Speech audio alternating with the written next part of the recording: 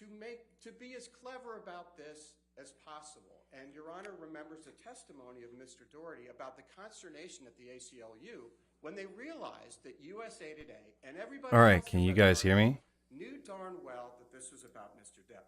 This cannot be protected by the... I'm hoping you guys can hear me. It is a We're going to add back in the runaround. YouTube Now that we have comments the here, so undisputed hold on. evidence Go grab the... ACLU in the form of the testimony of Terrence Doherty, who was not only their corporate representative, he was their general counsel. He is a brainiac lawyer.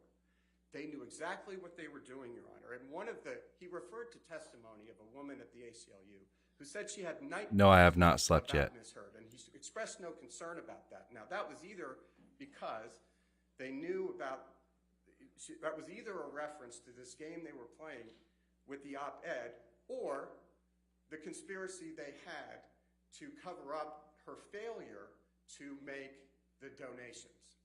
The donations became pledges, but we have evidence that she refused to sign the pledge card. So she's caught either way.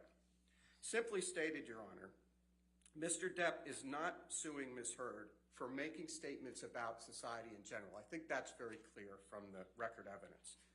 Mr. Depp is suing her for publicly naming him as an abuser by implication and forever tarnishing his good name, an act that, coming from an ex-spouse, is fundamentally personal in nature.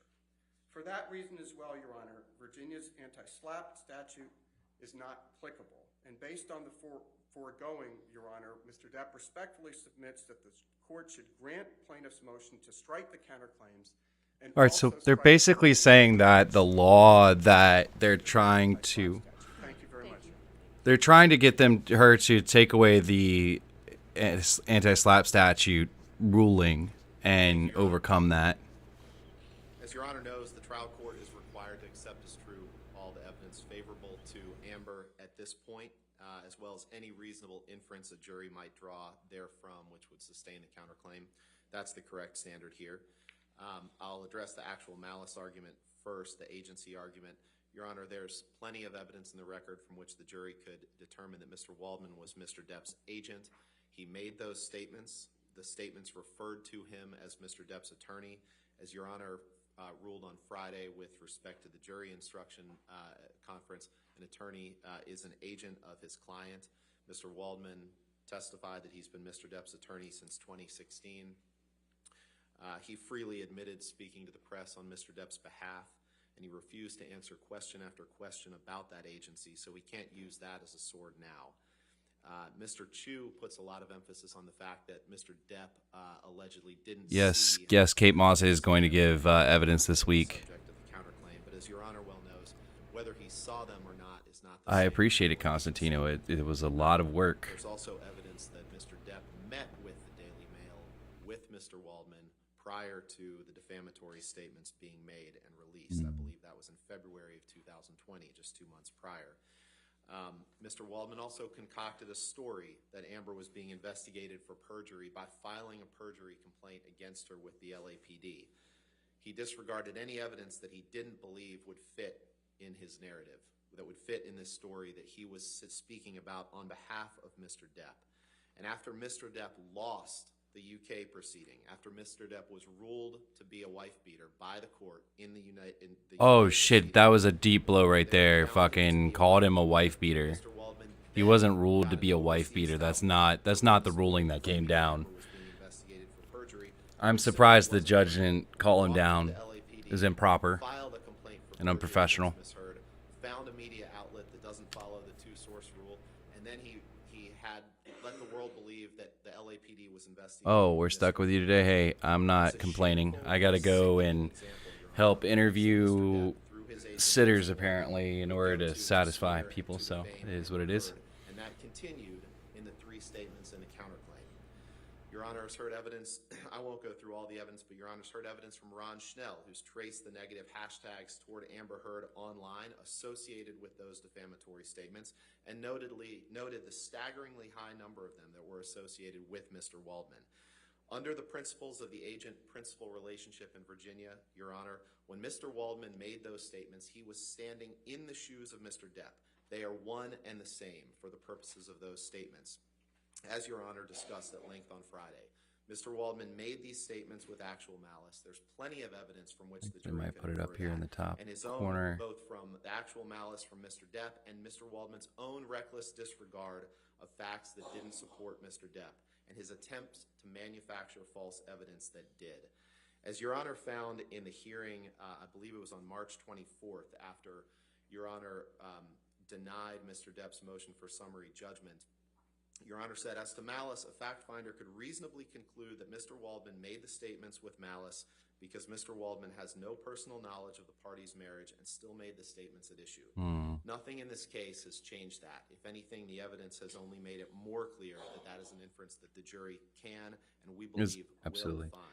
It's such a weak, So, Your Honor, such a weak there's no ideal. There's no, so to act as agent, you have to have instruction, from what I understand. So there's no proof that Johnny gave him direct instruction to make those statements. conspired to falsely accuse Amber of creating a hoax and falsify evidence that they believed supported their theory and what they wanted to achieve. As Your Honor well knows, too, I won't go through all the. I hope the kid feels better, Jay. Agency and malice can be inferred through circumstantial But evidence. Princess There's Peach, plenty of since you're evidence stuck with from us which today, the jury could infer those. what's for breakfast? Moving on, Your Honor, to I'm hungry. contractor. The court's already rejected this. We need to do argument this. that attorney, It's time. client have a principal-agent relationship, and as Your Honor said on Friday, there's no evidence in this case of anything otherwise. As to the argument that the counterclaim statements are statements of opinion, the court has already found twice that they are not statements of opinion, both on January 4th, 2021, in its opinion letter denying Mr. Depp's demur as to the counterclaim statements, and at the motion for summary judgment hearing in March of this year. As the anti-SLAPP argument, the court again has already ruled at the March 24th, 2021 opinion that the statements are, as a matter of law, regarding matters of public opinion. The court has already ruled that. Therefore, the only remaining issue for anti-SLAPP is whether the intent element of immunity is met. As we discussed on Friday, the intent element of immunity is substantially the same as the actual malice standard, which the evidence in this case This is insanity. easily allows the jury to find in favor of Ms. Heard on that. I won't go through the litany of evidence that supports that Mr. Depp is an abuser here, but I'll touch on a few things that relate to Mr. Chu's argument. One, Mr. Chu was totally misrepresenting Mr. Doherty's testimony. There's not a single piece of evidence, Your Honor, in this case suggesting that Ms. Heard and the ACLU were somehow conspiring to achieve a defamatory implication to Mr. Depp. That's simply not what Mr. Doherty said. Mr. Chu feel free to argue that to the jury, but that's not what his testimony reflects. Your Honor, there's also plenty of evidence that's been adduced both in Mr. Depp's claim and in Ms. Heard's counterclaim that show that absolutely that the counterclaim statements are 100% false. There was no hoax perpetrated. Mr. Depp is an abuser who abused Ms. Heard. She did not conspire with her friends to create a hoax. She did not create a hoax herself. And just very briefly, some of the evidence that's come up since the last motion to strike, Your Honor, that Mr. Chu conveniently disregards in this brief are the testimony of Rocky Pennington, the testimony of Josh Drew, the testimony of Elizabeth Mars, all of whom completely corroborate Ms. Heard's account of the events of May 21st, 2016. The testimony of Melanie Iglesias, who testified that she covered Ms. Heard's bruises with makeup right after the December 15th incident, that provided ample testimony to support that Ms. Heard often would cover her bruises that were caused by the plaintiff, in this case, by Mr. Depp, with makeup. He ignores the evidence of Christy Sexton. He ignores the evidence of Io Tillett Wright. He ignores the evidence of Whitney Enriquez. All of these witnesses and others have testified extensively about Mr. Depp's abusive behavior toward Ms. Heard. Physical abuse, emotional abuse, psychological abuse, verbal abuse, Your Honor. Mr. Depp's own writings, recordings, pictures, and videos confirm that. The list goes on. There's abundant evidence in the record, Your Honor, from which the jury could, and again, we believe will find that Ms. Heard is not liable for defamation to Mr. Depp, and therefore, by definition, she is She has not acted with actual malice, and based on the court's rulings on March 24th, 2021, she would be entitled to anti-SLAPP immunity, which would permit her to ask the court to award attorney's fees against Mr. Depp. So with that, Your Honor, I'm happy to answer any questions the court has. That's fine. Thank you, sir. Thank you. Yes, sir. Your Honor, I will be brief in deference to the court's time and the jury's time. What Mr. Rottenborn said about Mr. Waldman's allegedly going to the LAPD about perjury is a complete non sequitur. If they thought that that were somehow improper conduct, they could have included it in their counterclaims. They included everything else but the kitchen sink, and most of it was thrown out.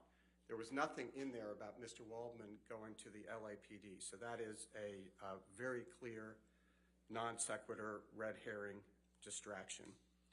Number two, when Your Honor ruled on summary judgment on the issue of the counterclaims, Your Honor was dealing with a different standard and a different evidentiary record. At that time, Mr. Waldman had not testified, which is material. Mr. Waldman has now testified for purposes of trial. We have his trial testimony. It's very clear that he did not act with actual malice. They didn't even argue that. So that's pretty clear.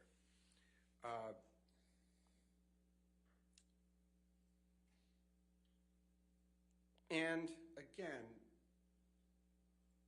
this is consistent. The third point is that it's all about games. They didn't sue Mr. Waldman on the three statements. They didn't try to fill the hole. They've been telling us for a week that they're going to call Mr. Depp to try to fill the hole in their counterclaims. They didn't do that. And it's very consistent with the game playing. Let's go into court after the police have found no problem and after witness who had no relationship with each other said there are no visible marks. Let's not give Mr. Depp's lawyer the required 24-hour notice before the TRO. Let's march into court with our publicist, with our lawyer, with our best friend who no longer talks to her. Let's get a TRO. And when the Me Too folks say, why are you taking $7 million from an abuser? They said, I didn't take money from the abuser. I gave it all to charity. Well, they didn't. I don't think anybody should feel bad about them stiffing the ACLU, given what the ACLU did in this case, which is a monstrosity. But she did stiff the sick and dying children. It is gamesmanship, and that's what she's doing here today. But the law is the law, and they have not fulfilled their burden with respect to the counterclaims. There is virtually no nexus between Mr. Depp and Mr. Waldman as to these statements at issue, except for the fact that he is an attorney, and that is not sufficient in a case where they have not even established that Mr. Depp was aware of these statements. And they knew that they couldn't do it, and they didn't even try. And it's more of the gamesmanship when Ms. Heard plays word games with Mr. Depp about, oh, I didn't punch you, Johnny, I just hit you. Imagine if the shoe were on the other foot and Mr. Depp, a man, was saying to a woman, oh, woman up, I only hit you, I didn't punch you. And when it was chilling, when she warned him on the tape, you go tell a judge, you go tell a jury that you, a man, were abused. See if they're going to believe that. It is an abuse of the system, and she's done it throughout. Finally, Your Honor, and Mr. Rottenborn makes an excellent point with which I agree, which was that with respect to each of the three statements, Mr. Waldman was clearly identified, even by the tabloid that printed these, well within articles that had both sides represented, that he was Mr. Waldman's attorney. Even the reader of a tabloid understands that when you're getting statements from attorneys, it's going to be forwarding their client's point of view. Mr. Waldman is not the only attorney who has spoken out. Robbie Kaplan, who was Ms. Heard's second attorney. So Ms. Heard started out with Eric George. He made comments to the press. Objection, Your Honor. Again, this is so I gotta leave here shortly. Hey, what's up? I'm finishing up. Maddie, what's going on? I'm finishing up. My point, Your Honor, and it's on point, is that Mr. Yeah, she George leaked them, but it wasn't in is malice at all. No, supporting not at Ms. all. Heard Somehow that's not how that works. Ms. Kaplan made very clear. It's very interesting.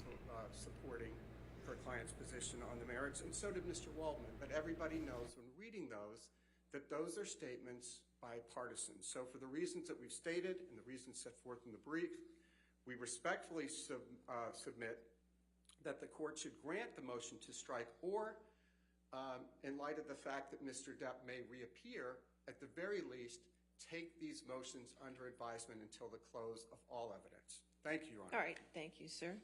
All right, in this matter, I've reviewed all the defendant's evidence as to her counterclaim, and I've considered the arguments of her counsel and plaintiff's counsel. First, to address a few issues that I believe are outside the motion to strike, and that's as to the slap defense. The slap defense is just that, it's a defense, so it's really not considered an motion to strike.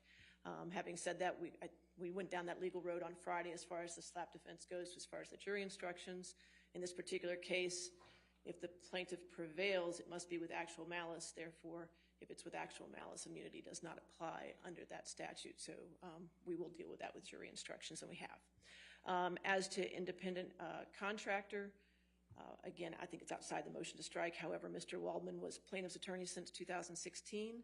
Before the initiation of litigation, there is evidence that Mr. Waldman had a certain role during the prior divorce proceedings in the UK case. Additionally, there is evidence that shows his legal representation was broader than just a limited litigation, as outlined in all the cases presenting an attorney as an independent contractor.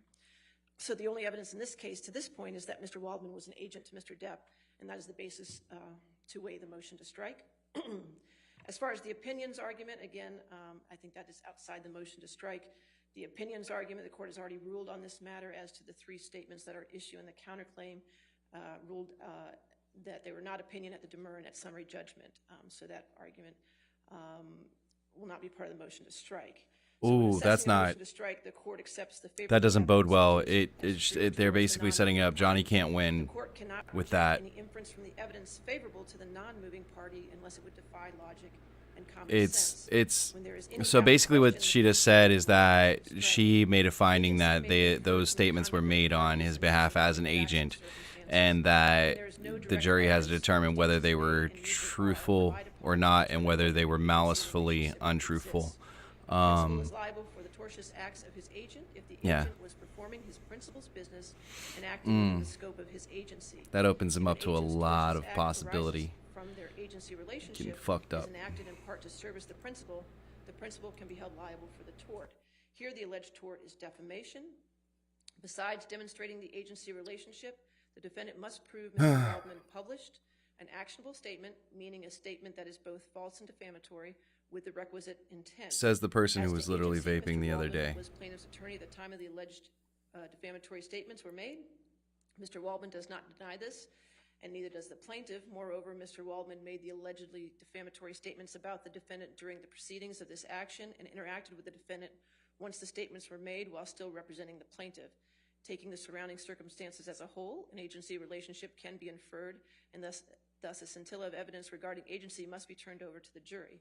In addition, the jury may infer that Mr. Waldman made these specific statements to a third party to serve his plaintiff by portraying defendant as an opposing litigant in a negative light.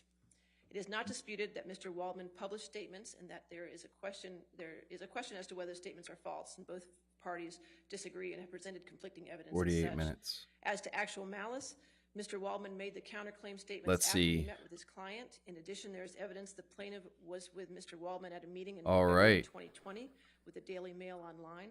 Further, defendant claimed that she met with Mr. Waldman where he threw the paper containing the counterclaim statements within them.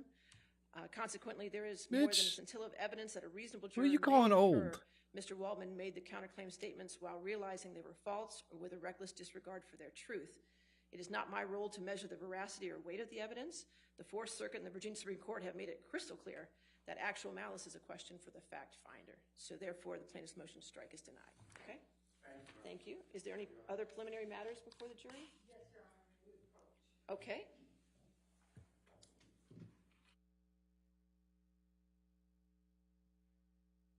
All right, now we get to the meat of things.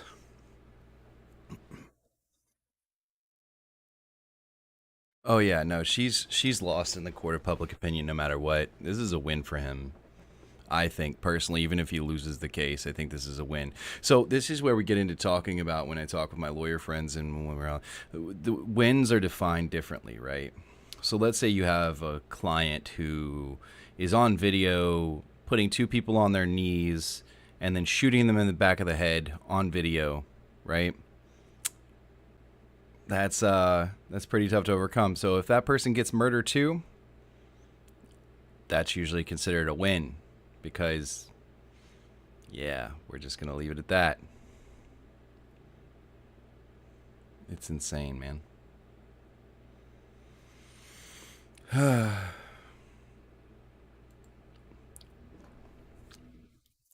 Oh, that reminds me, I need to return the transition. Let's go. We need to add Stinger. Okay. And then we're going to set the transition point at 1,000. I think it was 1,100 actually. And then we are going to go grab the transition.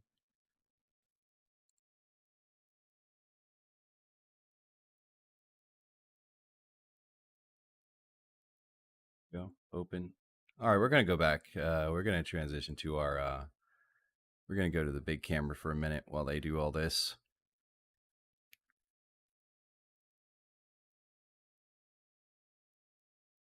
All right, welcome. What's going on, guys? How is everybody today? Good morning. Oh, good morning, Tarkin. Good to see you.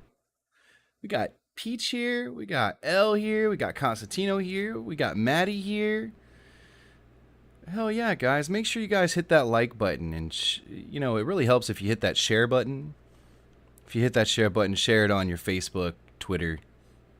Shit, share it on your Instagram. I don't give a fuck. It really helps me out. Yup. I appreciate it, guys. I appreciate it. This is going to be real interesting, though. This is going to be an interesting day, I think.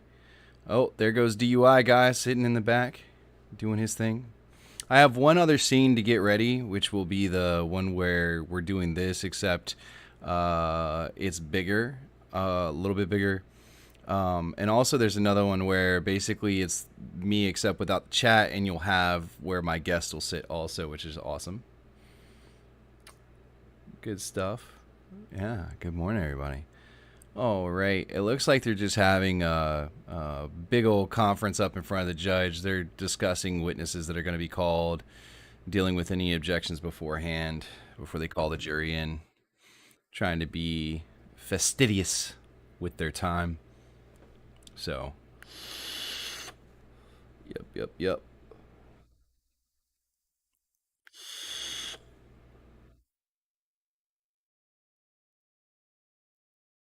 Fastidious.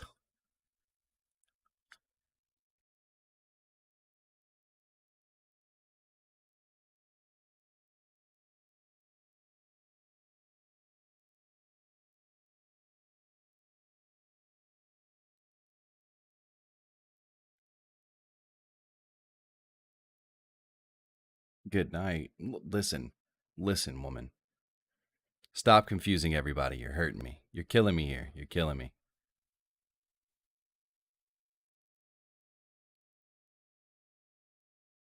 Just reading the chat. Appreciate all of you guys. It's good to see you. You just have to say. You just have to say what?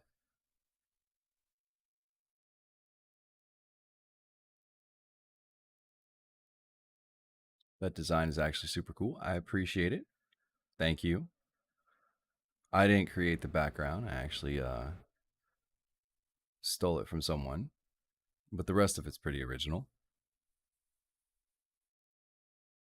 Got my new room, you know? No, they're panning across the gallery. Do a ghost? I ain't doing nothing. I'm tired, actually. I need to make some food. And drink some more water.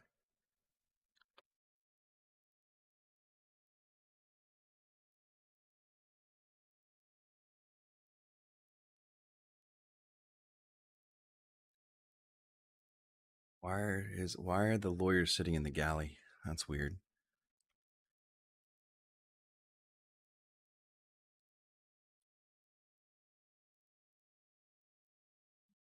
The well. It's right there.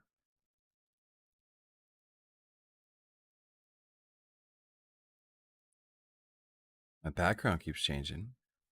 How does it keep changing?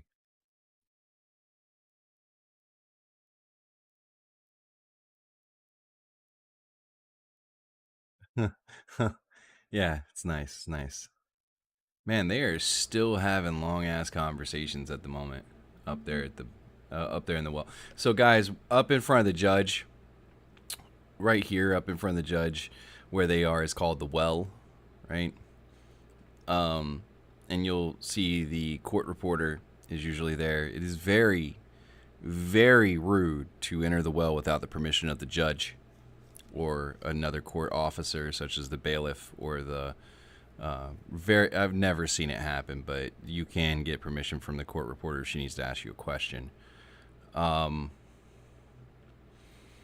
They were panning across the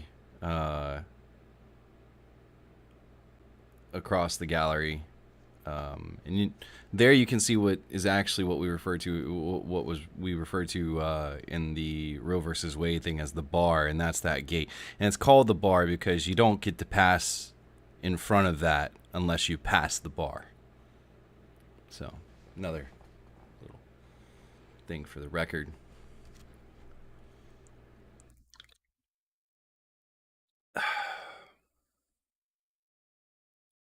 Mossy's going to be epic. I think Kate Moss is going to be an interesting I think it's going to be interesting to see her testimony and hear her testimony.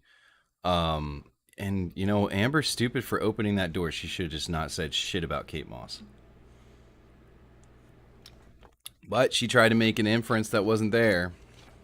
Falsely, may we add. Because she knew, she had been told that Kate Moss had even said that Johnny didn't push her downstairs or anything like that.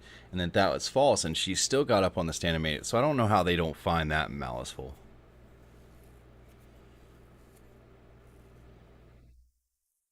I wouldn't want to be a part of that group. They're not hanging out. They're arguing shit. This is taking longer than it should.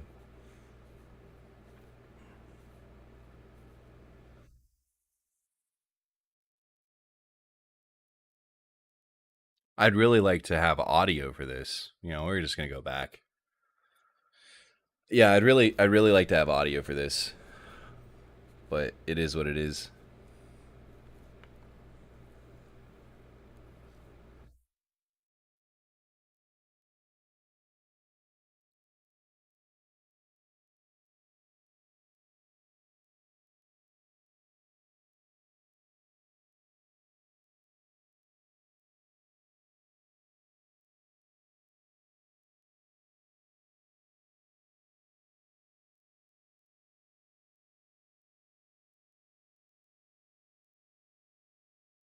Put some calm jazz on.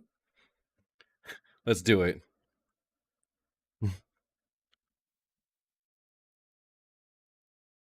gotta find some jazz that's not let's put on some lo-fi. Here we go. Hold on.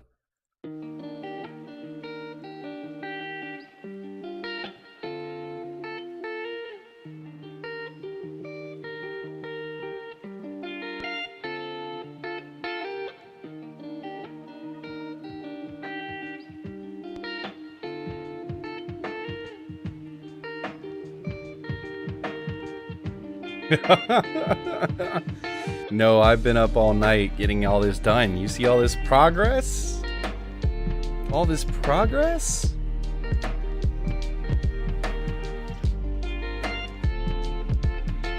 I mean, I got another one too. Hold on, let me...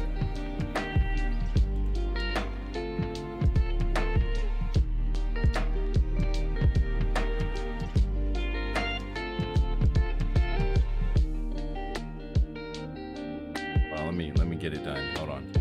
I'm gonna get it done. 1 second.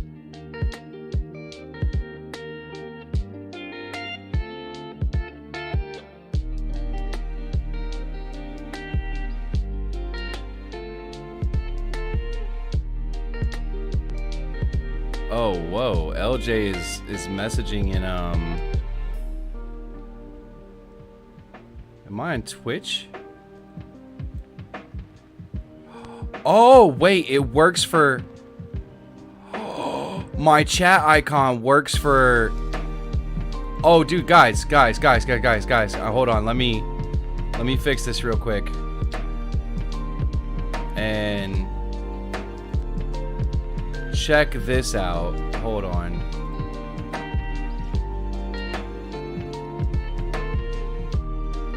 This is kind of awesome. Hold on, let me Control-Z that. Need to undo that. Somebody type a really long message in chat.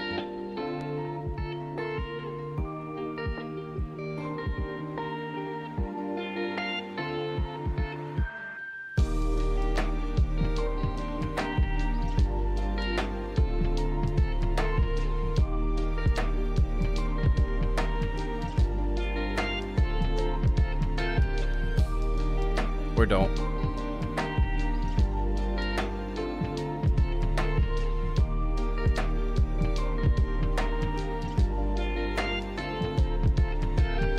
Well, it was working.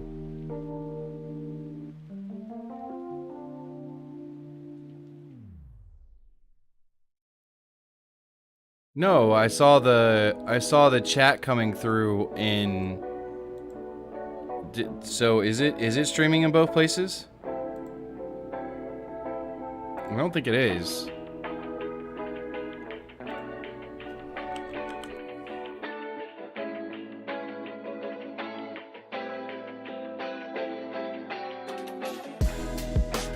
It's just somehow the Twitch chat was showing up with messages. So were you guys over in Twitch chat typing?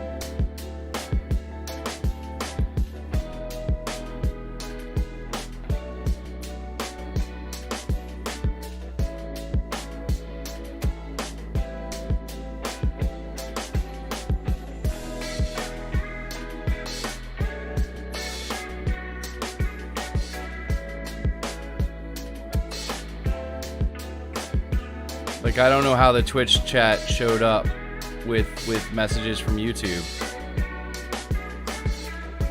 Oh, no, I mean, that was the thing. Like, the chat box for Twitch chat was lighting up, and it had L, where L was saying, ah ha ha ha ha, I'll school you on Discord, laughing my ass off. And that showed up on Twitch chat. So, L, were you over there typing in Twitch?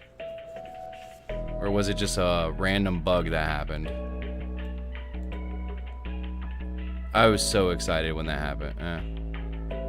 Yeah, I thought so. I don't know how it showed up then, why it was showing up, but I wish it would do it again. There we go. I got it. No, it's working. Alright, guys. I gotta show... This is fucking awesome. So hold on. Let's put YouTube chat to the side. And let's transition this on over.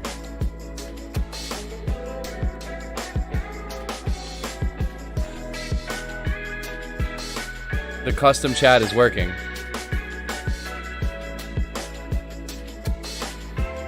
Custom chat is working. Okay, let's go back to that. And we're gonna move this. Obama.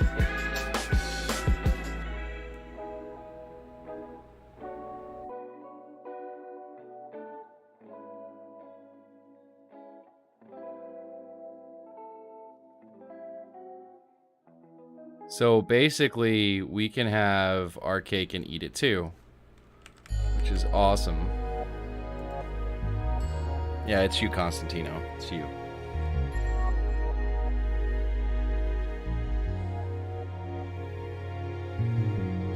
Spam chat, guys. Spam chat. It's one of the few times you'll ever hear me tell you to do that.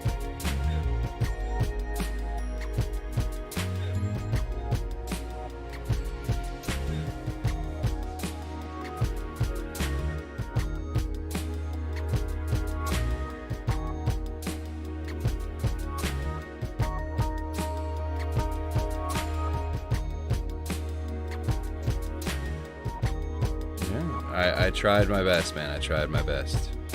What can I say? I wonder if I should leave this up or if I should go with YouTube chat. YouTube chat looks like this.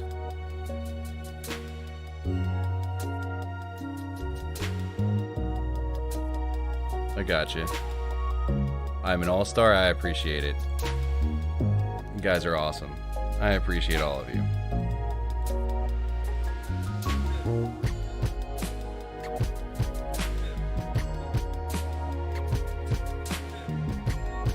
I'm a rock star. Don't know about all that.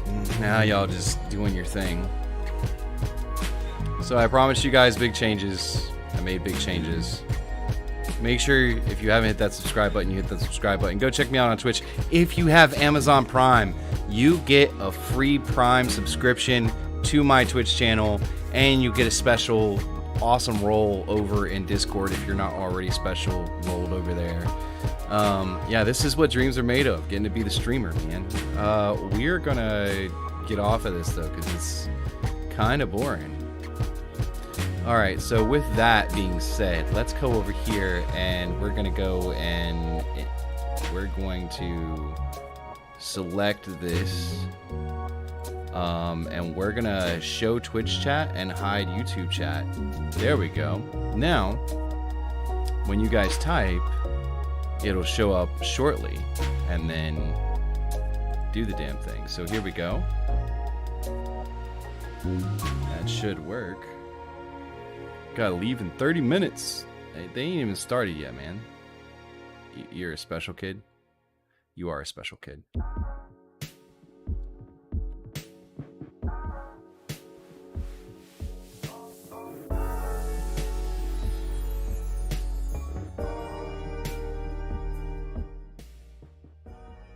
There, hold on. Let me turn it down.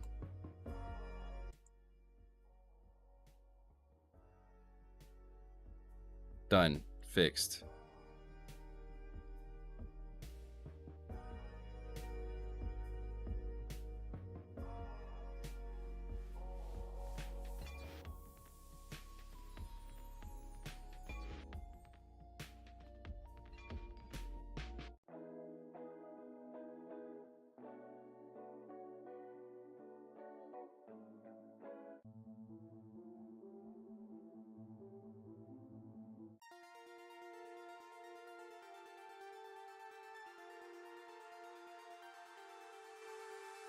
Woot woot.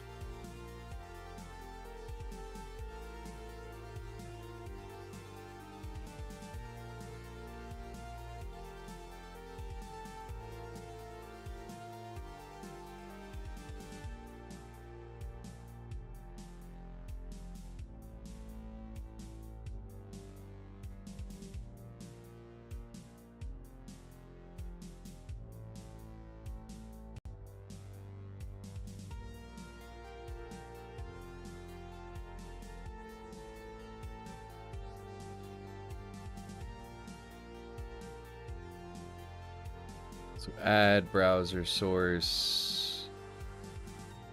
I called it Twitch chat. It's just fucking chat. It'll display any of my chats, which is insane and awesome.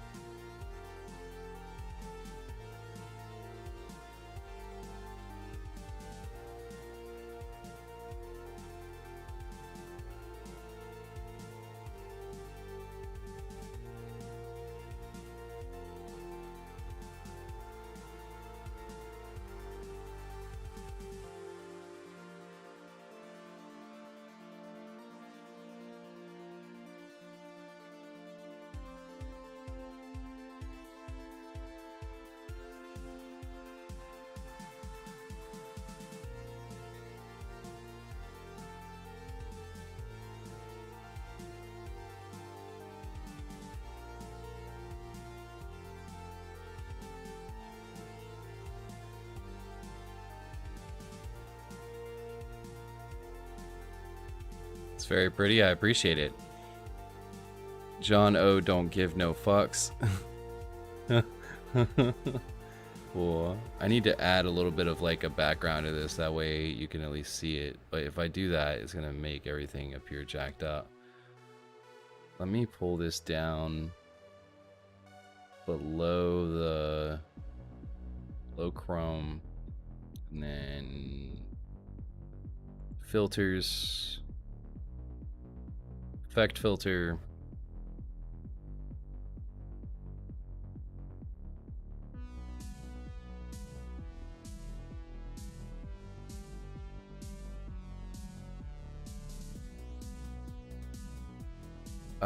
They weren't built yet.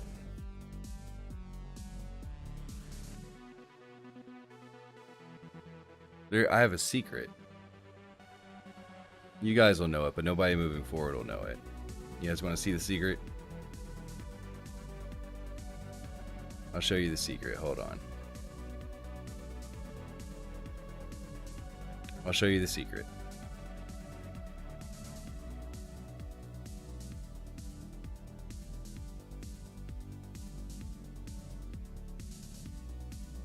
Here's the secret. Shh. It's not real.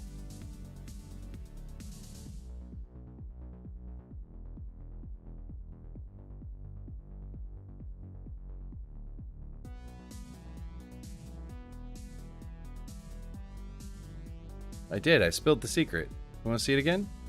That's the secret. It's not a real room.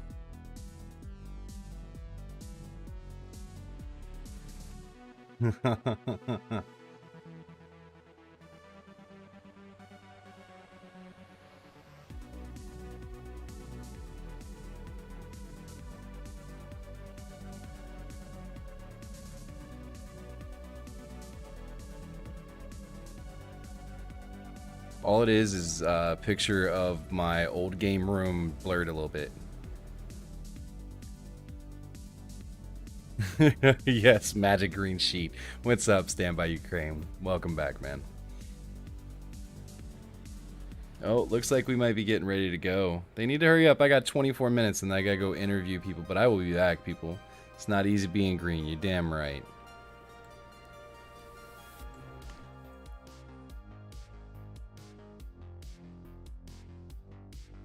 But what it does do is it's going to provide consistency to the stream, so I'm good with it.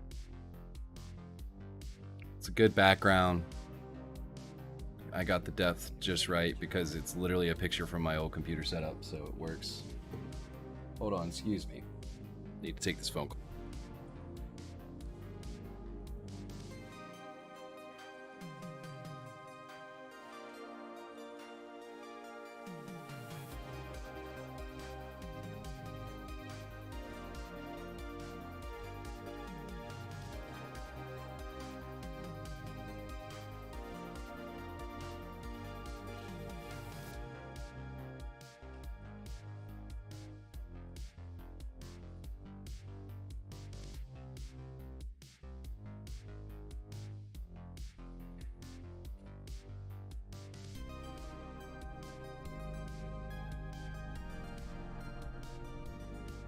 All right, here we go. Oh, we're gonna go ahead and we're gonna cut this off. Looks like it's go time.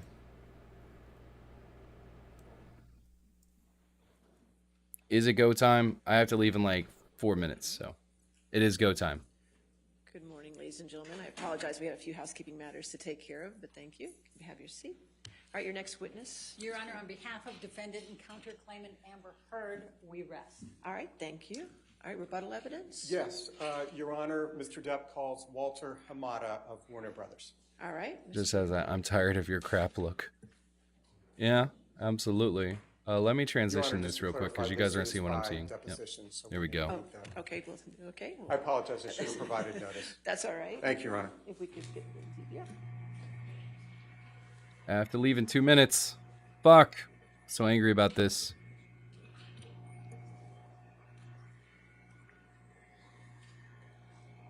Wonder if I'll get in trouble for leaving it up. I mean, I am changing it, and I'm going to voice it over. I'll be back in 2 hours. Just joking. I should be back in like 30 minutes. So, yeah, it should be fine. I'm adding value. My community's able to comment. I'm changing it substantially, so. And I don't have a shit ton of viewers, so it's not really going to matter either way.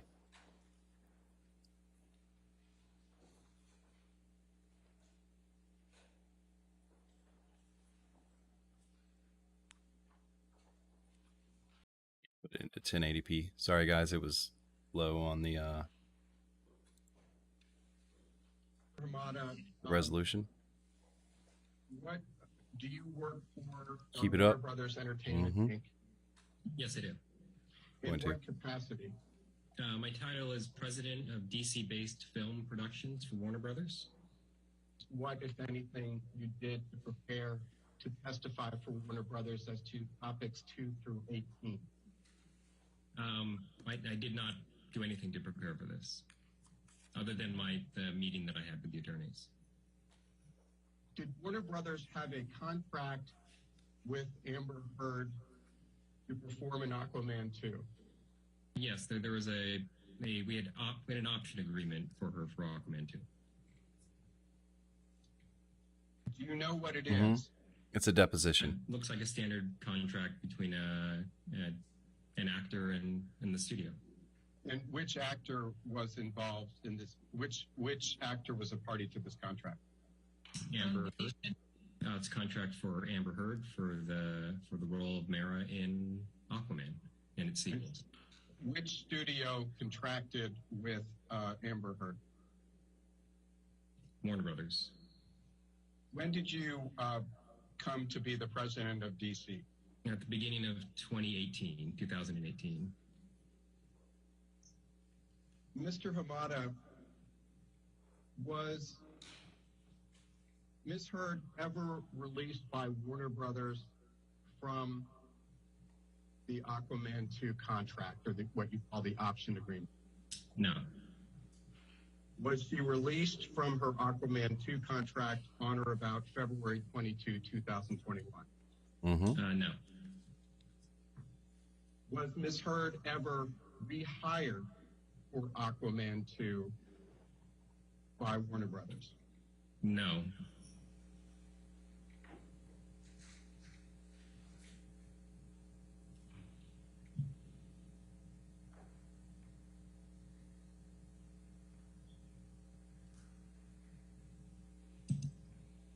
Yeah, Did valid point. Ms. Heard Your dog receive stood on a pay bee. increase for Aquaman? Poor 2? doggo.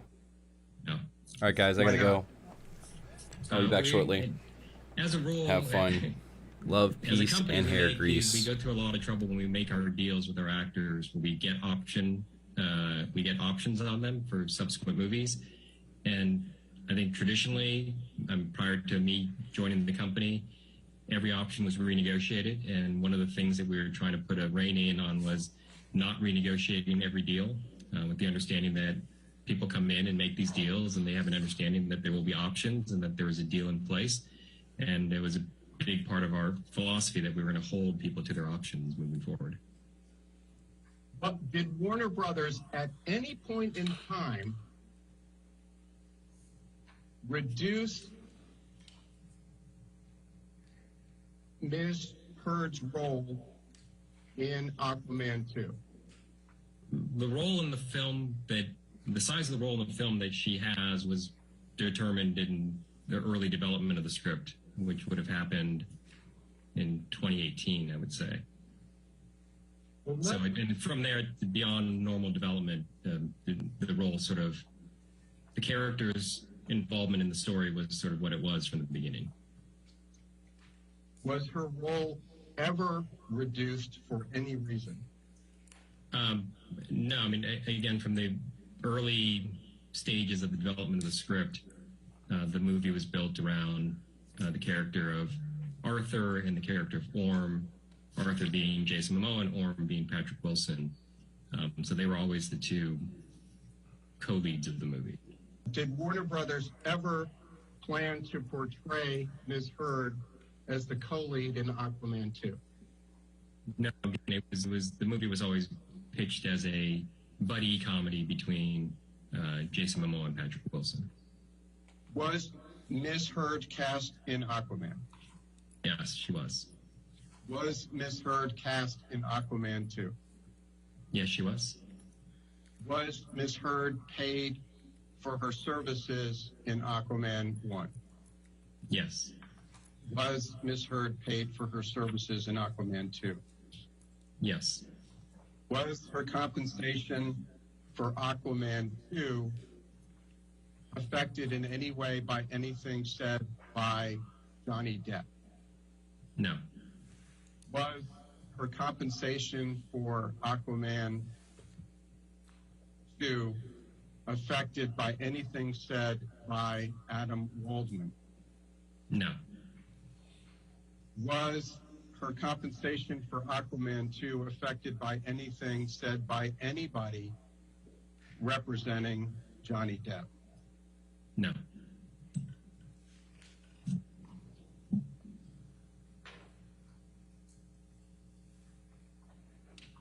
Was there any delay in Warner Brothers exercising the option to cast Ms. Heard in Aquaman 2? Yes, there was. How long a delay was there? I don't know, probably weeks. What was the cause of the delay? There were conversations about potentially recasting. Who was the producer? Peter Safran, Who was the director? James Wan. Did Warner Brothers believe that those concerns were legitimate? Yeah, I mean, I had no reason not to believe the director and the producer of the movie. And you are testifying today as a representative of Warner, correct? Yes, I am. What, if any, creative concerns did Warner Brothers have about casting Amber Heard as Mira in Aquaman 2? It was the concerns that were brought up at the wrap of the first movie, production of the first movie, which is the issue of chemistry. Did the two have chemistry? I think editorially they were able to make that relationship work in the first movie, but there was a concern that it took a lot of effort to get there, and would we be better off recasting, finding someone who had better, more natural chemistry with Jason Momoa and move forward that way. Did Warner Brothers take any steps affirmatively to audition other actresses for the role of Mira in Aquaman 2? No, we did not. Other than the creative concerns and concerns about chemistry you testified about, was there any other reason Warner Brothers delayed in picking up Ms. Heard's option for Aquaman 2? No, it was all concerns about whether she was the right bit of casting for the movie. What role, if any, did Ms. Heard's dispute with Johnny Depp have in Warner Brothers' delay picking up Ms. Heard's option for Aquaman 2? There was none from our end.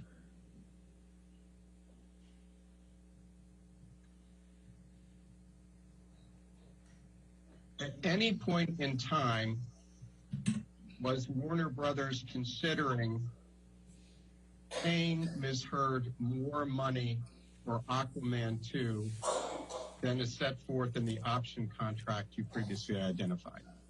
No, as I said, we were determined to hold our actors to their option agreements. Would Warner Brothers have paid Ms. Heard more money on Aquaman 2 if it had picked up her option earlier? No. At any time from the beginning of history through today, did Warner Brothers ever release Ms. Heard from the Aquaman 2 contract? No. At any point in time from the beginning of history to today, did Warner Brothers rehire Ms. Heard for Aquaman 2? No, because we just picked up her option. And when is the last time you spoke with Rob Cohen relating in any manner to whether to exercise the option on Amber Heard for Aquaman 2? No, it would have been the same time that I was having those conversations with Peter Safran. So in 2020. Did you speak with Zack Snyder at all relating to whether to exercise the option for Amber Heard on Aquaman 2? No, I've not had any conversations with Zack Snyder. Did you speak at all with Jason Momoa in preparation for your deposition today? No. Have you ever spoken with Jason Momoa about any issues relating to chemistry between he and Amber Heard? Yes. When did you speak with Jason Momoa about chemistry issues between he and Amber Heard? It would have been in that same time period where we were prior to green light of the movie. Now, you were asked some questions about scripts. Did you review any of the drafts of the script for Aquaman 2? Yes. When? Part of my role is I read all the drafts of the scripts as they come in. When was the first script for Aquaman 2? Oh, boy.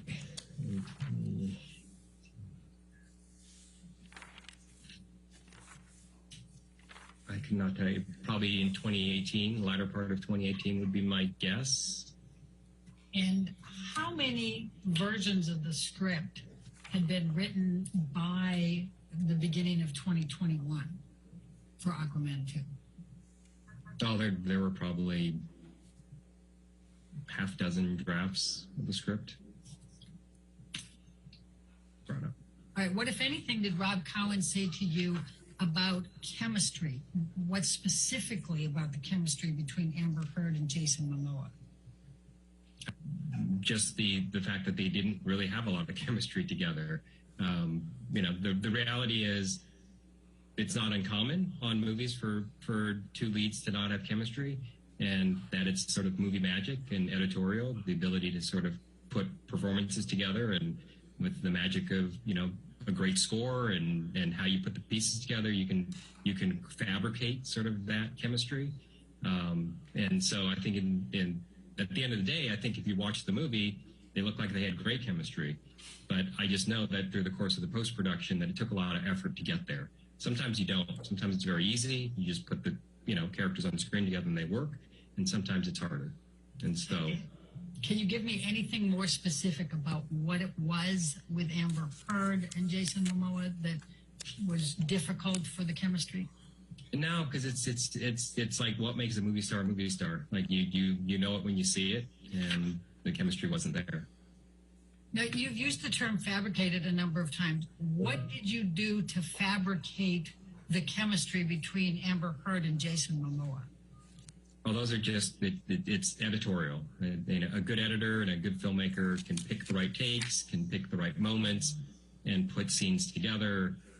Again, score is a big, the music in a scene makes a big difference. It can make a happy scene feel sadder or a sad scene feel happier. And so it was sort of it's just the magic of post-production, editing, sound design, music, etc. And what do you mean by fabricating, though? I mean, were they literally falsifying, or were they just picking the best music? Let me finish my question. Were they picking the best music and picking the best looks because that's their job and that's what you do on every scene? That is what we do in post-production. That's what filmmakers do. This is, on any production, you're doing that. You're putting performances together. Sometimes it's easier than others. This one was more difficult because of the lack of chemistry between the two. But they were able to, James Wan and the editor were able to get it to a place where the end result actually works. And it's great. And in fact, that's the job of every filmmaker, right? Is to put all the combinations together to make the most successful production. Absolutely. I'll tell you what has been marked as exhibit number 5. It's ALH 18247. And this is a text message exchange between James Wan and Amber Heard. And you mentioned James Wan was the director of Aquaman 2, is that correct? And That's correct. And Aquaman, the first one, correct? That's correct. All right. And James is texting to Amber on August 25, 2018. You rated really high with the audience, exclamation mark, exclamation mark. Do you see that? Yes. This is August 25, 2018. What's going on August 25, 2018 that would cause the director to send a text message to Amber saying, That'd be a test screening. So during our post-production of movie, we test the movie with an audience, and the audience tells us what they liked and what they didn't like. And so that's what he's referring to there. and they really liked Amber Heard, correct? Yes, she did. She tested well. It hit $1 billion, is that correct? Yeah. And more specifically, did you play any role in the determination to communicate to Amber's representatives that Warner Brothers was considering not exercising her option? Yeah, probably in the sense of we had the conversations, and I believe, if I recall, we had that's where Peter Safran offered to reach out to the agent and express which direction we were leaning. Have you seen any document that says there was any chemistry issues between Amber Heard and Jason Momoa in Aquaman 1? Documents? No, I mean, those were all conversations. But if Jason came back and James Wan came back, you were guaranteeing that Amber Heard would play Mira, correct? That's correct. Okay. And Jason Momoa was able to negotiate a different compensation structure, was he not, for Aquaman 2? That's true. He did renegotiate. Now, Aquaman was the highest grossing DC film ever for Warner Brothers, was it not? Yes, it was. And what, if any, issues did you have with Amber Heard in Aquaman 2? My understanding is actually the production went very smoothly. All right, thank you. Your next witness.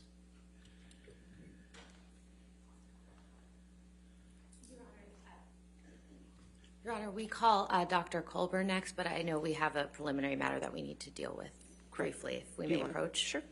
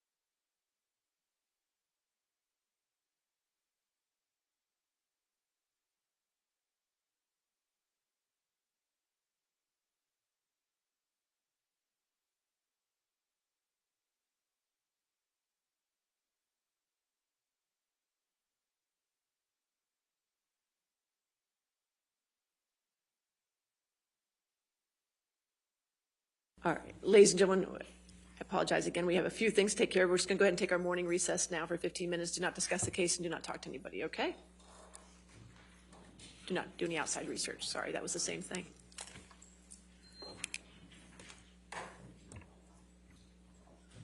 Take a break.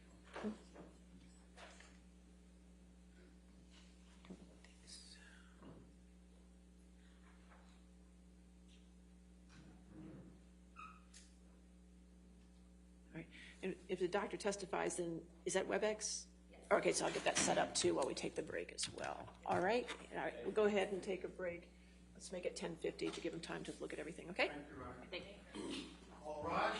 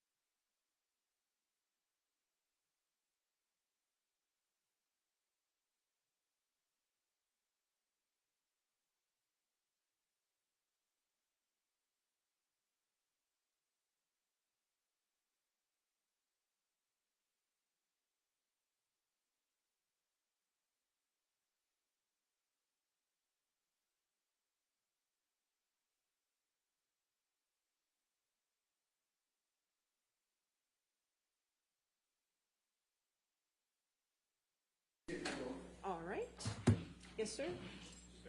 Okay. Approach. Ms. Myers?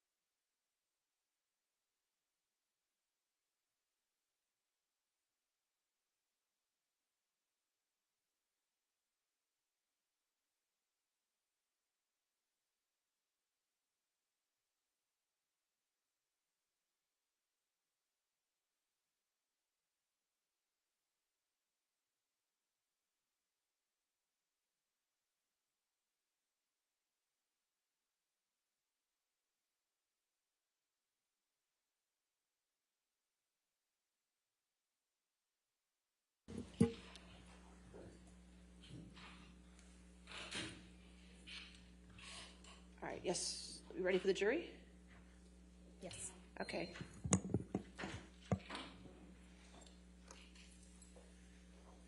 Sir, can you hear me? Yes. Can you hear me? Yes, can you count to 5 for me?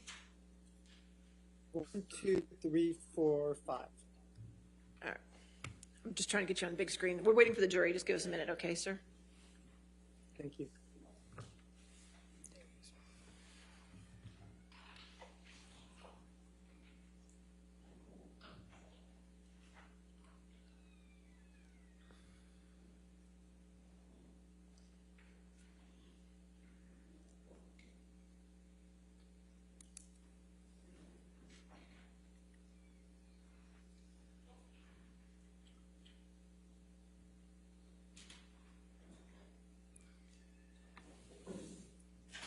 Thank you. You can be seated. All right, your next witness.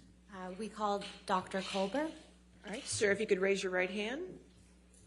Do you swear or affirm to tell the truth under penalty of law? Yes. Your Honor, I would just object that Dr. Culver appears to have a stack of documents right in front of him. All right, sir, you can put your hand down, and any documents you have, if you could put them away and just testify from your memory, okay, sir? Thank you. Thank you, Your Honor. All right, your question? Good morning, Dr. Kolber. Morning. Could you please state your full name for the record? David Allen Colbert. And what is your profession? I'm a plastic and hand surgeon. And how long have you been a plastic and hand surgeon? Been in practice for 26 years. Where do you currently work? At Cedars-Sinai Medical Center How long have you worked there?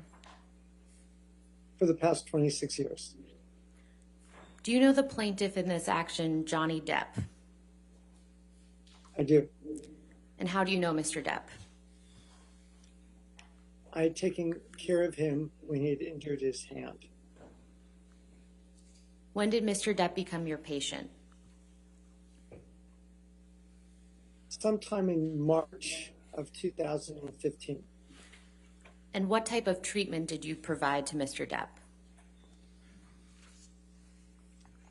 He had a fracture of his finger with soft tissue loss. And so we reconstructed his finger.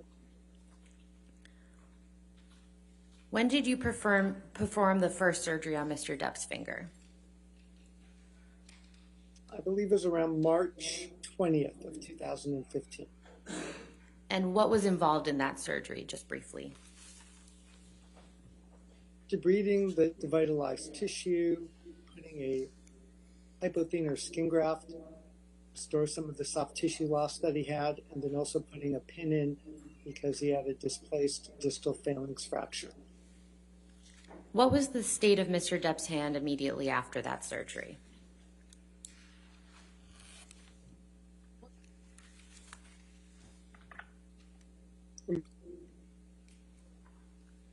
I'm sorry, I think the audio cut out a little bit. Could you please repeat your answer? It was injured and had soft tissue loss and a fracture of his distal phalanx. And what type of cast was on Mr. Depp's hand after you performed that surgery? It was a plaster splint. And can you please describe to the jury what a plaster splint would look like?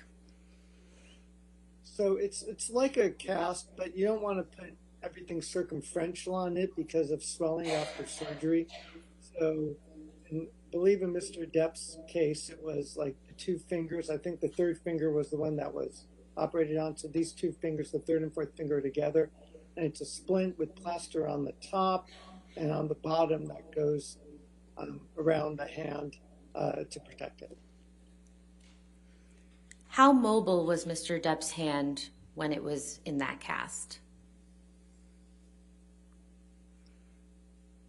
Well, he couldn't move his third and fourth fingers because of the bulkiness of the splint. Typically, post-operatively, it's a more bulkier splint right after the surgery. So it's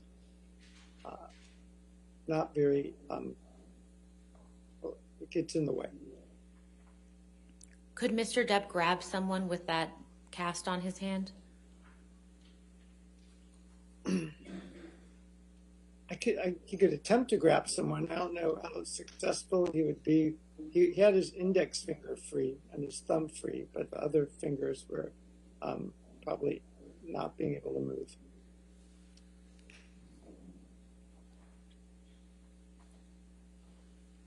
How long was the pin in Mr. Depp's finger?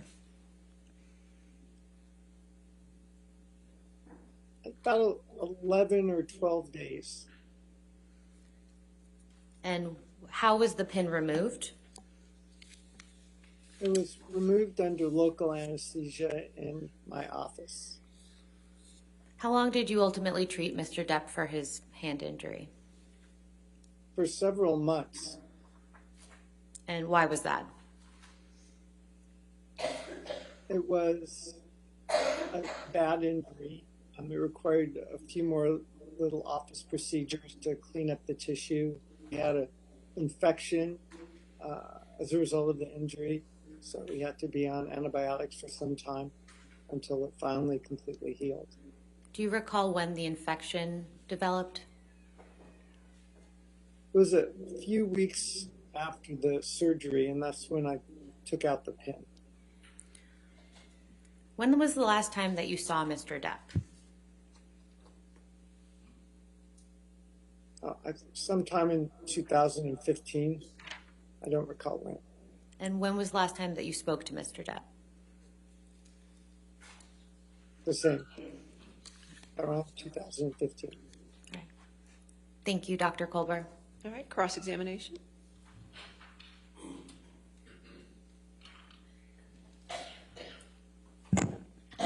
Good morning, Dr. Culber. So you said that this plaster splint was put on after surgery on March 20th, 2015? Yes. And a plaster Yeah.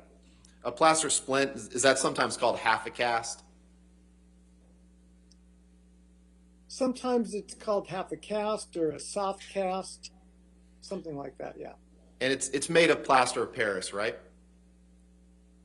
Correct. And plaster of Paris hardens like a cast does, correct? Yes. So other than the fact that it's a little smaller than a cast that goes around your whole hand, it's just as hard as a cast that would be put on a broken arm or a broken hand, correct? Well, it's softer on the side so the fingers can expand for swelling. So it's not fully, the plaster appears circumferential around everything. So there are areas that are softer to allow for swelling. But the parts that are covered with plaster of Paris are just as hard as any other cast, correct? Correct.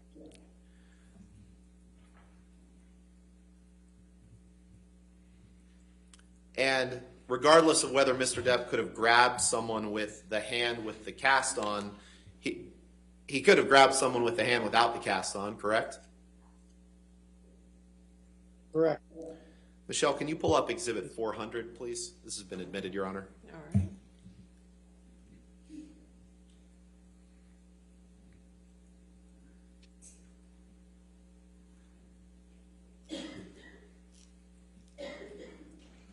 Permission to publish?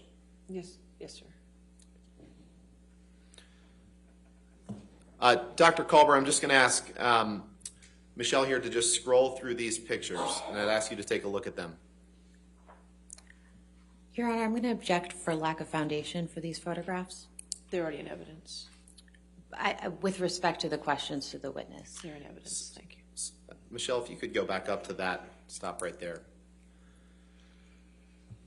Is there anything about the cast that was put on Mr. Depp's hand on March 20th, 2015 that would have prevented him from doing this damage to Ms. Heard's closet on March 23rd, 2015? Objection calls for speculation. Overruled.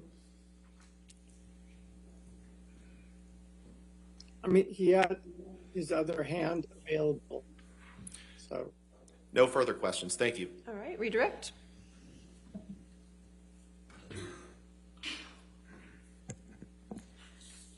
Dr. Colbert, how many fingers were in the plaster portion of Mr. Depp's cast? I believe 2 or 3, at least 2 were, and the third one and the fourth one. And why did you call it a soft cast?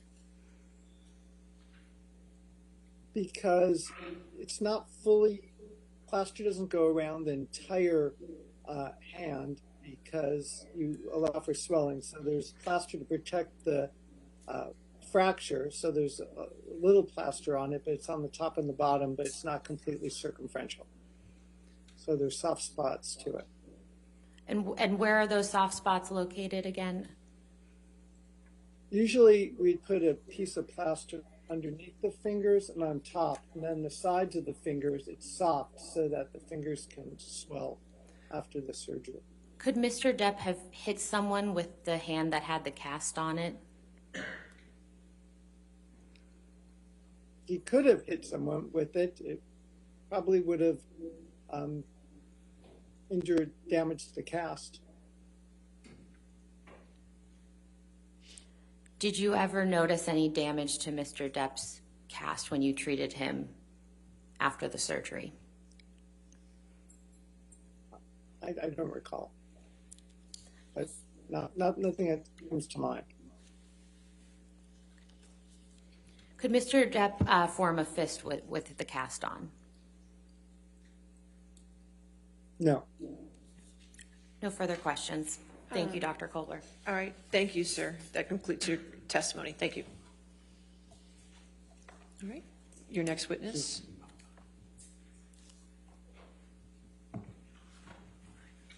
Plaintiff calls Richard Marks, Your Honor. All right, Mr. Marks. So just a reminder that you're...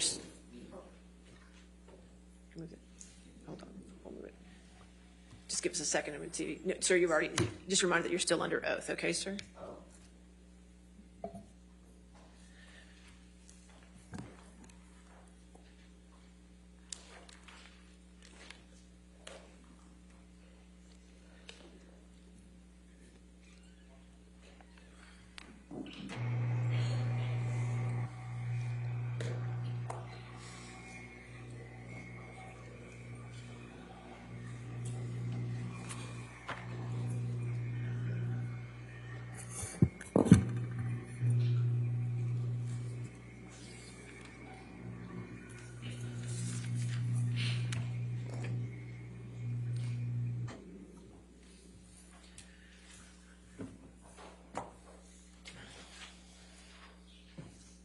All right. Good morning, sir. All right. Yes, ma'am. Thank you, Your Honor. Welcome back, Mr. Marks. You've testified in this case previously, but would you just briefly remind the jury who you are? I'm Richard Marks, and I'm a full-time entertainment transactional attorney. I make deals every day for productions and for individuals. I'm in the trenches negotiating and then making sure the contracts reflect the deals. And I'm very much distinguished from the other side's expert who is not an attorney, who's not in the trenches making deals, is not in that day-to-day process. And are you familiar with the testimony of Catherine Arnold in this matter? Yes.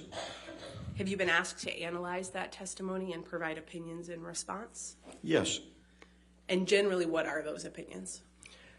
Well, my opinions are that she's very slick and smooth, but she's not an expert in deal making. Her assessment of damages is built on nothing, and it's wildly speculative. Are you familiar with Ms. Arnold's opinion that it's customary for an actor to renegotiate the fee for a subsequent picture option in a multi-picture contract when a film is successful? Yes, I heard that opinion. And are you also familiar with her testimony that under those circumstances, an actor will renegotiate a 50 to 100% increase in their salary for the next optional film? Yes, I heard her say that. Do you agree with those opinions? Absolutely not. Why not, sir?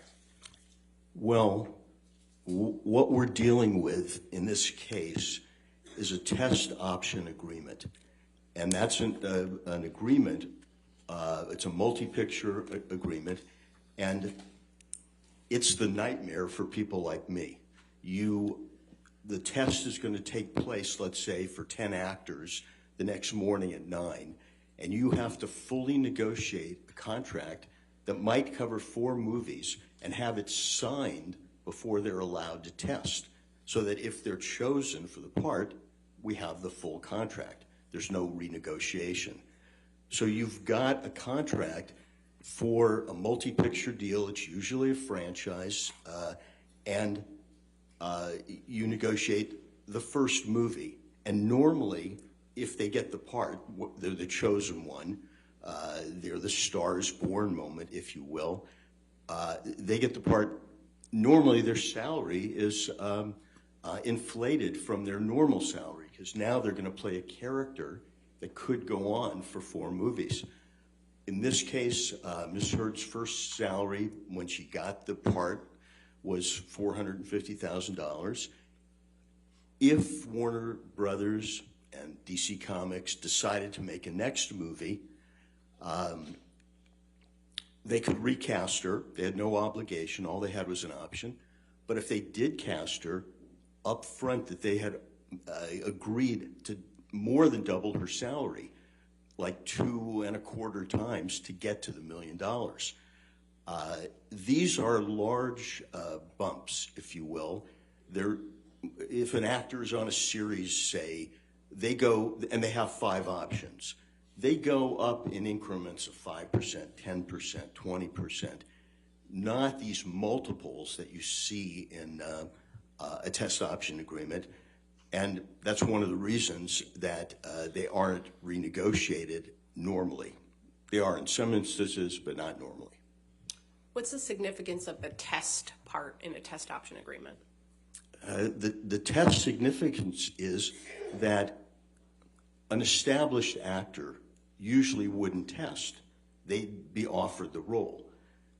Ms. Heard was in a group of actors that needed to be tested to see if the studio wanted to hire them, and then if they hired them, they would be locked up for potentially 4 movies at very lucrative increases, because after Aquaman 1, she gets to $1 million. Aquaman 2, she gets to $2 million, and Aquaman 3, you get to $4 million. These are unheard of bumps if you're going on a normal career and trying to increase your salary by increments. In your experience, what is customary for negotiations of multi-picture deals? Well, I think what happened in this case was customary for negotiation of multi-picture deals. And by that I mean that you assume success. The reason you go from the first Justice League movie where Ms. Heard played Mira the first time, the reason you more than double her salary is you assume success. So you've already built in the bonus that Ms. Arnold was referring to, a renegotiation, if you will, for the 3rd movie. Instead of doubling her salary, Ms. Arnold said it would only be fair to quadruple her salary. And that's just not the way these idiosyncratic contracts work. They're a very small portion of the contracts we deal with.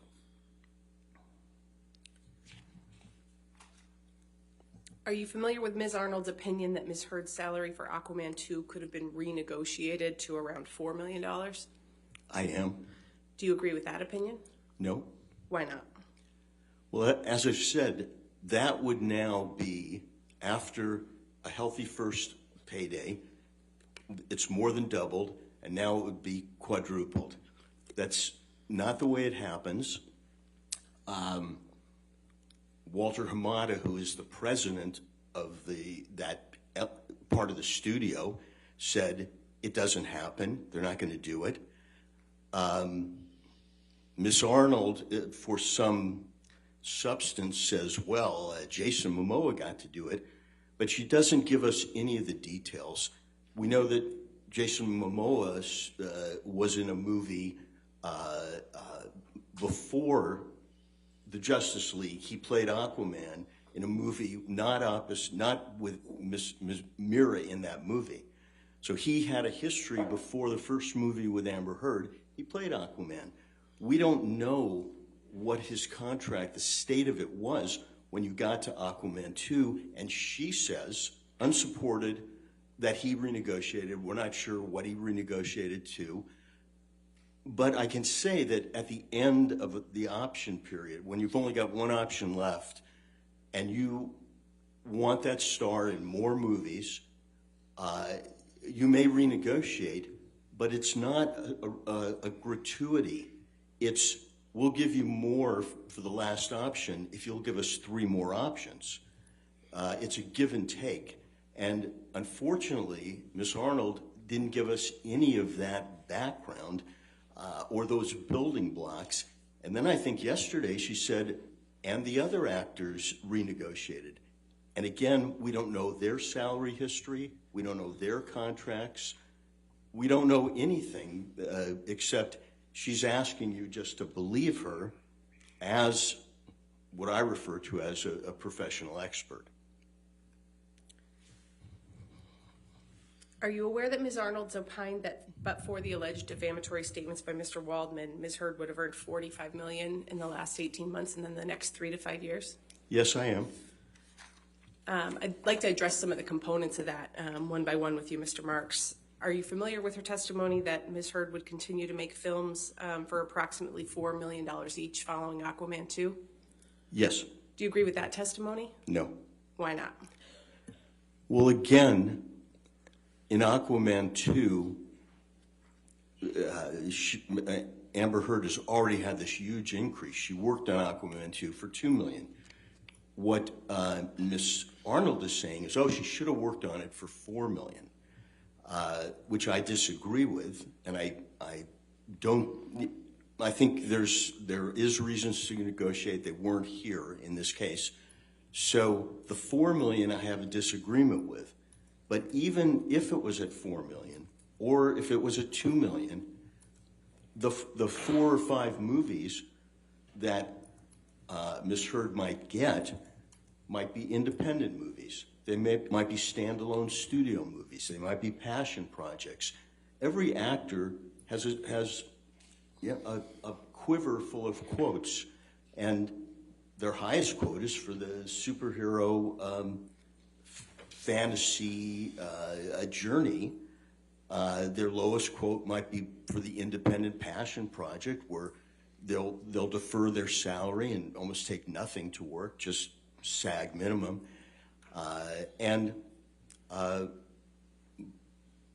To assume that she'd get 4 or 5 more movies at her last fantasy quote would be to assume that those are also those type of movies, playing another character. And Ms. Arnold says that Ms. Heard's breakout moment, her Star is Born moment, is Christmas 2018. If that's true, and I don't think it's true, those moments don't normally happen to supporting cast, but if it's true, as a deal maker, you would expect, if you represented producers, production companies, to flock in, to take advantage of this hot star and to sign them up. And we have, from Christmas 2018 to spring 20, where there is none of this activity. The Star is Born phenomena didn't happen. Ms. Heard starred in one series of 8 episodes, and she earned a healthy fee, $200,000 an episode. But that's 5 times less than the $1 million Ms. Arnold is tossing out, supposedly based on Jason Momoa's quote. She doesn't prove it or give us facts. And Jason Momoa is not a comparable actor. He's been in a series where they shot 78 episodes, 44 episodes, 21 episodes. He played Conan the Barbarian. He was in Game of Thrones. It's not a comparable. Unresponsive to. All right, I'll sustain the objection. Next question. Mr. Marks, we'll get to some of those issues in a moment, but I want to take you back for a second. I believe you testified a few minutes ago that your understanding is that the last option in a multi-picture deal might be renegotiated under some circumstances. Do you have an understanding of whether Aquaman 2 was the last option in Ms. Heard's contract with Warner Brothers? Oh, no. Aquaman 2 has not even been released, and Warner Brothers has a 4th option for Aquaman 3 or another movie where Mira appears, that character, and they've agreed to double the salary again. So it's in success, and that assumes that they recast and that they make the movie. Are you aware of Ms. Arnold's testimony that Ms. Heard would have made several $1 million on endorsement deals, such as the one she had with L'Oreal? I'm aware of that testimony. Do you agree with that opinion? No. Why not? Again, this is a business of personalities. We didn't, after the breakout moment that Ms. Arnold talked about, Christmas 2018, we didn't see endorsement deals flocking to Ms. Heard during that 16-month period before Adam Waldman made a few statements in the London Daily Mail, I believe it was. We didn't see those endorsements coming to her. We didn't. What Ms. Arnold shows you is these non-comparable actors, they had endorsement deals. But she doesn't show you, when she describes the breakout moment and why she's comparing Amber Heard to these, what I call uncomparable actors, but she's making the comparison. She's saying, well, they had all these deals, why wouldn't she? But for the statements that happened 16 months later, and I guess my primary question is what happened in the 16 months, even if you believe 3 statements in the Daily Mail are the stake through the heart of this Stars Born moment. Do you have an opinion about Ms. Arnold's testimony that Ms. Heard would have made $1 million an episode in a couple of streaming series following her A Star is Born moment? Yes, I heard it. I have an opinion. What's your opinion? Well, after Aquaman 1, this is a major coup. Amber Heard got that role. She tested for it. She could have been the other 19 actresses or 10 or whoever else tested. Didn't get it. She got the role, and she got her salary doubled for Aquaman 1 to $1 million. Now, Ms. Arnold wants you to believe that that $1 million would translate into, she'd get that for each episode of a series. We know what she got for a series. She got a series in that period after Christmas 2018, before spring of 2020. She got a series. It was 8 episodes, and it was $200,000 an episode. And Miss Arnold is from somewhere in a glib way saying she got a couple series and $1 million each.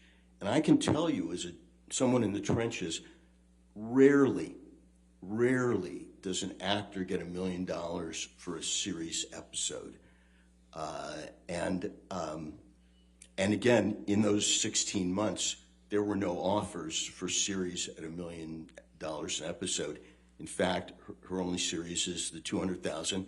And if you look at her resume, the series that Miss Heard were in, I think the longest one ran 8 episodes.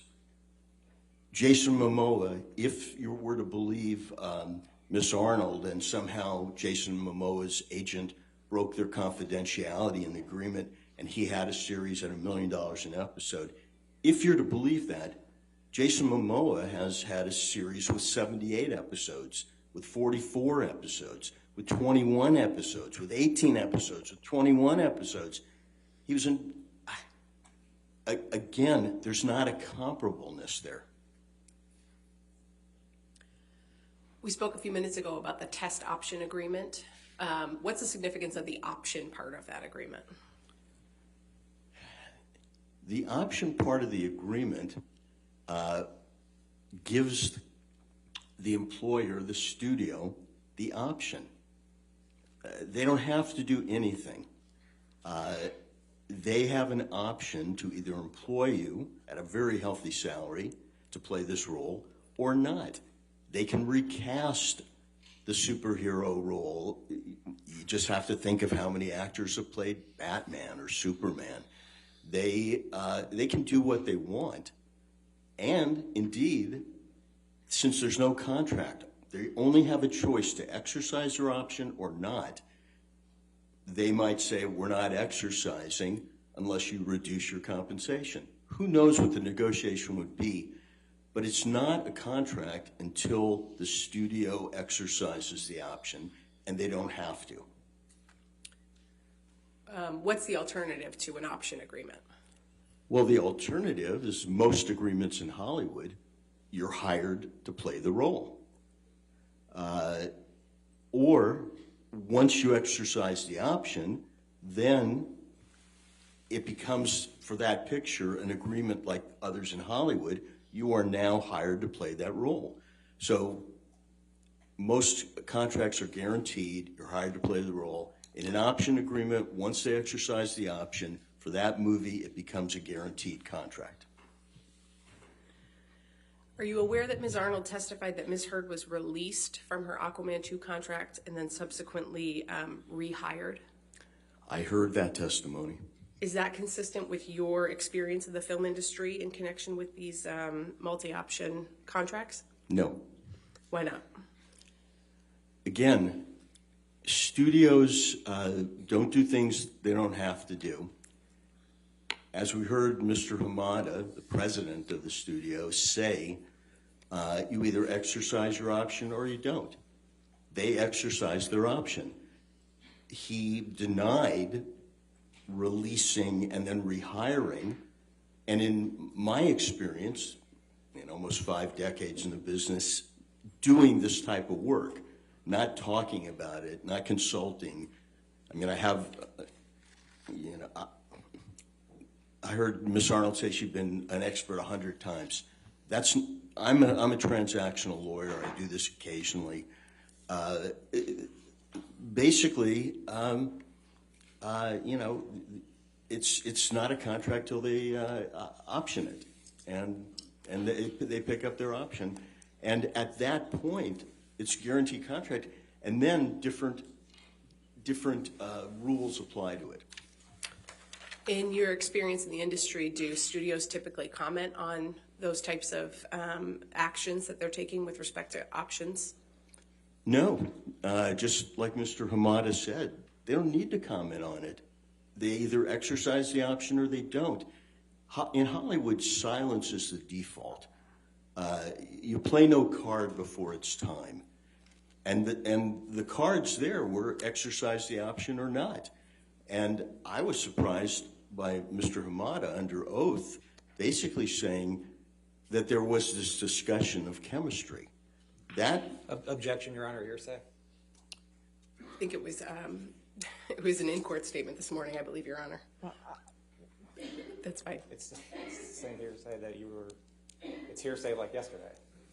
I mean, it's hearsay. I'll overrule the objection. Go ahead. Thank you. I didn't hear. Go ahead, sir. Overruled. You can continue, Mr. Oh, Rose. I was surprised to hear Mr. Hamada say that they talked about chemistry. That would normally be behind closed doors because it can't help your relationship with the actor. You're either going to exercise or not. And that was quite a bit of candor from someone at his level. And so, therefore, I take it at face value. I think he felt that he was under oath and he was telling the truth, but it wouldn't objection, be. Your Honor. I'll sustain the objection. Mr. Marks, are there circumstances where a studio would be more likely to say something about not using an actor again in a franchise? Yes. What are those circumstances? Once they've exercised the option, once the contract is guaranteed, the studio still has the right to pay the actor but not play them, pay or play them. And that is a rare condition because you've hired the actor, you've got to pay them, but you say, go home, we're recasting.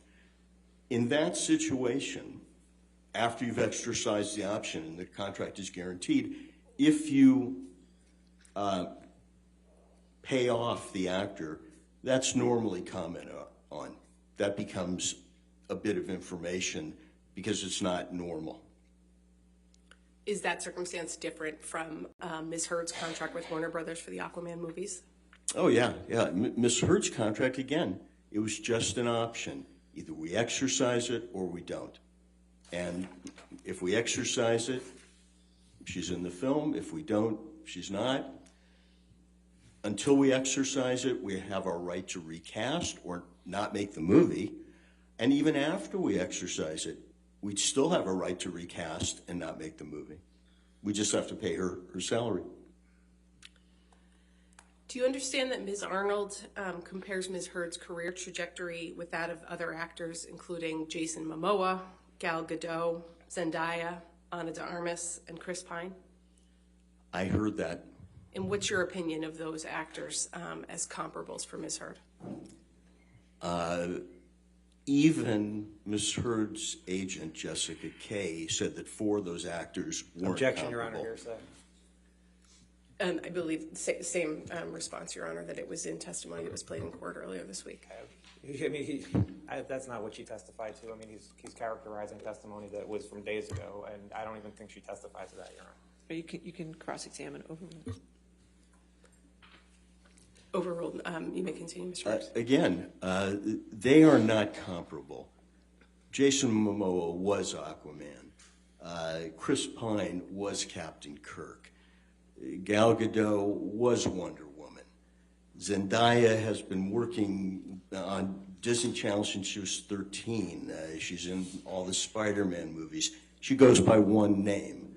Ana de Armas, when she was in a movie that they call, her breakout, it was as a nude poster. She's been in an ensemble piece, Knives Out.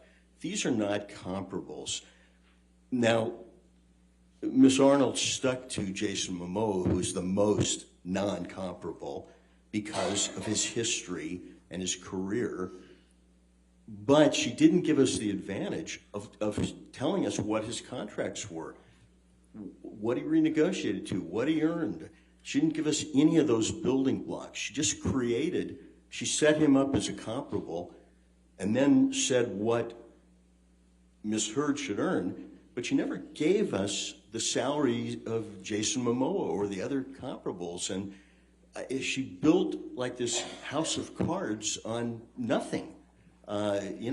She showed us with her words, the beautiful clothing that the emperor was wearing, but we could see, if you know the business, Objection, Your Honor.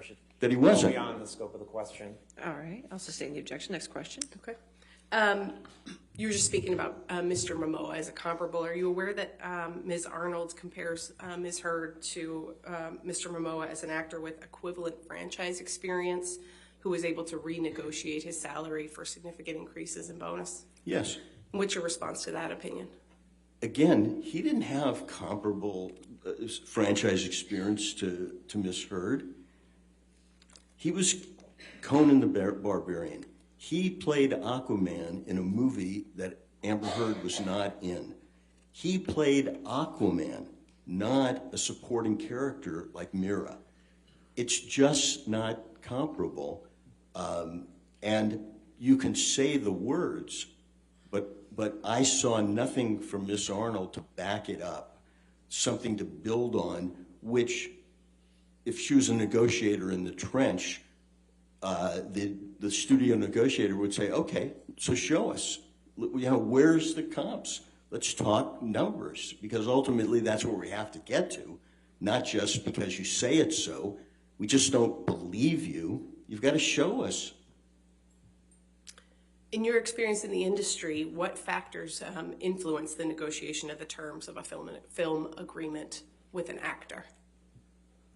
Well, first it depends on the film. If the film is $1 million movie and everybody's deferring their salaries, that's one thing.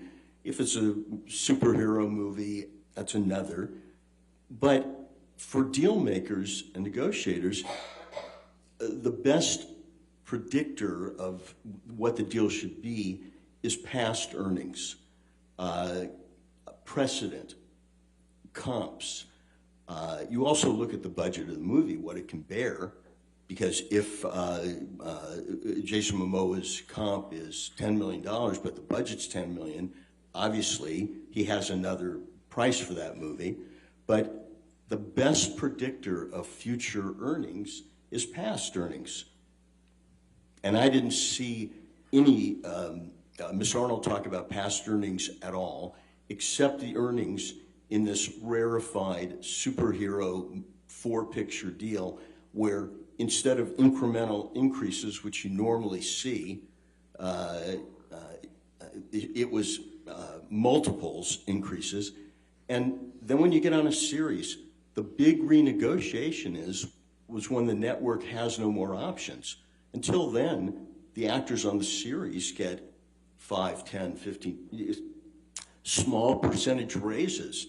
They don't get multiples. They get the multiples if it's a success and the studio wants to continue making the series and they want to keep these characters. That's when the renegotiation happens. Here, even if we believe Ms. Arnold, after Aquaman 2, there was still an option waiting at a big price, double the previous payday. What's the significance of the timing of the Waldman statements to the opportunities Ms. Arnold claims Ms. Heard lost?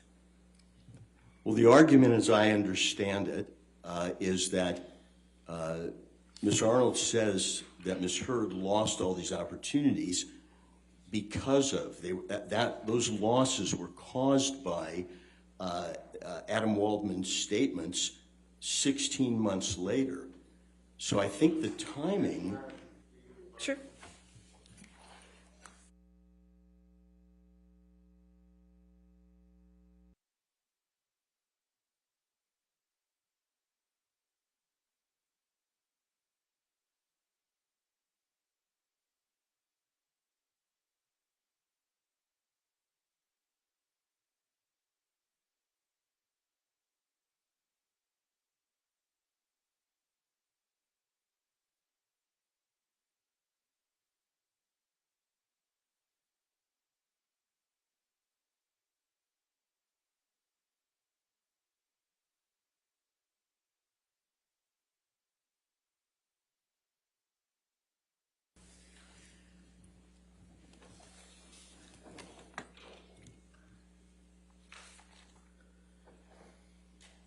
Mr. Marks, what's your overall assessment of Ms. Arnold's opinions in this case? My overall assessment of her opinions is that they're not worth the paper they're not written on. She knows something about our business, but not about negotiating deals. She may have gotten someone at the Endeavor office to breach confidentiality, but she never laid out the building blocks. Excuse me, objection. You have to stop talking, Mr. Marks. Thank you. Beyond the scope. Yeah, Mr. Marks, can you just limit your testimony to your opinion about Ms. Arnold's opinions, please? My opinion, as someone who's made deals as a deal maker for almost 50 years, is that she calls herself an expert, but she's not. She doesn't have the background. She doesn't have the day-to-day knowledge. And her testimony that I heard did not back up her bottom line. If you want to get those figures, you have to show why they're deserved. And again, she was constructing a Jenga without the bottom pieces.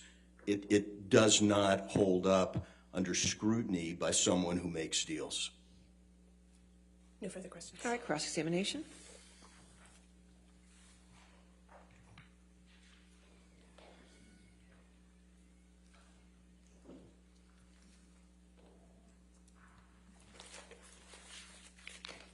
Good morning, Mr. Marks. Good morning. So you agree that studios use comps to negotiate deals, correct, with actors? Sometimes they do. Okay. And you have an issue with the comps that Ms. Arnold used, correct, as you testified to? I have an issue with the comps that she says she used that she didn't disclose. The comps being the actors that you just talked about. She did disclose, she disclosed the actors. She disclosed the actors and budget figures from their movies. She never disclosed their salaries and salary history as comps. You're not offering a different set of comparators that should be used, correct? I'm saying if you are going to... That's not my question. Are you offering a different set of comparators than what Ms. Arnold used? I'm not here offering comparators. I'm saying what she offered are not comparators. That was my question. You're not offering comparators, correct? No, I would say that Ms. Heard's comparisons are where you look. That was my question.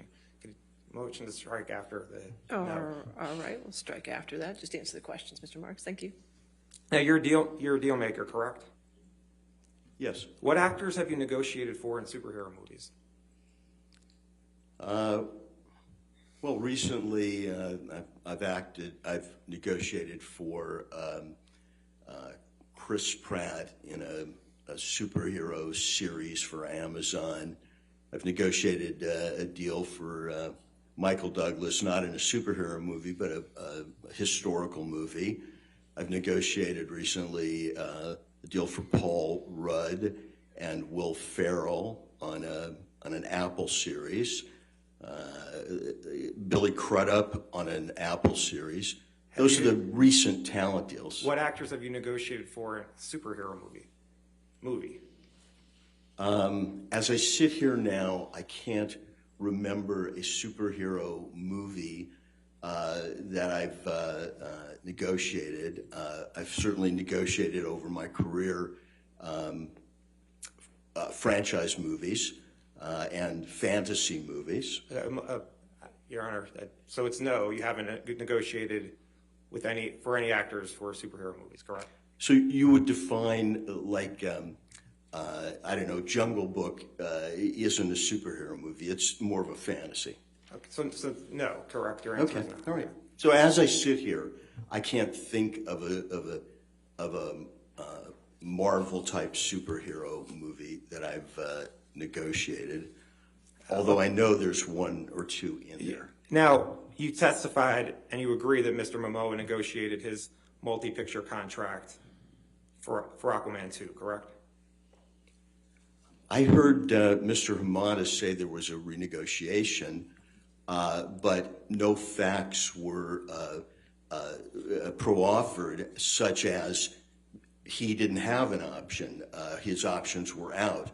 What he was earning and what he renegotiated to, and he is Aquaman man. So yes, I did hear there was a renegotiation. And you understand that his salary went from $3 to $4 million to $15 million. If you tell me that, I haven't seen his contract and I haven't heard any testimony under oath that that's where the leap was. Now, Ms. Heard's contract. Did he get more? Did they get more options for when they made that leap? Did they get more options? Ms. Heard's contract was a talent option contract, correct? Yes. Okay.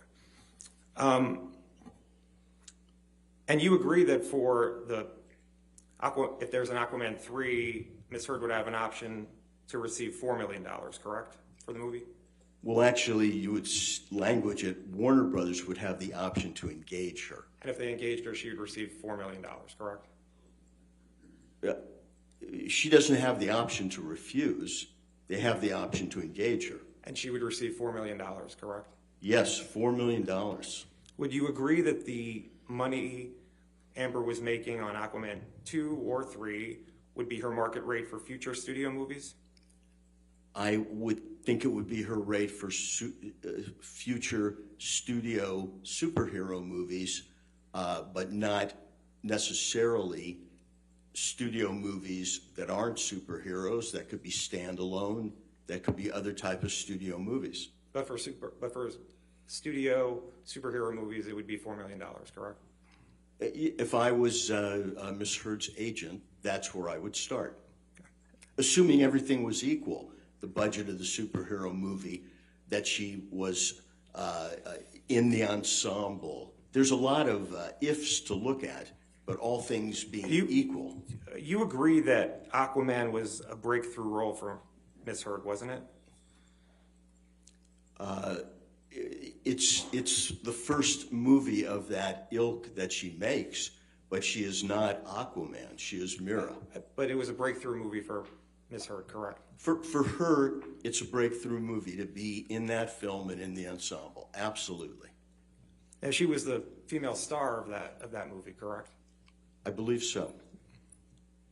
You would agree that for all of the actors Ms. Arnold listed as comparables, their career trajectory went up after their breakthrough, correct? She didn't give us the raw materials to look at, but I'll take your word that all those unrelated actors in unrelated films, except for Jason Momoa, they went up. as did Miss Arnold's when she went from 1 to 2. In your experience, can you identify an actor or an actress who's not been able to get a new studio movie after a breakthrough performance in a superhero movie? As I sit here now, I haven't been asked to opine on that, but there are lots of supporting characters in movies that don't appear in the next movie. But a female star in a breakthrough movie in a superhero movie, can you identify any actress who's not gotten another studio movie after that? Well, after Miss Heard's breakthrough in 2018, she did get Aquaman 2. Aquaman 2 was already, she already had the option for Aquaman 2, all right. correct? So she did, Miss Heard did not get any movies after 2018, long before the Adam Waldman statements. Other than Miss Heard, can you identify any actor or actress who's not gotten another studio movie after their breakthrough in a superhero movie? As I sit here now, I haven't been asked to research that, and I can't. That would be a normal thing. And you're not providing an alternative number for Miss Heard's damages, correct, for the jury?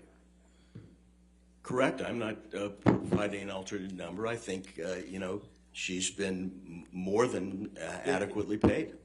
I'd move to strike after no, I've not been provided another number. That's all. I mean, my question was you're not providing another number.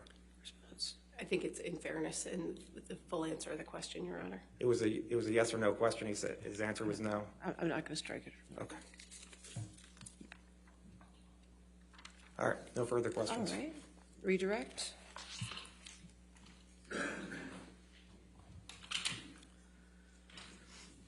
Mr. Marks, in response to some questions from Mr. Lederhaft, you were discussing some franchise and fantasy movie agreements that you've negotiated with actors. Could you just describe some of those for us? I've had such a long career that I mainly forget what I've done, but I negotiated all the contracts for Pinocchio, if you will, that was produced. Is Coming to America, the original, is that a fantasy movie? The Golden Child, is that a fantasy movie? And by the way, I may have negotiated contracts and ultimately the film wasn't made, but as I sit here now, those are the only ones that come to pass. If I was looking at my resume or going through my files, I might think of others, but there isn't a deal that I haven't made. And I think you also testified in response to Mr. Nadelhaft's questions that you have negotiated some deals for Chris Pratt and Paul Rudd. Do you recall that testimony? Yes, these are for a streaming series. Do you happen to know if both of those actors have played Marvel superheroes? I believe they have, but don't quote me because, that's not my genre. Okay. No further questions, Your Honor. All right. Thank you, Mr. Marks. You can, you're free to stay in the courtroom or you can leave, okay? Thank you very much. Thank you. All right. Your next witness. Plaintiff calls Michael Spindler. Michael Spindler.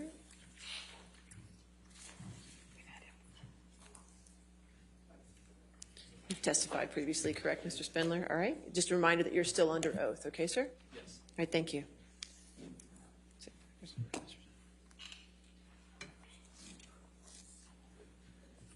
Yes, sir. Thank you. Good morning, Mr. Spindler. Good morning. Can you remind the jury who you are and what you do? Yes, I'm Michael Spindler. I'm a forensic accountant. I'm a CPA, a certified fraud examiner, amongst some other certifications. I'm with B. Riley Advisory Services, a national firm that does forensic accounting, bankruptcy and restructuring work, and business valuations and appraisals. I've got over 40 years of experience. Are you familiar with the testimony rendered by Ms. Arnold in this matter? Yes, I am. Do you understand that Ms. Arnold testified that Ms. Heard has suffered economic damages resulting from 3 statements made by Mr. Waldman? Yes, I do. Do you have an opinion of that claim? I do. Objection, Your Honor. May we approach? All right.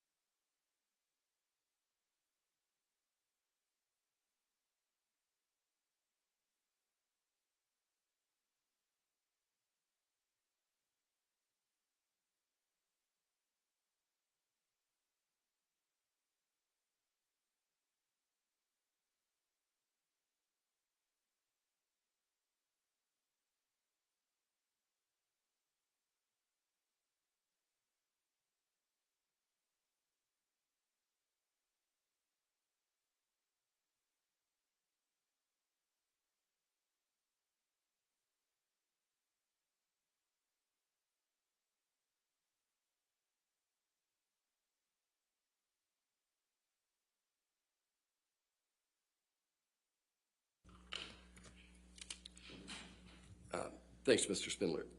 Now, you indicated that you had listened to Ms. Arnold, and she testified on behalf of Ms. Heard relative to economic damages. Have you formed an opinion as to the testimony and opinion rendered by Ms. Arnold? Yes, I have. And what's that opinion? It is not adequately supported, and it is unreasonable. There were multiple elements to that analysis, both damages related to her film career and to endorsements. Have you analyzed both those issues? Yes, I have. What is your opinion of the claims that have been asserted relative to the film career and endorsements?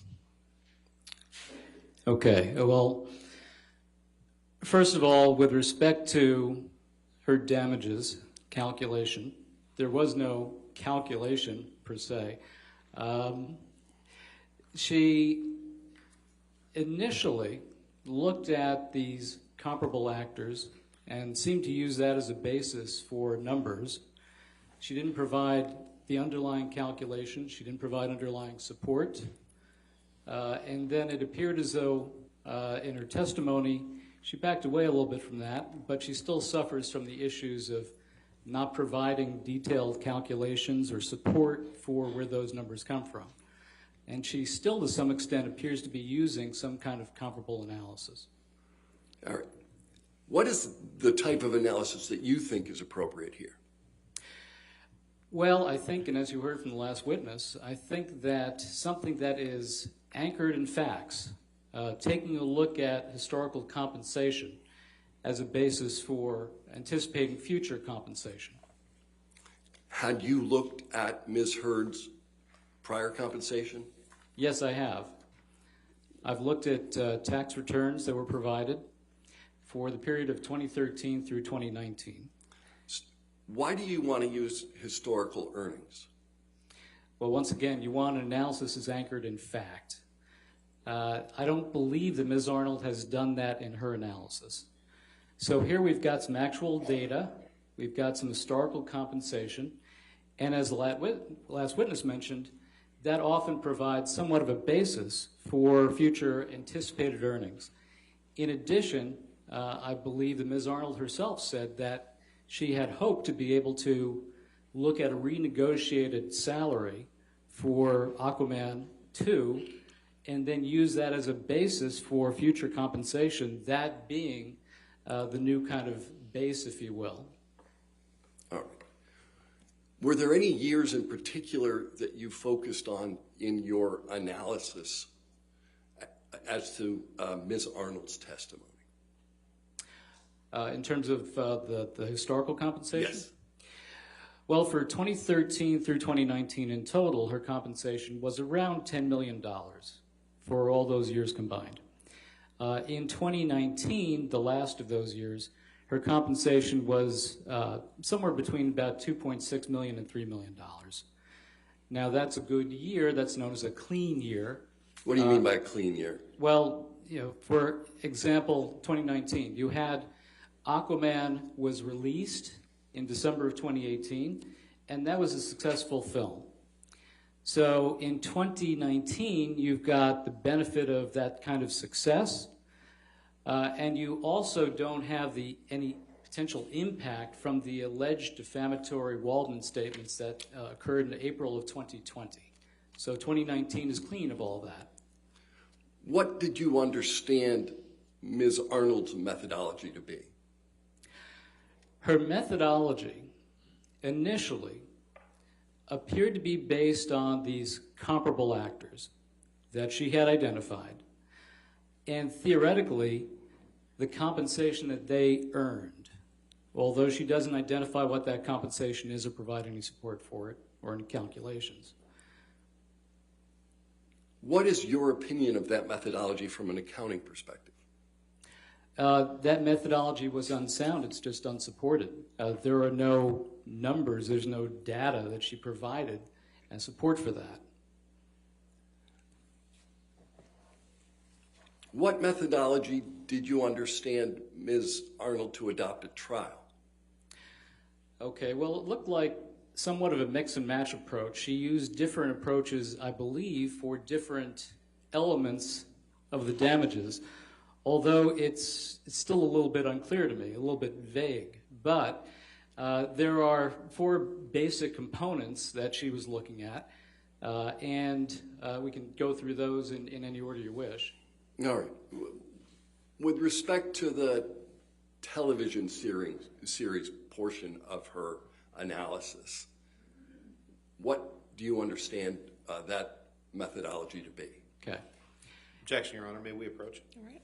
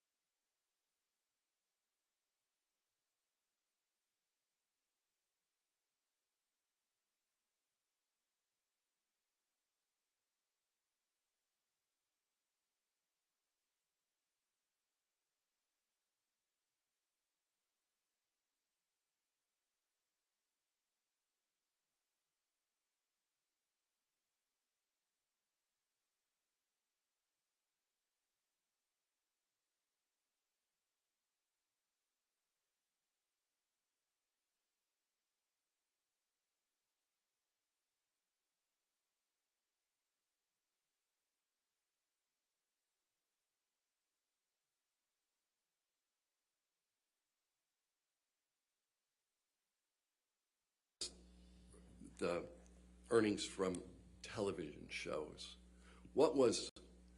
Did you analyze what historical earning Ms. Heard had during the period that you were concerned with relative to television shows? Well, yes. During 2019, she entered into a contract in July of 2019 to appear in a television series at $200,000 per episode. All right. What about endorsement deals? Did you look at what she had made on endorsement deals during that period? She did have a contract with L'Oreal at $1,625,000. All right. With respect to her movie roles, what were her historical earnings during that period? Well, certainly for the most recent years, you had the Warner Brothers deal, which was a 4-picture deal. The first film was $450,000. Then the first Aquaman was $1 million base fee. Then $2 million for Aquaman 2. And presuming that there was an Aquaman 3, that would have been $4 million. Okay. Why do you look at historical earnings as part of your analysis? Because you want your analysis to be anchored in facts. You want it to have a sound methodology, and you want to come up with a reasonable result. So if you take a look at, for example, the analysis that Ms. Arnold did, it didn't appear to be... Let's just look at the analysis that you're doing. What you said, I think, is you wanted them anchored in facts. Why? Because that provides a sound basis for coming up with something with reasonable certainty. There's AICPA, or American Institute of Certified Public Accountant, guidance with respect to reasonable certainty. And those are the basic elements of it. Thank you. No further questions. All right, cross-examination.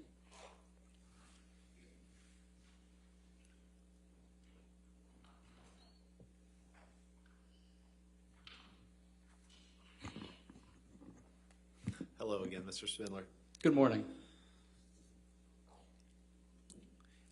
I'm going to ask you a few questions that may refer to the statements in Amber's counterclaim against Mr. Depp. When I refer to those statements, I'm going to refer to them as the Depp-Waldman statements. Do you agree that we can both be on the same page what I'm referring to when I say that? That's fine. You can use your terminology. I'm sorry, there's objections, sir. Hold on. Can we approach it? Okay.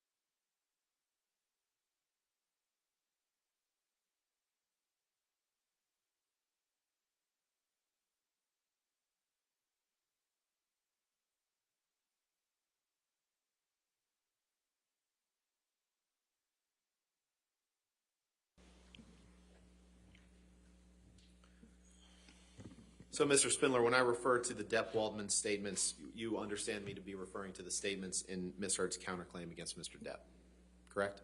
I'll understand that, yes. Now, you're here to provide a rebuttal opinion to Ms. Arnold's, part of Ms. Arnold's testimony, correct? Correct. You're not providing an opinion on whether Ms. Heard suffered defamation by Mr. Depp, correct? That is true.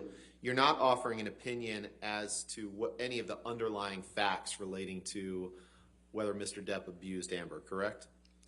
That's correct. You're not offering an opinion as to the magnitude of damages that you believe Ms. Heard may be entitled to if she proves defamation by Mr. Depp. You're just reviewing what Ms. Arnold has said, correct? That's correct. And you said that you want your analysis to be accurate in the facts, right? Anchored in facts. Anchored in facts. you'd agree that what an actor earns in one period isn't necessarily reflective of what he or she may earn in future periods, correct? Correct. And that's because there can be some variability. An Yes. increase in the number of roles may lead to greater income, correct? I'm sorry. Could you repeat that? I was speaking. I didn't hear. One of the reasons that what you earn in one period may not be reflective of what an actress may earn in future periods is because an increase in the number of roles may lead to greater income, correct? The number of roles or the particular project itself, yes. Sure, getting better roles may lead to greater income, correct? Correct. And the same is true for an endorsement. As an actress's profile grows, the amount of money that she may be able to earn from endorsements grows as well, correct? It can. So it depends. What Ms. Heard earned from, say, 2013 to 2019 that you testified to isn't necessarily reflective of what she might earn over the next 5 years, correct? Not necessarily. It is a good indicator, though.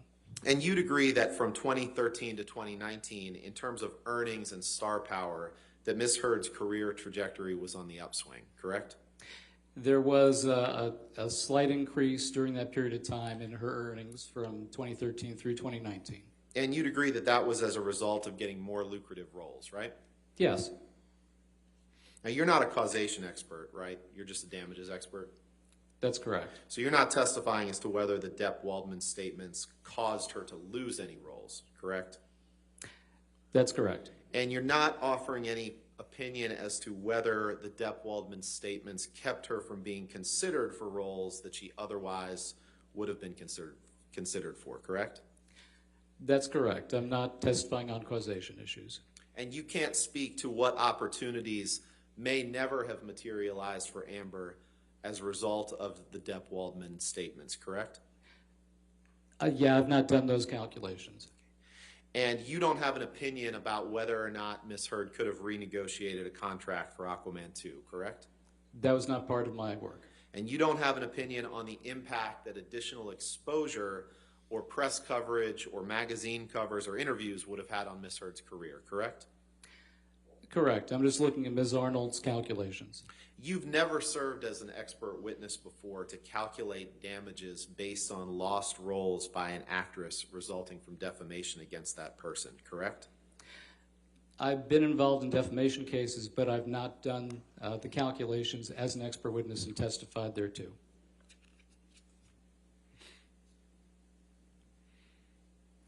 And there's never been an instance in which you have served as an expert witness in a case to calculate damages based on alleged defamation against an actress, correct? Correct. And you're not offering any expert opinion on what impact the alleged defamation by Mr. Depp has had on Ms. Heard's career, correct? I'm sorry, one more time? You're not offering any expert opinion on what impact the Depp-Waldman statements by Mr. Depp has had on Ms. Heard's career, correct? Other than taking a look at Ms. Arnold's calculations. And you're not offering any expert opinion about what impact, if any, social media coverage of this case or of Ms. Heard may have had on Ms. Heard's career, correct? You're correct. That's other experts. Can we approach No her? further questions. Thank you. All right.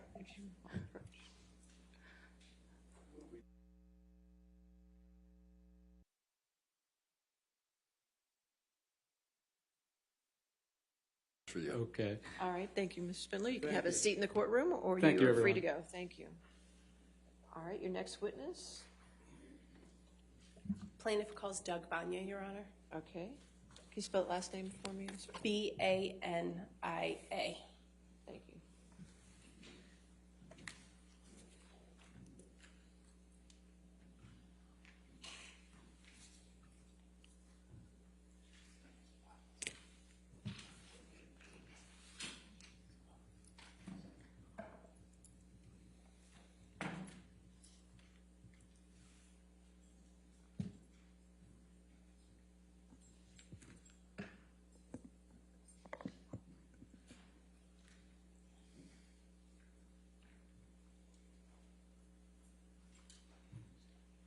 All right, so you can.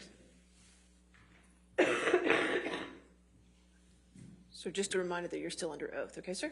Thank you.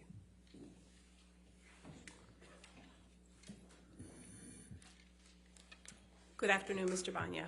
Good afternoon. Can you briefly reintroduce yourself to the jury, please? Yes, hi, Doug Bania. I am from Nevium Intellectual Property Consultants based in San Diego.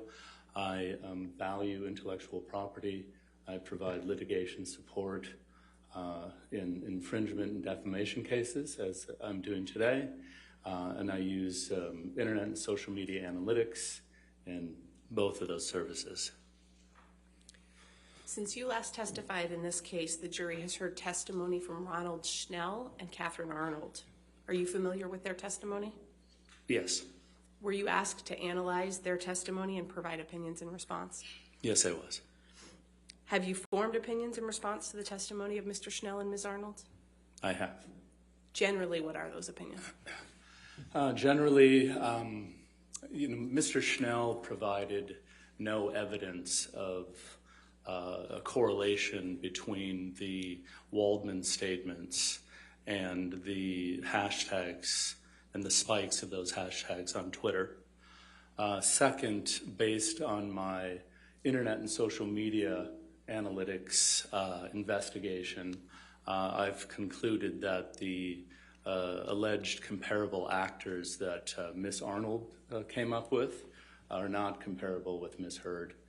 And then thirdly, Mr. Schnell and Ms. Arnold both failed to provide any evidence of a causation as it relates to the Waldman statements causing any economic harm to Ms. Heard. Let's dig into those opinions a little bit. You're familiar with the testimony of Mr. Schnell that there are more than 2.7 million alleged negative tweets related to Ms. Heard between January 2018 and June 2021? Yes. And what's your understanding of how Mr. Schnell identified those particular 2.7 million tweets? Yeah, so essentially Mr. Schnell chose hashtags that he felt were negative towards Ms. Heard. Those hashtags range from justice for Johnny Depp, Amber Heard is an abuser, Amber Turd, and the hashtag, we just don't like you, Amber.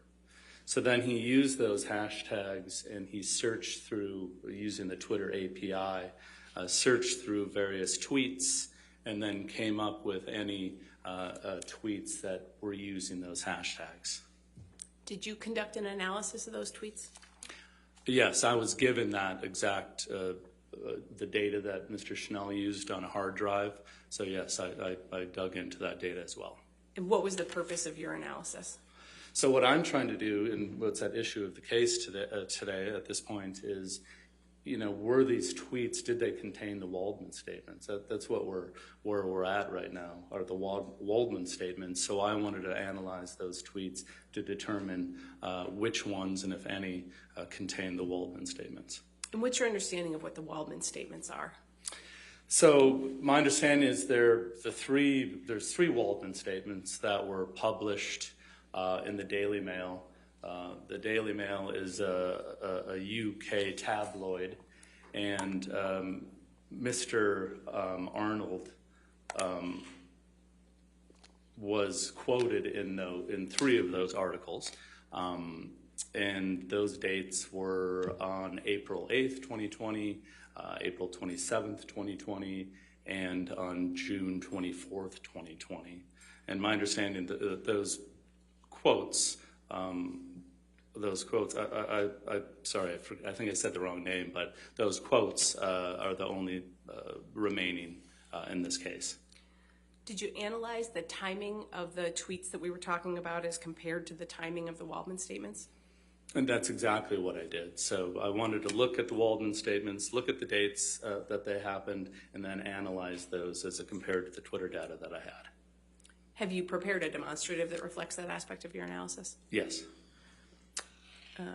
Your Honor, may I approach? Yes. Did you show counsel?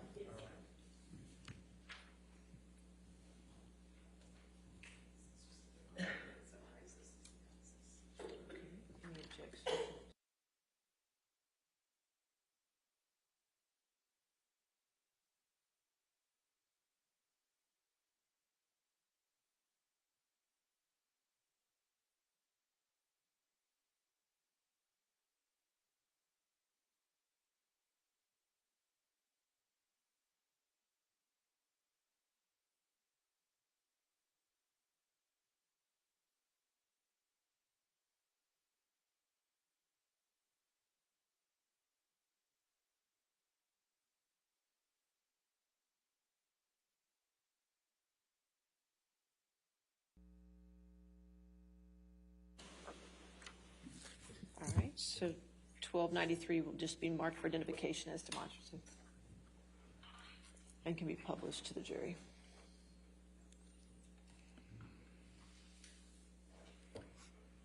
Mr. Vina, can you explain to the jury what this demonstrative shows? Yes. So this shows the total hashtags and tweets that Mr. Schnell was analyzing. This is the summary data. There are tweets that are running from January 2018 to June of 2021. And again, these are related to the four hashtags that I discussed. Whenever I get an assignment such as this, when I'm dealing with a defamatory statement that's allegedly gone viral online, where there's economic damages involved and there's a lot of data involved, I like to take the data and I like to do a 30,000-foot view of the data to see what I'm looking at, to see if there's anything interesting, odd, different about the data. And the first thing that I noticed is 35% of the tweets were prior to the Waldman statements. So again, remember, my assignment is to determine if the Waldman statements are part of the tweets that Mr. Schnell analyzed. So obviously, if these tweets were prior to the Waldman statements, in no way could they have anything to do with the Waldman statements. So that was the first issue that I noticed. Then I noticed what I like to call kind of the alleged defamatory time frame. And as I discussed, that's when the Waldman statements were published. That's the date down here. You know, the first one was in the beginning of April, and the last one, which is the third one, was at the end of June. But what I found interesting is only 2% of all of the tweets happened during this Waldman statement period. So really, these are just observations, and for me, there were red flags that I made note of, and then I just continued with my analysis. What other work have you performed in connection with forming your opinions about the purportedly negative tweets? Yeah, so now I realize that 35% are irrelevant and 2%, only happened during this important period. I just continued to dig into the 2.79 million tweets that Mr. Schnell provided. And Tom, can we take that one down? And Mr. Banya, have you prepared another demonstrative that depicts that analysis that you were just describing? Yes. Your Honor, may I? Okay, yes. All right. To be used as a demonstrative. Okay, we'll just see if he has an objection.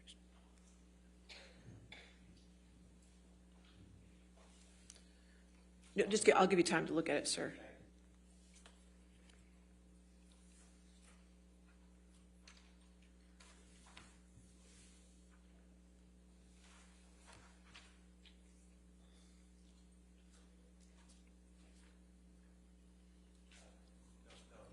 All right, plaintiffs, can you turn on your microphone? I'm sorry.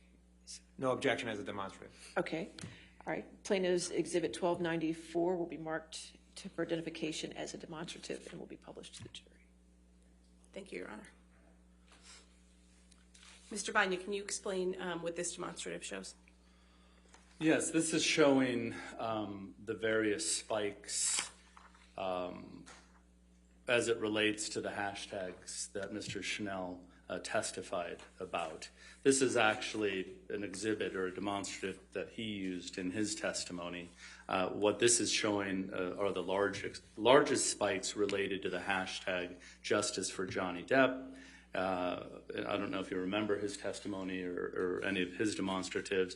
The other three hashtags did spike at the same time, but a very small spike. So what I'm showing you here are the 6 top spikes in Mr. Schnell's analysis.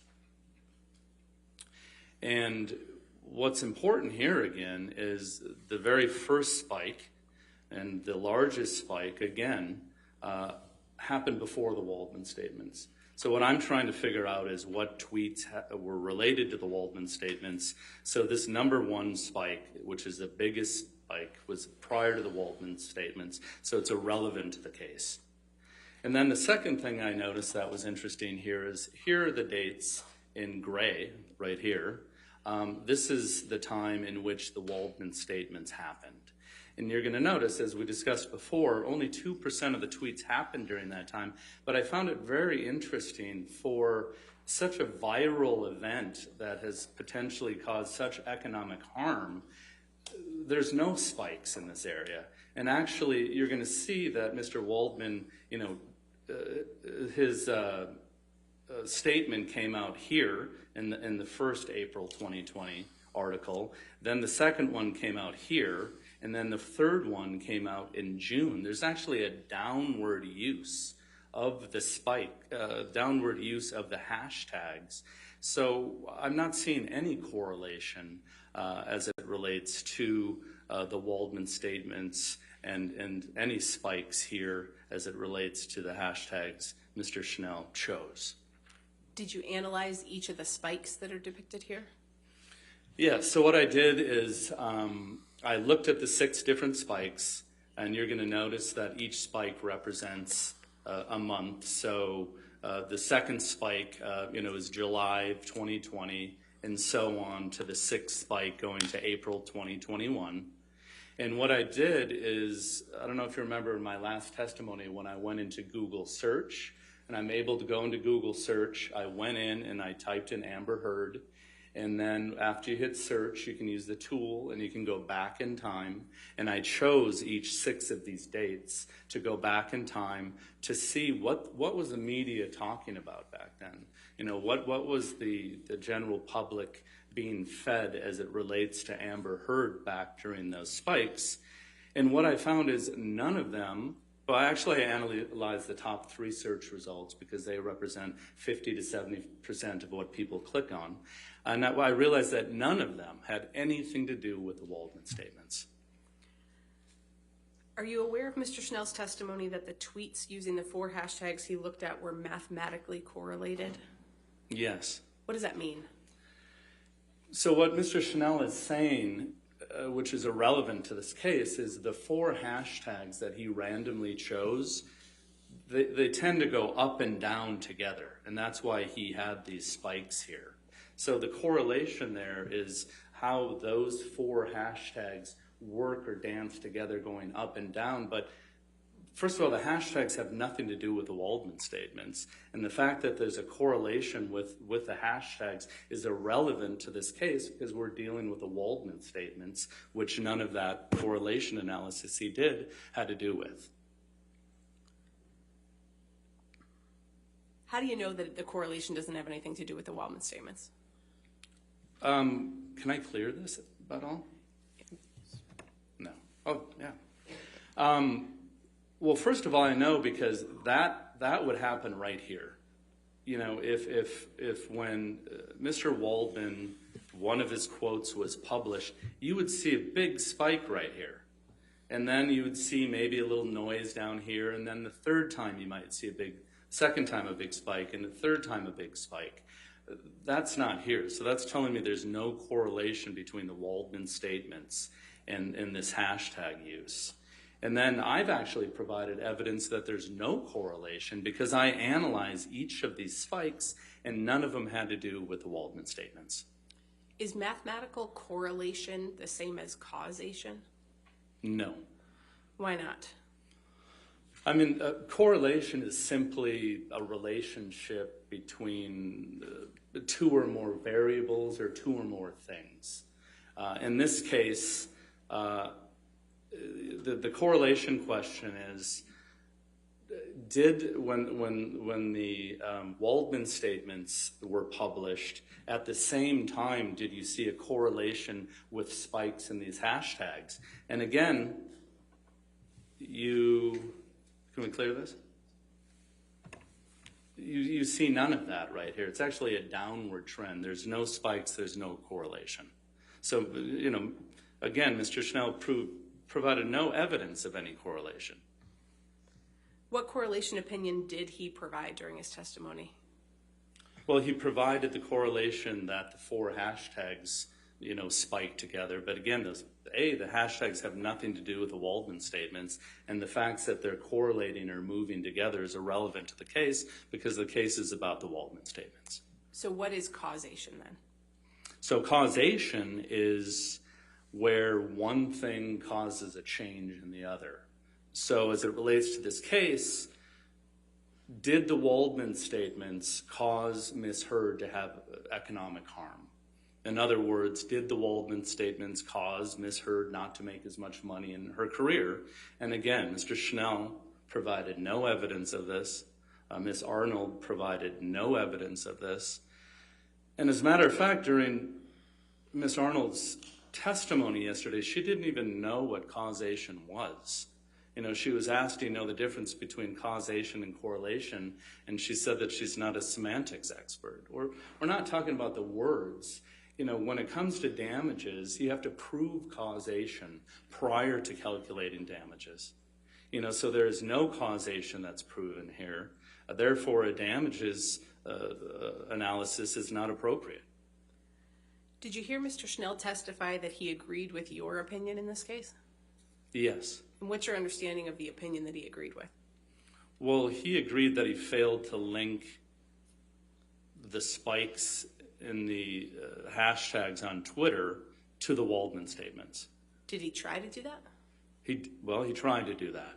But again, his analysis was looking at the word Waldman and looking at the word Waldmanian and then trying to say that 25% of the tweets included those two terms.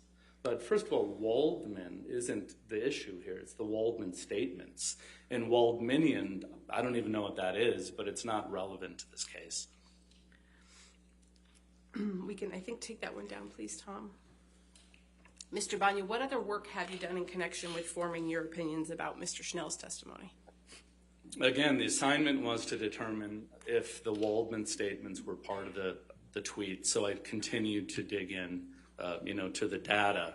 I believe the next step is now that I've excluded, the 35% that was before the Waldman statements because they were irrelevant. I wanted to really analyze from the April 2020 forward to see if any of those tweets, contained the Waldman statements.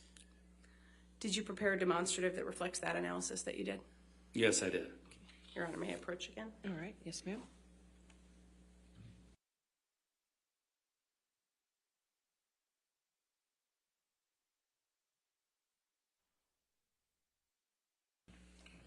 Any objections, sir?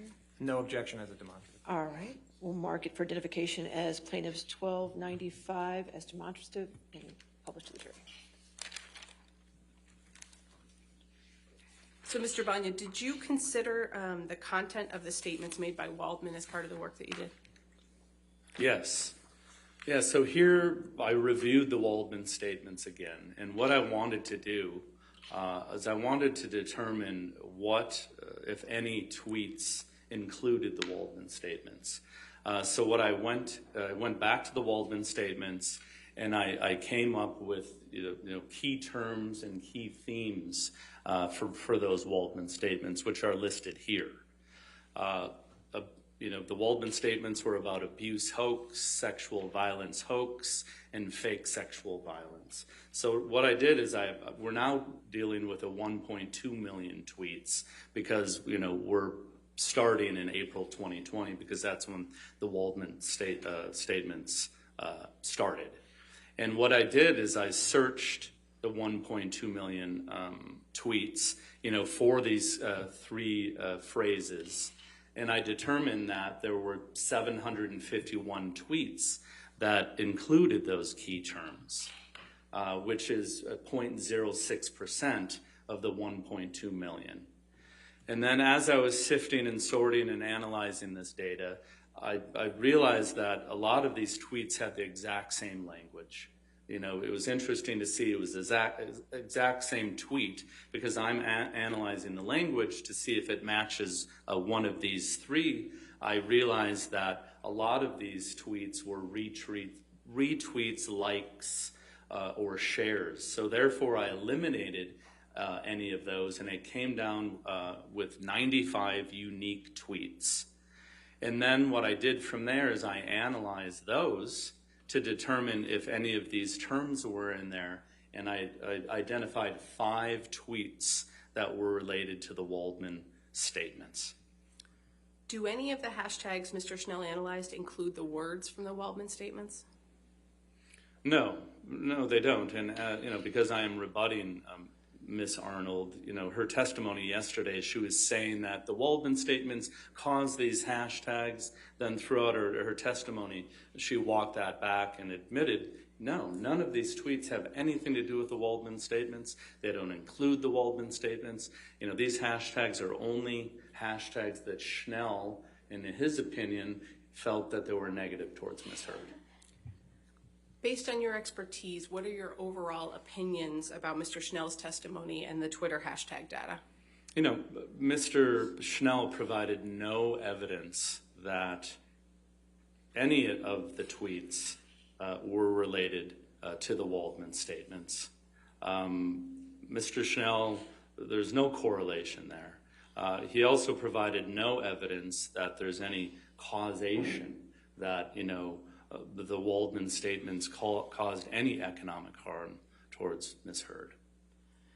Your Honor, I'm about to switch to a different topic. I don't know if you want to break now or push. All right, it's going to be a little while, I assume? A little bit more, yes. Okay. Yeah.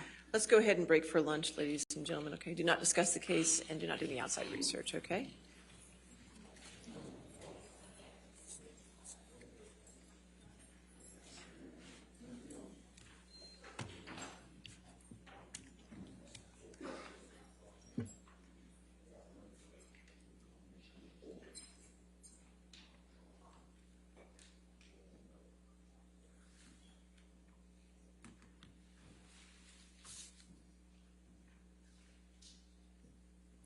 All right, we'll come back at 1:40 then. Is that right? All right, thank you, Your Honor. All right.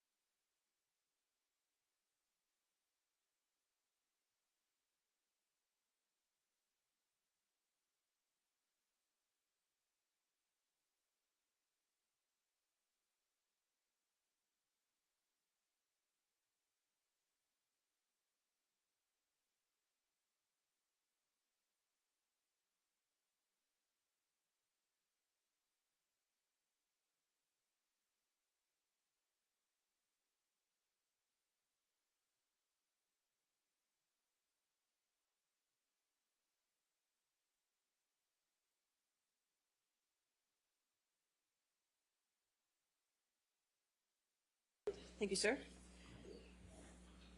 All right, are we ready for the jury? Oh, okay, sure.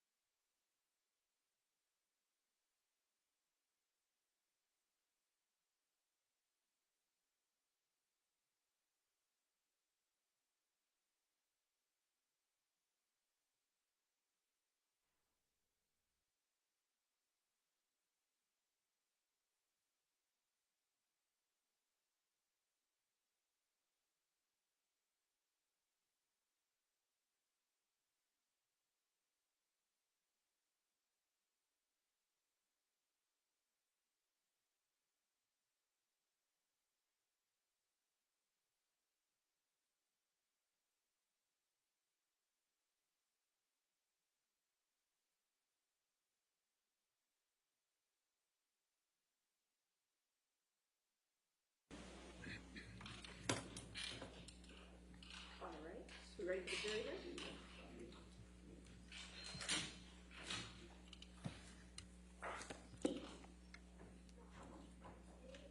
Okay. Wait, which of the jury?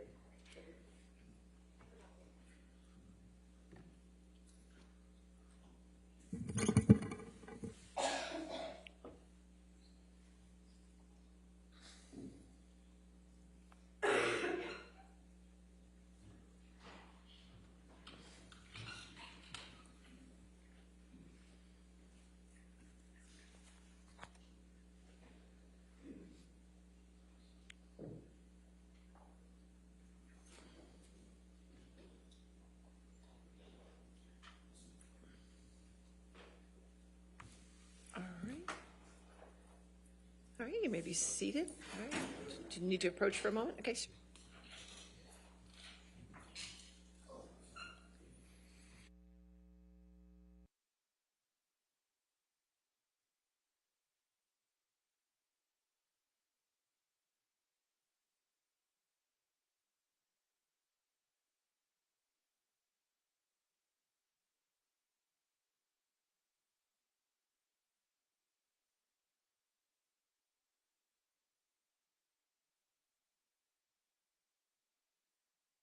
Your next question. Mr. Banya, before lunch we were talking about your opinions in response to the testimony of Mr. Schnell. Did you also analyze the testimony of Ms. Arnold in this case? Yes, I did. And are you aware of her opinion that Ms. Heard's career would have followed the same trajectory as that of Jason Momoa, Gal Gadot, Zendaya, Ana de Armas, and Chris Pine, if not for the Waldman statements? Yes. What's your understanding of Ms. Arnold's basis for her opinion that Ms. Heard's career should have been similar to that of those identified actors? Ms. Arnold stated that when producers or her industry is looking to hire talent and actors, that it's important to best understand the public's perception of the actors that they're considering, and that it's important to look into social media to see what is happening with the actors they're considering for either a movie or even an endorsement opportunity with companies. So that was her approach. And is that the process she followed in providing her analysis of those purportedly comparable actors? No. Although she stated that, she went in and brought in these alleged comparable actors, and without really reasoning behind that. Did you conduct an analysis based on your expertise in social media and internet analytics of Ms. Heard compared to the actors to whom Ms. Arnold compares her? I did. And what did you find? Well, since Ms. Arnold stated that the proper approach is looking at the public perspective, looking into social media, and she did not do that, I felt that was the best approach to do this based on her words. So yes, I did go into best understanding the public perspective of Ms. Heard and the alleged comparable actors using Q scores. And then I also went and did some analysis online and on social media as well. Can you briefly remind the jury what Q scores are? Yeah, again, Q scores measure how well a celebrity, it could be a cartoon character, it could be a sports person, how well they're known, how well they're liked, and how much they're disliked. And it's an industry standard tool that's used. It's not just focused on the movies that they're in, but it's focused on them as actors, but also what's happening in their personal lives come to play as well. So that's how Q scores are typically used. Did you prepare a demonstrative that reflects the Q score analysis you completed? Yes, I did. Okay. Your Honor, may I approach again? All right, thank you.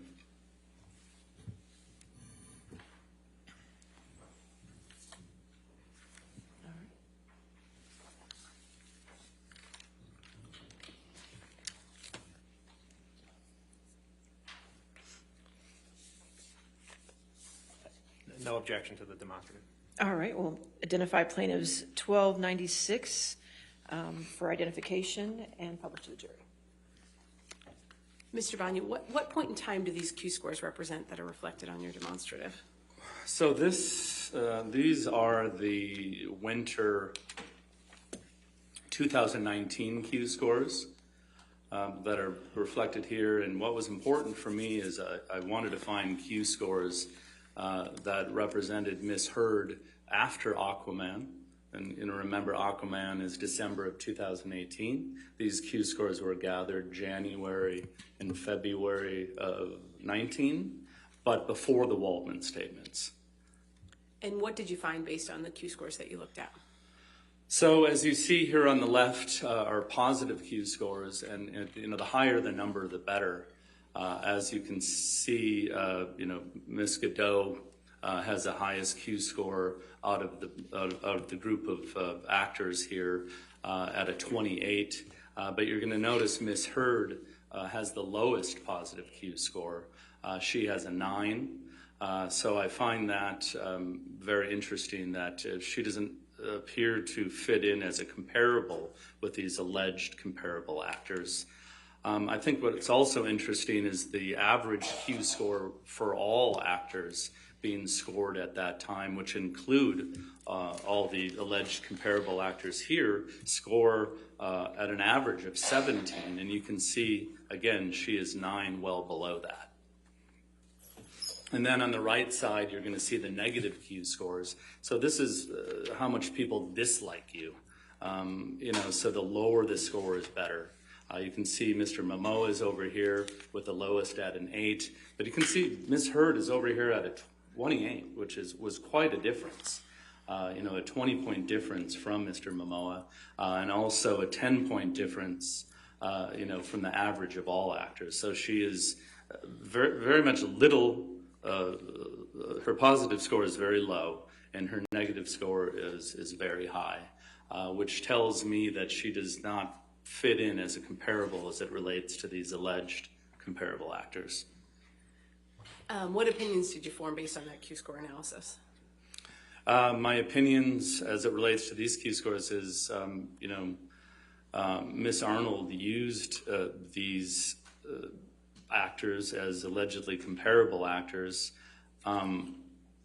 But really, listening to her testimony yesterday, it appears that she's abandoned this approach.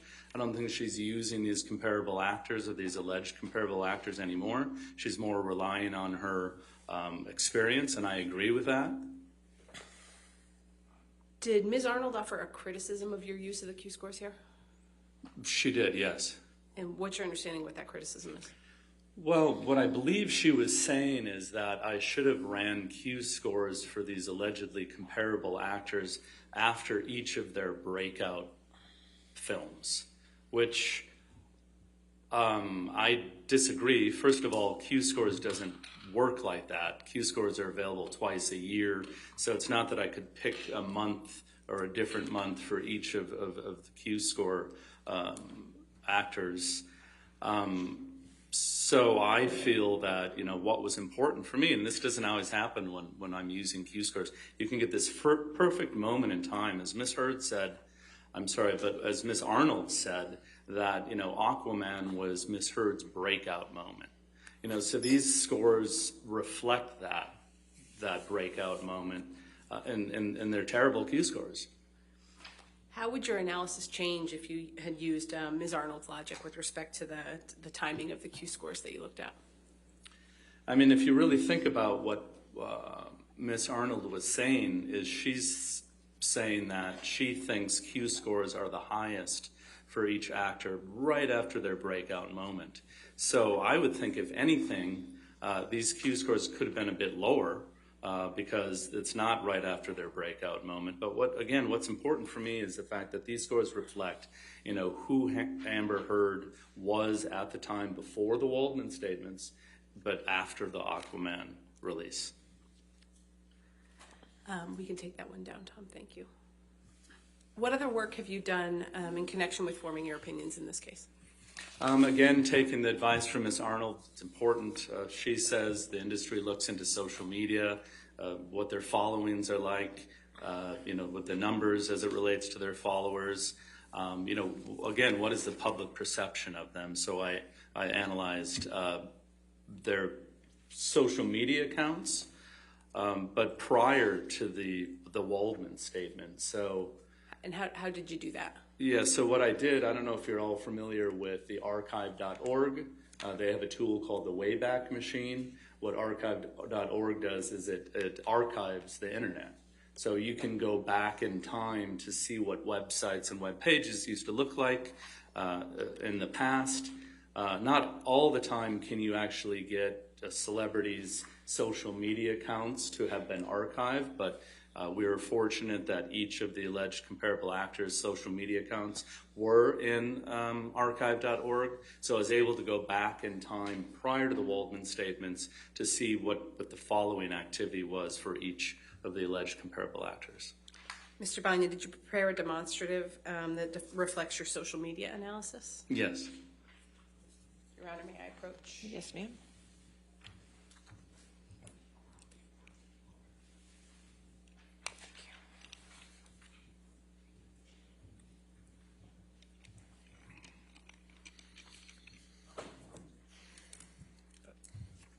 No objection to the demonstrative. All right, we'll mark it for identification purposes, plaintiffs 1297 and published. Mr. Banya, could you tell the jury what you found when you looked at the social media? Yeah, so what I found, again, this is prior to the Waldman statements. First thing you're going to notice here is not all actors use social media. You're going to see Mr. Pine doesn't have Facebook, Twitter, or Instagram, and Momoa and Darmus don't use Facebook or Twitter. But what's important to look at is you have Ms. Heard prior to the Waldman statements with 3.8 Instagram followers and 142,500 Twitter followers. And then you move down to Gal Gadot with 37 million Instagram followers compared to her 3.8 million. And 2.3 million Twitter followers compared to Ms. Heard's 142,000. And you can then even go down to Zendaya with 65.9 and 17.2 million Twitter followers. What this is telling me is really, more people are interested in Miss Godot and Zendaya and even Mr. Momoa than Miss Heard on social media. It just tells me a lot. People are interested in these actors as opposed to Miss Heard, more of a following. Q scores, well-liked, less disliked. So it kind of fits into the analysis of determining whether or not these alleged comparable actors are actually comparable. Based on your expertise, what are your overall opinions about Ms. Arnold's analysis of the so-called comparable actors? Yes, again, it appears that she's abandoned this approach, and I agree with that. I feel that, through the Q-score analysis and the social media analysis, that they're just not comparable. Tom, we can take that one down. Mr. Banya, based on all the analysis you did in this case, what are your overall opinions? Yes, my overall opinions are that Mr. Schnell failed to prove any causal connection with the Waldman statements and the search or the hashtag activity, those spikes as it relates to Twitter. There's no causal connection there. My second opinion is, based on my social media and Q-score analysis, Ms. Arnold's alleged comparable actors are not comparable. And then third, Ms. Arnold and Mr. Schnell both failed to prove any causation as it relates to the Waldman statements causing economic harm to Ms. Heard. So, as a damages expert, which Ms. Arnold is, you need to take into consideration causation before you can calculate damages. You look at damages and you look at this allegedly damaging event, and not only do you have to prove that 100% of the damage is because of these Waldman statements, she didn't even consider COVID. It happened at the same time. A lot of actors probably made a lot less money because of COVID. Maybe films didn't get made. And, when you do an analysis of damages, you prove causation, but you also have to look at everything else that might have caused this alleged economic harm. And she didn't look into any of that. She didn't even know what causation was. So I don't think damages is an appropriate approach in this case. No further questions, Your Honor. All right, cross-examination.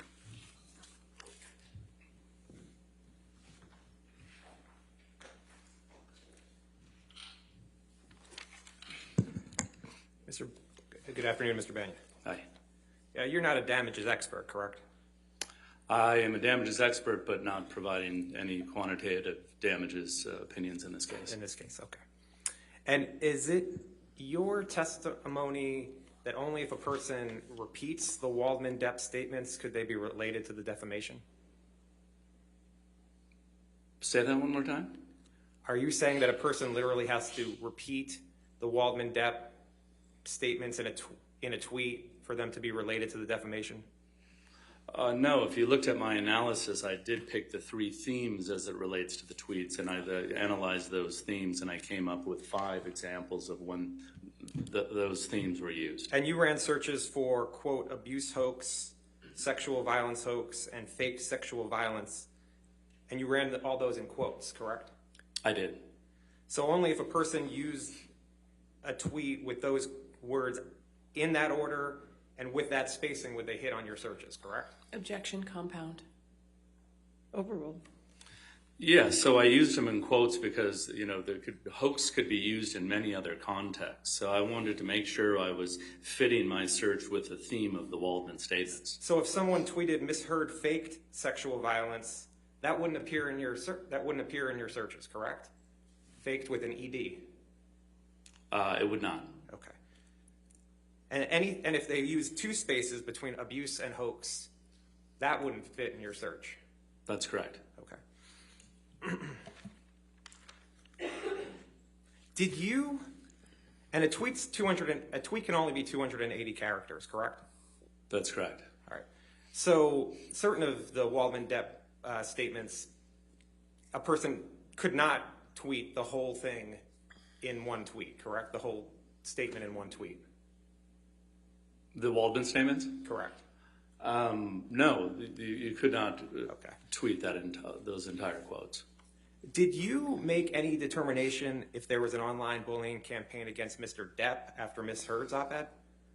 I didn't look into any online bullying campaign for Ms. Heard nor Mr. Depp. Did you determine if there were tweets harassing Mr. Depp that quoted from Ms. Heard's op-ed? No, my assignment was to determine if the Waldman statements were part of the tweets that Mr. Schnell provided. I was rebutting him. And in your analysis of when you testified before, you never looked to see if the op-ed was quoted anywhere, correct? Objection, Your Honor. May we approach?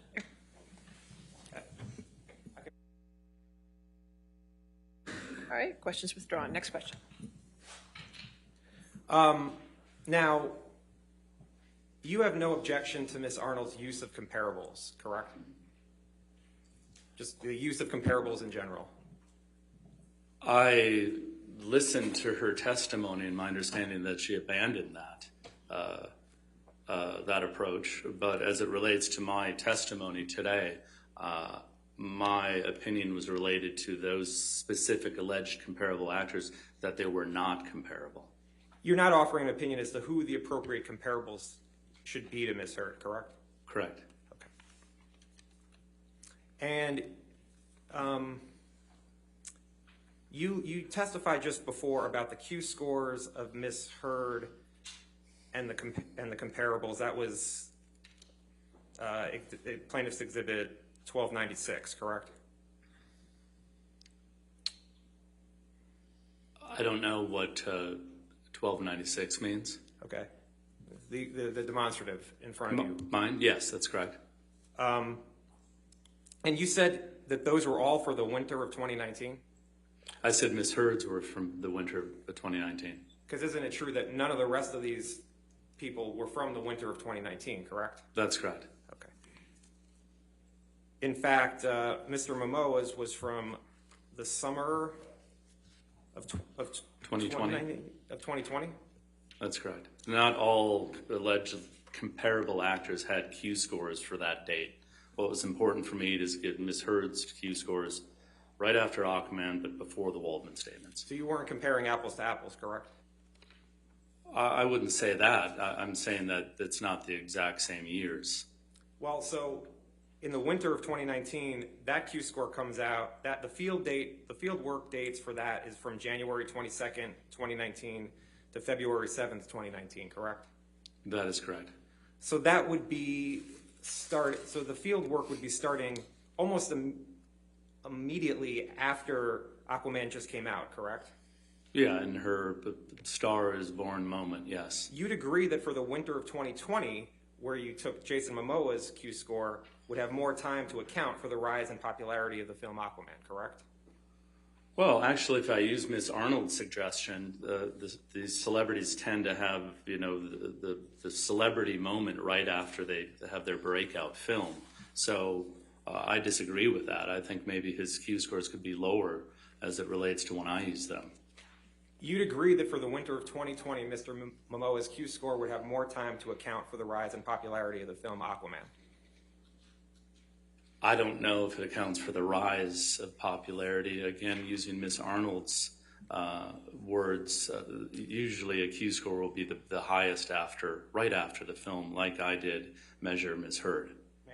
All right. Do you show? Thank you. All right. Thank you.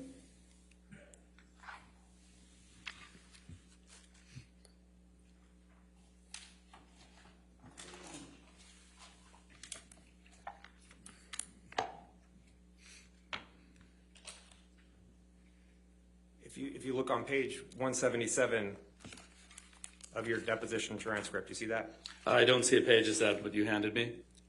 You don't see page 177? I think 4 pages per. Oh, yes, thank you. And I asked you at lines 6 through 10, you'd agree that for the winter of 2020, Jason Momoa's Q score would have more time to account for the rise of popularity in the film Aquaman, and you answered yes. At that time, as I am a rebuttal expert to Ms. Arnold, based on her testimony, I've learned something new from her. Okay. You didn't look at Ms. Heard's Q-score for summer of 2020, correct? She doesn't have any. And Ms. de Armas had a lower familiarity score than Ms. Heard, correct? If I don't have that in front of me, but if you're saying that, yes. Okay.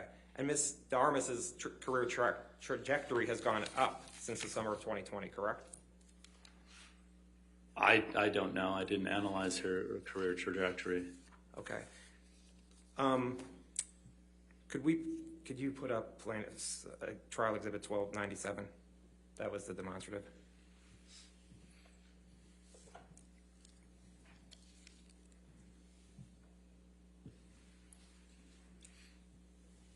Ms. de Armas has less Instagram followers than Ms. Heard, correct? Correct.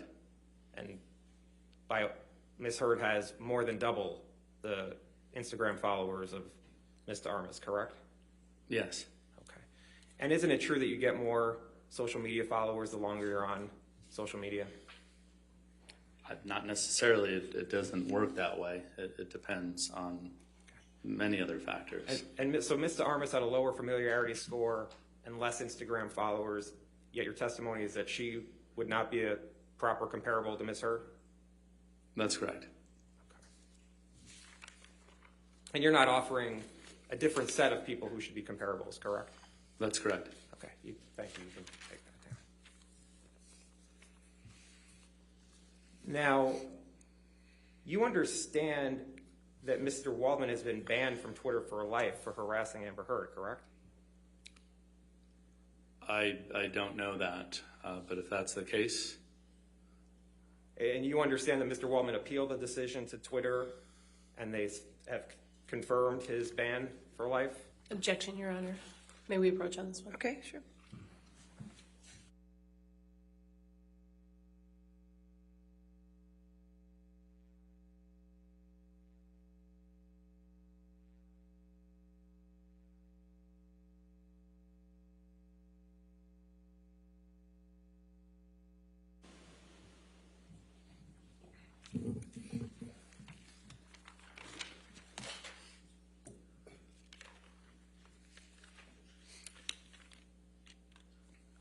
You agree that in looking at Mr. Schnell's data, 65% of the uses of negative hashtags relating to Ms. Heard occurred between April 1st, 2020 and June 15th, 2021, correct? Correct. Okay. And you would agree that 5 of the 6 highest spikes of the negative hashtags were after the Depp Waldman statements, correct? Correct. Okay. And where you talked about the February 2020 spike, and the 65%, by the way, even includes the February 2020 spike of tweets, correct? That's correct. Well, there was no spike in Feb 2020 during the Waldman statements? Well, the spike in February 2020 was before the Waldman statements, right? I would have you. Can we pull up the chart again if you want to talk about the spikes? Sure. Can you put up 1294? Number one. Number one. Yeah, that spike happened before the Waldman statements. Okay. And there was hardly any activity in negative hashtags until February 2020, correct? That's correct. And you understand that the spike in February 2020 was related to the partial tape that Mr. Waldman and Mr. Depp leaked to the Daily Mail, right? I'm aware that the articles were related to Heard admitting to hitting Depp. And you understand that Mr. Waldman testified that Mr. Depp and Mr. Waldman met with the Daily Mail in person to provide the partial tape to the Daily Mail. Objection, Your Honor. Okay, he talked about what the number one related to. What's the objection? Sorry, lack of foundation and. I'm asking if he knows or he doesn't. All right, we'll rule. So what's important to me is the fact that this spike is prior to the Waldman statements. Do you know if Mr. Waldman testified that Mr. Depp and he met with the Daily Mail in person to provide the partial tape? No. In February of 2020. You don't know one way or the other. It's irrelevant to my opinion. Okay. And the spike in July of 2020 came right after the last defamatory statement by Mr. Depp and Mr. Waldman, correct? The July spike, which is number 2, is not related to the Waldman statements, and there are articles related to abuse between Heard and Depp and feces found in Depp's bed. And that's based on Google searches you did? That's correct. Okay. And the July spike in time came after the June 27th, 2020 defamatory statement by Mr. Depp and Mr. Waldman, correct? That's correct. Okay. And 5 of the 6 spikes came after the defamatory statements, correct? After the Waldman statements, yes. Okay. Now, you testified before that you eliminated shares and likes of the Depp-Waldman statements from your analysis, right? Repeat that, please. Did you say that you eliminated shares and likes of tweets that included the Depp-Waldman statements? That's correct. When I was doing my analysis, I noticed the exact same text was a part of many of these tweets. Don't shares and likes disseminate the negative information? That's quite possible. Okay.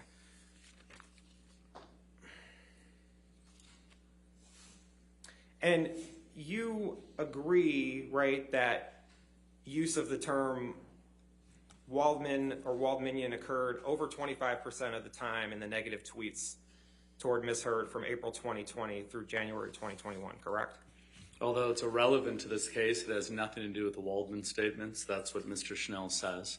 You don't disagree with the search results, correct? Although has nothing to do with this case or the Waldman statements, I do not disagree. So if people are tweeting about Adam Waldman or Waldmanian at the same time as tweeting negative hashtags about Amber Heard, it's your testimony that they have nothing to do with this case? The hashtags have nothing to do with this case. That's what you're saying? Okay. Yeah. Okay. And even if they include the negative hashtags with Mr. Waldman's name and Waldmanian, you're saying they have nothing to do with the defamatory statements? All 4 hashtags that Snell used had nothing to do with the Waldman statements. Waldman himself has nothing to do with the Waldman statements. We're talking about the Waldman statements here. Waldmanian, I don't even know what that is, but again, it has nothing to do with this case, and it's not related to the Waldman statements. That's what's important. And the reason you're saying they're not related to the Waldman statements is because someone didn't literally copy what Adam Waldman said in the Daily Mail and tweeted out? Well, I looked at enough tweets that included the name Waldman that have nothing to do with anything negative or the Waldman statements. No, they must have had to have the negative hashtags toward Ms. Heard, because the only way that those would have been in the data you looked at would have had the negative hashtags towards Ms. Heard. It was looking at that universe, correct? Well, first of all, I don't agree that justice for Johnny Depp is a negative hashtag towards Amber Heard. So, listen, the assignment was to determine if the tweets that Mr. Schnell presented were related or included the Waldman statements. In your review of the tweets related to Ms. Heard, you cannot point to any that were positive toward Ms. Heard, correct? Again, I was not looking for that. And you did not review the hashtag Justice for Johnny Depp during the time frame from April 1st, 2020 to January 1st, 2020 to see if there were any that were not negative toward Ms. Heard? I did not look into anything as it relates to anything other than what relates to the Waldman statements. That's what's at issue here today as we sit in court. Okay. And you didn't form any statistical analysis to rule out the Waldman statements' impact on the hashtags, correct? Correct. You did not analyze whether media and press coverage other than the Waldman statements affected Ms. Heard's career, correct? Correct. Okay. Looking at the exhibit that's in front of you, where you have the numbers here, those you said are related to Google searches? The 1 through 6? Correct. Yes. Okay. And can we put up plaintiff's 888?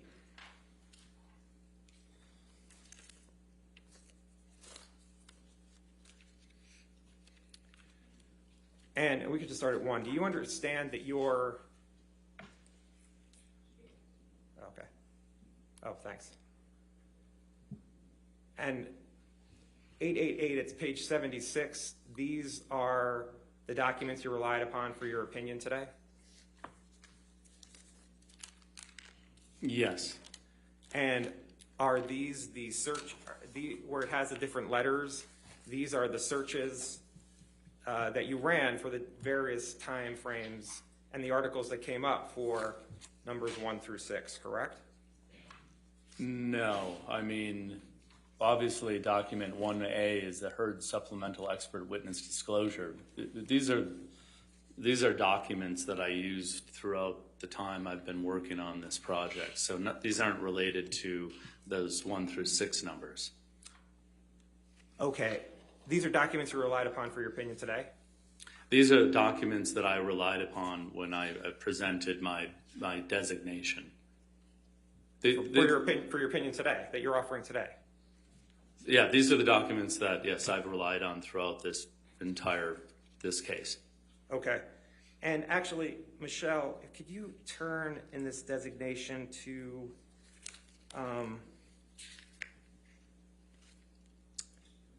let's see.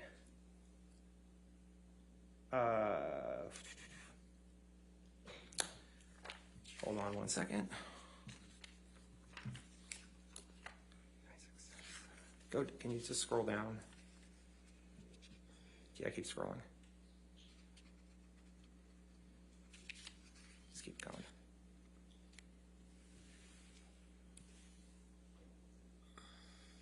Keep going.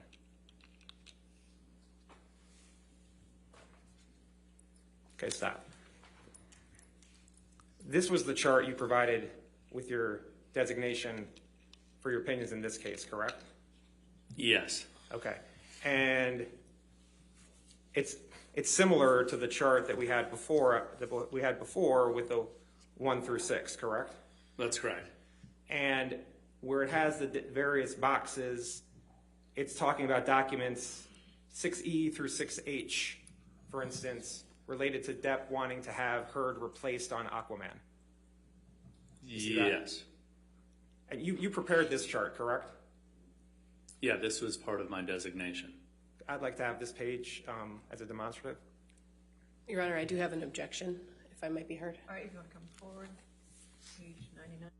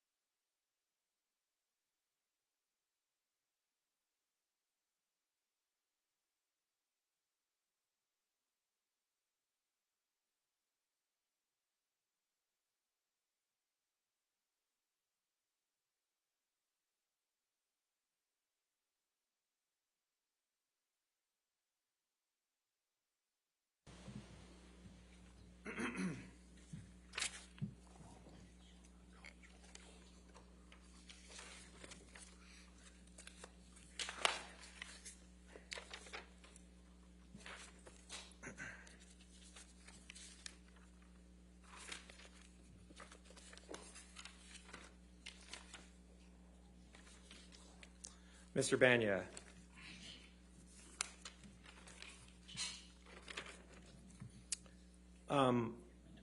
Other than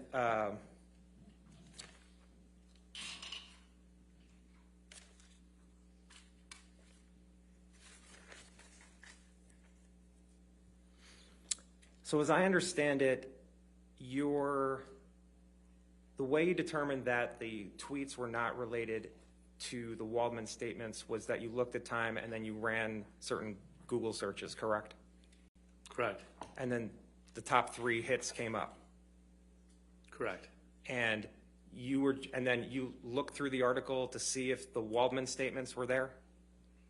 So as it relates to any trending event, any defamation that's happened online, any allegations of economic loss because something went viral, going to Google, looking at the spikes in time and going back in time to see what was happening on those top 3 sites will give you an indication of the best results that were being served at that time. So something viral that's happening would appear most likely in those top 3 results. And just so the record's clear, if we could go back to page 76 of this document.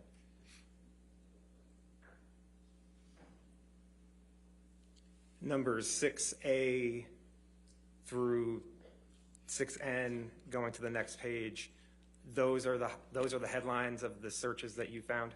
Correct. And you don't disagree that that negative tweets toward Ms. Heard have continued throughout the analysis of the tweets, correct? I'm not looking at whether they're negative tweets or those hashtags are negative. I'm determining if those tweets are related to the Waldman statements. Right, okay, and you have no opinion whether the tweets were positive or negative towards Ms. Heard. That's what you're saying? Yes, I'm just analyzing whether or not they're related to the Waldman statements. Okay, thank you. Nothing further. All right, redirect. I have no further questions of this witness, Your Honor. Thank you, Mr. Banya. Yes. Sir, you can leave the courtroom, or you please. Thank you. All right, your next witness.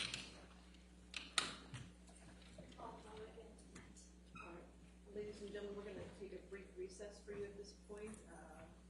Hopefully within 15 minutes we'll get right back to you, okay? Do not discuss the case and don't do any outside research. Sorry, do not discuss the case and don't do any outside research. Sorry, we'll just take a short break.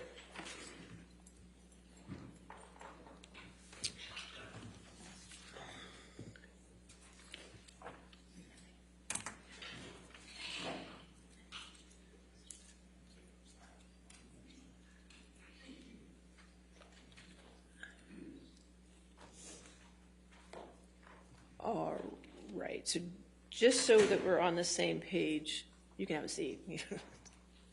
Keep standing the whole time. All right, just so we're on the same page with Mr. Knight's testimony.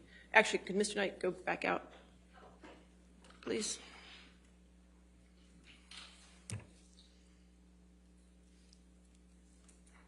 All right, so we're on the same page with Mr. Knight's testimony. There is a rule on witnesses, however, Mr. Knight's a rebuttal witness. The purpose of excluding witnesses from the courtroom, usually it's a courtroom, is to deprive a later witness of the opportunity to shape testimony to correspond with that of an earlier witness. The issue we have here, obviously, if it was a direct witness in the direct testimony, you had time to do a rule on witnesses, let them know about the rule on witnesses. With a rebuttal witness, it's a little different because they didn't know they were going to be a witness. You didn't know they were going to be a witness. I understand that part. The problem is the courtroom in this particular case appears to be the world. So what we have to do here is I'm going to do a voir dire, and I'll allow both sides to ask questions as well of Mr. Knight to see what he has seen of the case.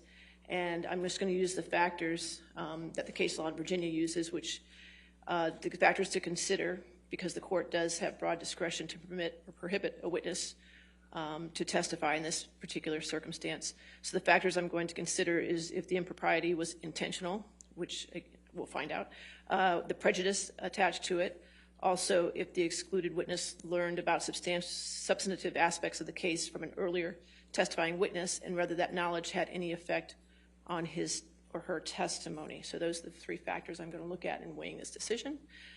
So keep that in mind when you do your voir dire. And it's my understanding that the evidence that Mr. Knight will testify only relates to Hicksville. Is that correct? Okay. All right, now we can have Mr. Knight.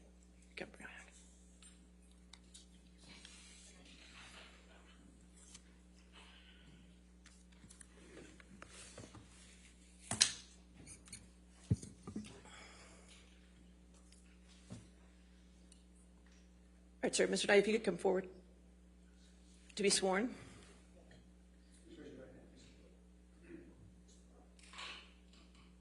you solemnly swear or affirm to testify truthfully in this case and penalty of law? I do. All right. Sir, if you could just have a seat, please.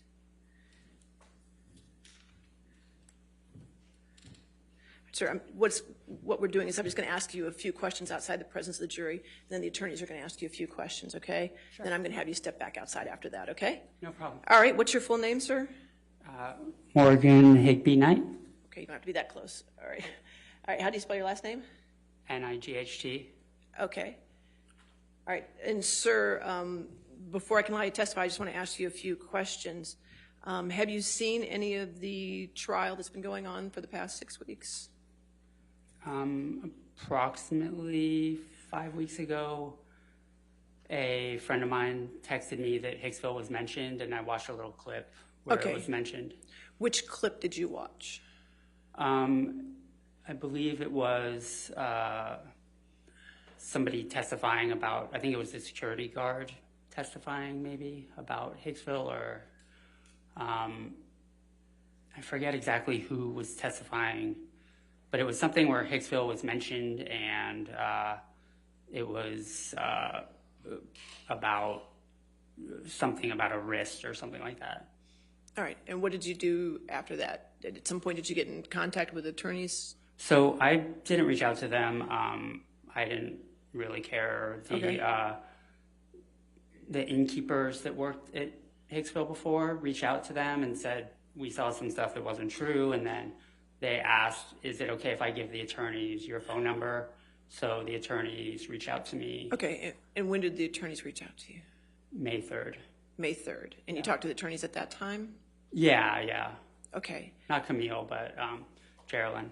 Okay, and then have you seen any other parts of the trial? No, she instructed me not to watch anything about it, regardless of if it was about Hicksville or not. So I've been keeping off the internet and turning off anything that seems to be like it's on social media, so I just don't watch any of that. Okay. All right. And questions, Ms. Breder? So, Mr. Knight, you were contacted by an attorney for Mr. Depp on May 3rd? Yes. Okay. And you said it was Carolyn? Geraldine. Oh, Yerlin. I got it. Okay. And I think it's pronounced Geraldine. Okay, can you tell us the conversation you had with her at that time? Yeah, she just asked me my recollection of the evening, and I told her, and she said, okay, would you mind testifying? And I said, sure. And she said, okay, well then, we're not sure if we're going to call you or not, but just in case, please don't watch anything having to do with the case. And I said, I will do. Now, how is it that, to your best knowledge, how is it that Geraldine was able to get hold of you? How did she know that you knew something? So, like I said, two of my innkeepers, my innkeeper and my manager, had reached out to her team, I think through email, and one of them texted me and said, hey, do you mind if we give Geraldine your phone number? Now, you also communicated on Twitter, did you not, about this case? Yeah, 2 weeks prior to Geraldine reaching out to me, someone had made a comment about something that happened by the fire pit, and I said, that's not my recollection. I didn't see, that's not what I saw. So who was it that made a comment about something that happened at the fire pit?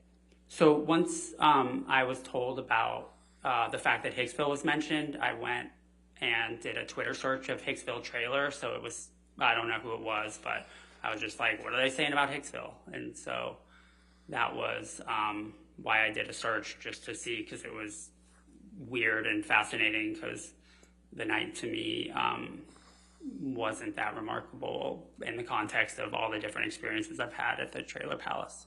So explain to me, please, what you mean by you did a trailer search. So if you go to Twitter and you put in keywords and do a search, all the tweets regarding that subject come up, or anything with those keywords in it. So that is how I found the tweet that I replied to. Okay. And how many tweets did you find that mentioned Hicksville when you did that trailer search? Probably like 5 or 6. I only replied to one of them. Okay. And what do you recall those tweets saying about Hicksville?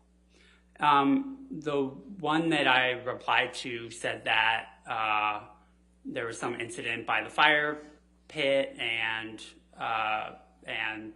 Johnny was yelling at Amber, and I replied that I didn't see that. I was there all night, and I was working that night, so I didn't see anything like that. So your best recollection on that one was that somebody said somebody was testifying that Johnny was yelling at Amber? Yeah, and I believe grabbed her or something along those lines. Okay. Do you recall who said Johnny was yelling at Amber and grabbed her? I have no idea. It was a stranger, so I didn't really pay attention to who was writing it. All right, and you said that you responded to it. How did you respond to it? I said that's not what happened. I was there all night.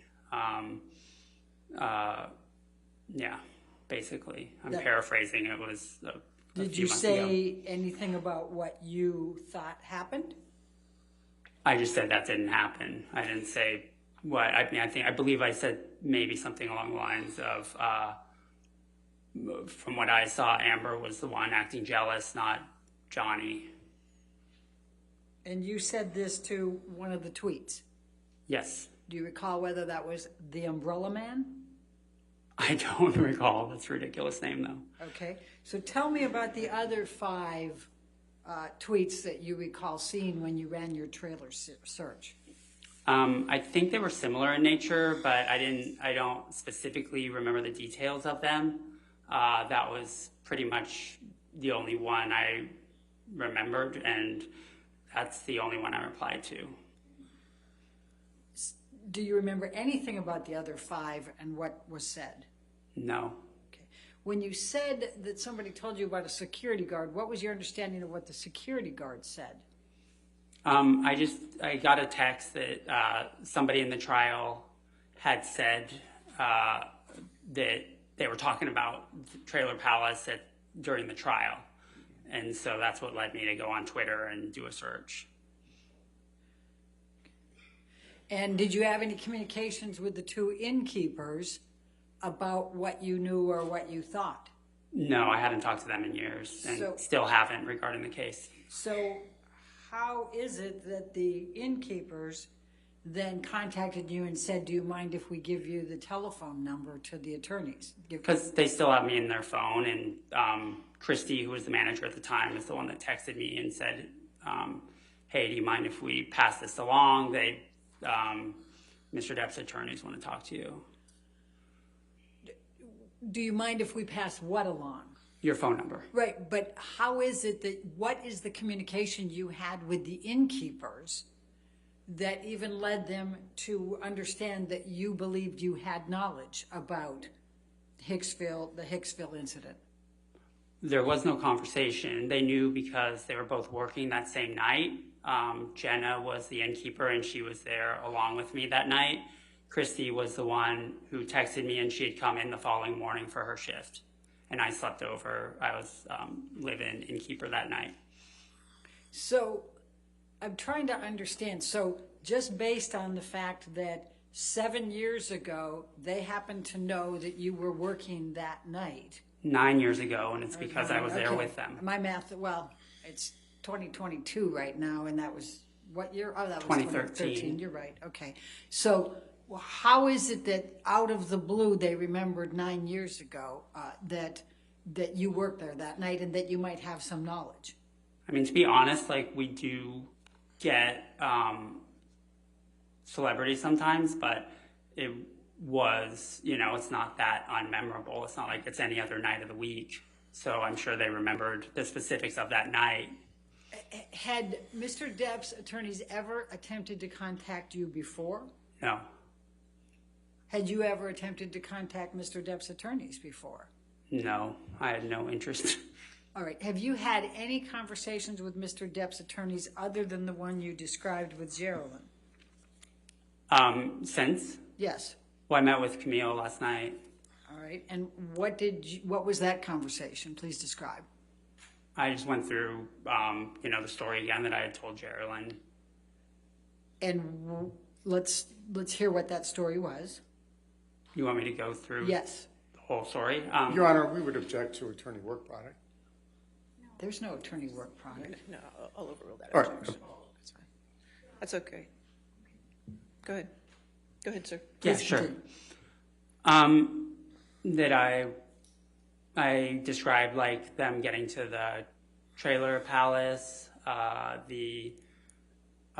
me showing them around, the interactions I had when I was on duty with Mr. Depp and Miss Heard, how the evening progressed throughout the night, the levels of drinking and drug use that I witnessed,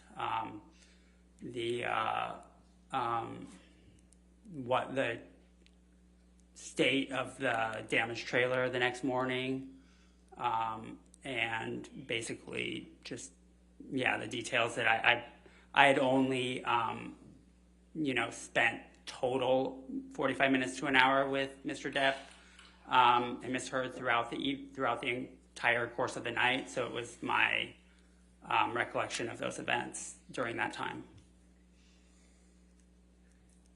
And what did Ms. Vasquez say to you? Your Honor, this is beyond, we object on the grounds that it's beyond the scope of the voir dire, No, which is I limited think to the whatever three she criteria. said to him is May I very please finish critical. stating my objection, Your Honor? Go ahead. Yes, sir. The objection is that it's beyond the scope of the voir dire. Your Honor enumerated the three criteria which are relevant here. And this is a rebuttal witness, so. Your Honor, whatever Ms. Vasquez shared with him is going to be very important here because they knew by this time he was going to be a witness. So, Well, that was last night. So Right. how does that fit into one of the three factors of deciding whether or not he's going to testify? Well, one of the three factors, Your Honor, may I approach so that the witness doesn't hear? Okay, that's fine.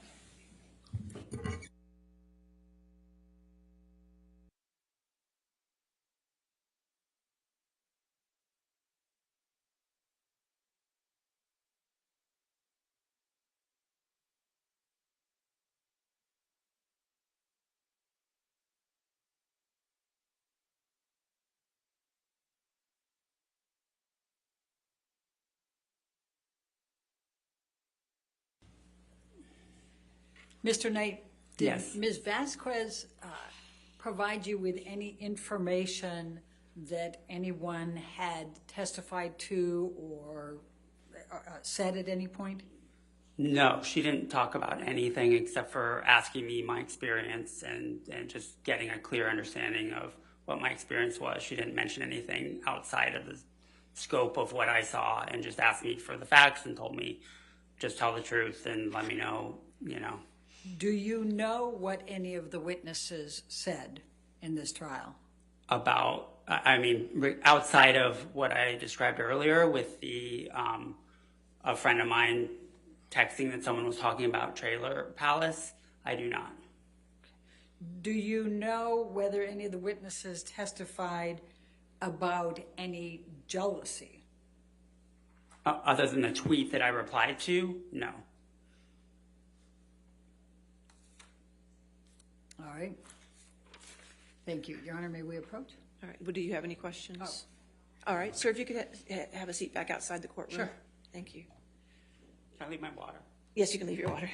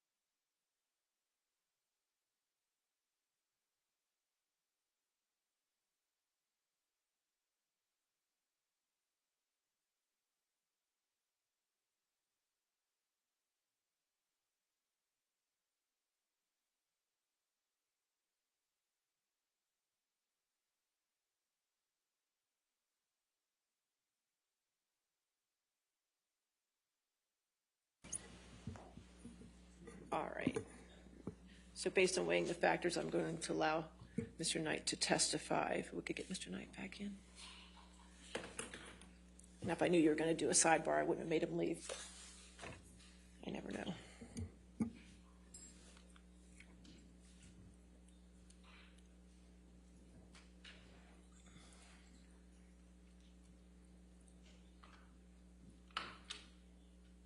All right, sir, if you could just stay up, you could just stay there while we get the jury, okay? All right, are we ready for the jury? Yes. Okay. Yes, Your Honor. Thank you. Yeah. Just we're going to swear him in again in front of the jury, okay?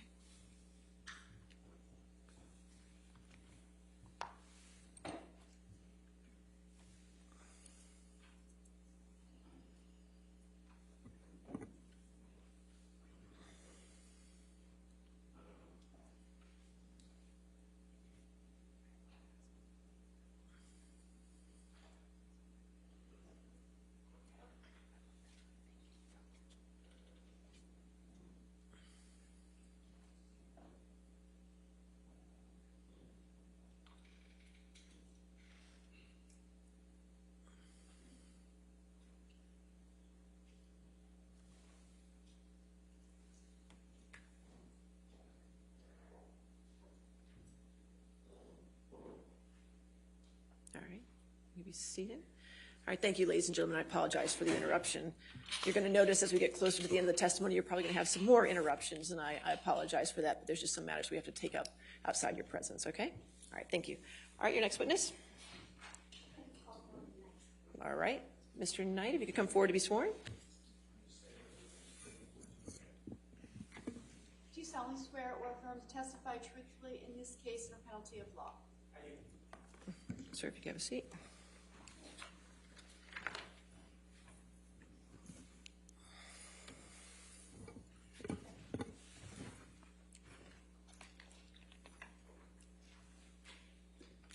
Good afternoon, Mr. Knight.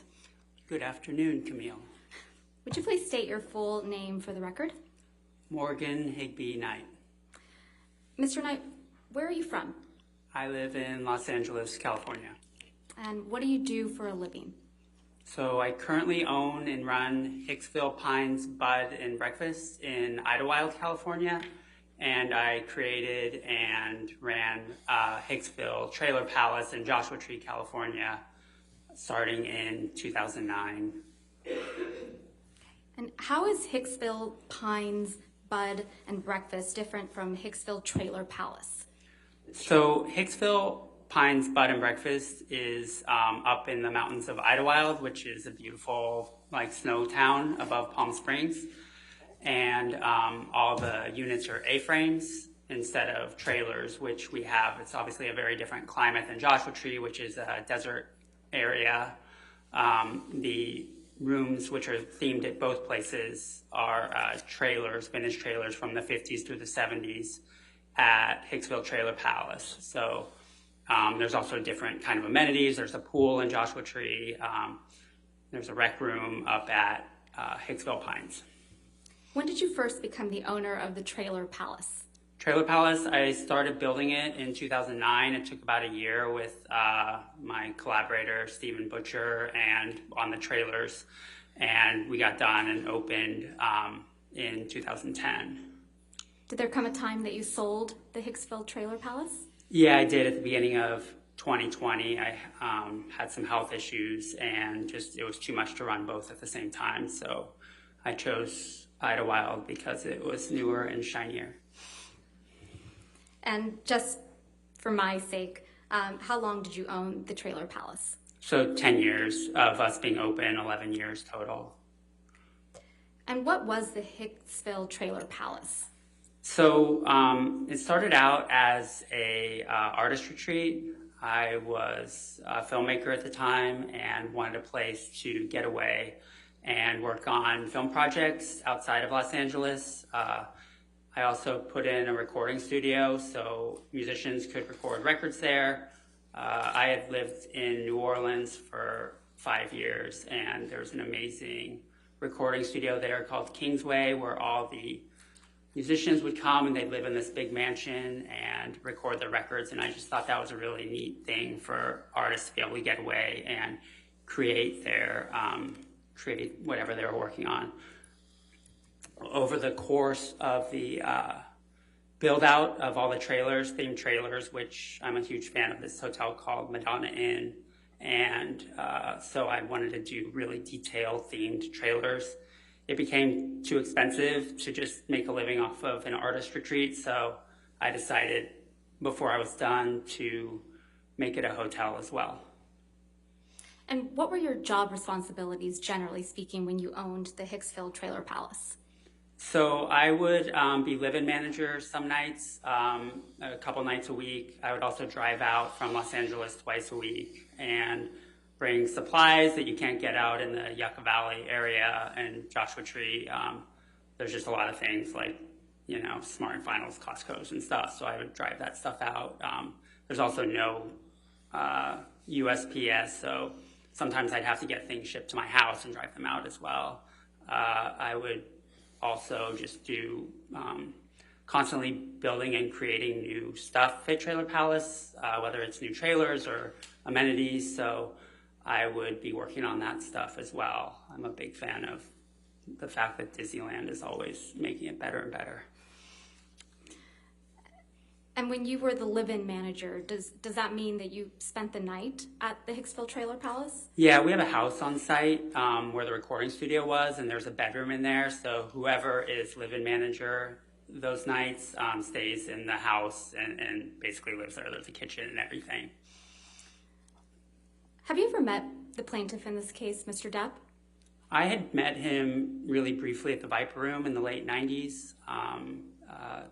I had worked with some of the people that performed there and was good friends with this girl Robin from the Pussycat Dolls and some other friends in this band, The Imposters. So I was there and I met him once. How about Miss Heard? Ever met her? I had never met her before. They were guests at the hotel. When was the first time that you met Mr. Depp and Miss Heard together? In late May 2013, when they were guests, Mr. Depp's assistant Nathan had rented out the entire place so they could have a night there in privacy. And what do you recall, if anything, about Mr. Depp and Miss Heard's arrival to the Hicksville Trailer Palace? Mr. Depp got lost, so his security guard who arrived early asked me if I could go fetch them because he had an old car that didn't really fare on the dirt roads out there, which are pretty horrible. So I went out and made sure that they got themselves and the car back to Hicksville safely.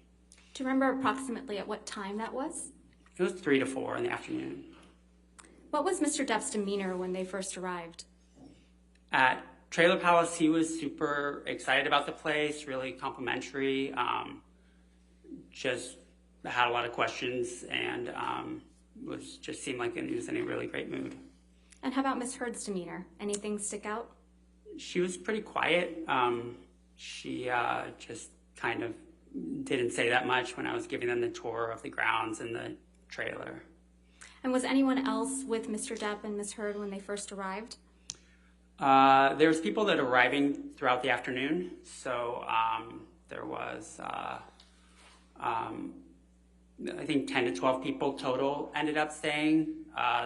The security guard had gotten there earlier and just to check out the place. But yeah. And did I understand your testimony previously that the entire trailer park was rented out by Mr. Depp and Miss Heard? Yeah, the whole place slept, I believe at the time, about 25 people, but there was only 10 to 12 in this party. And who was part of that party besides Mr. Depp and Miss Heard? I'm really horrible with names, but I remember one of them was Miss Heard's sister and the security guard I mentioned before, but I honestly forgot his name too. What happened when Mr. Depp and Miss Heard first came onto the property?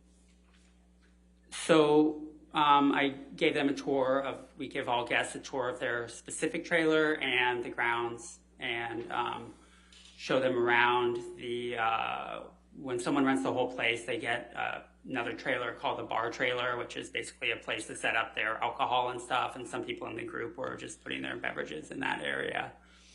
And where were you when Mr. Depp and Ms. Heard, did there come a time when Mr. Depp and Ms. Heard went to the bar trailer? I didn't notice most of the time that my interactions with them, everything's kind of centrally located. So there's a fire pit, bar trailer, and picnic tables all right in the same area. So they were generally around that area the entire evening that I saw them.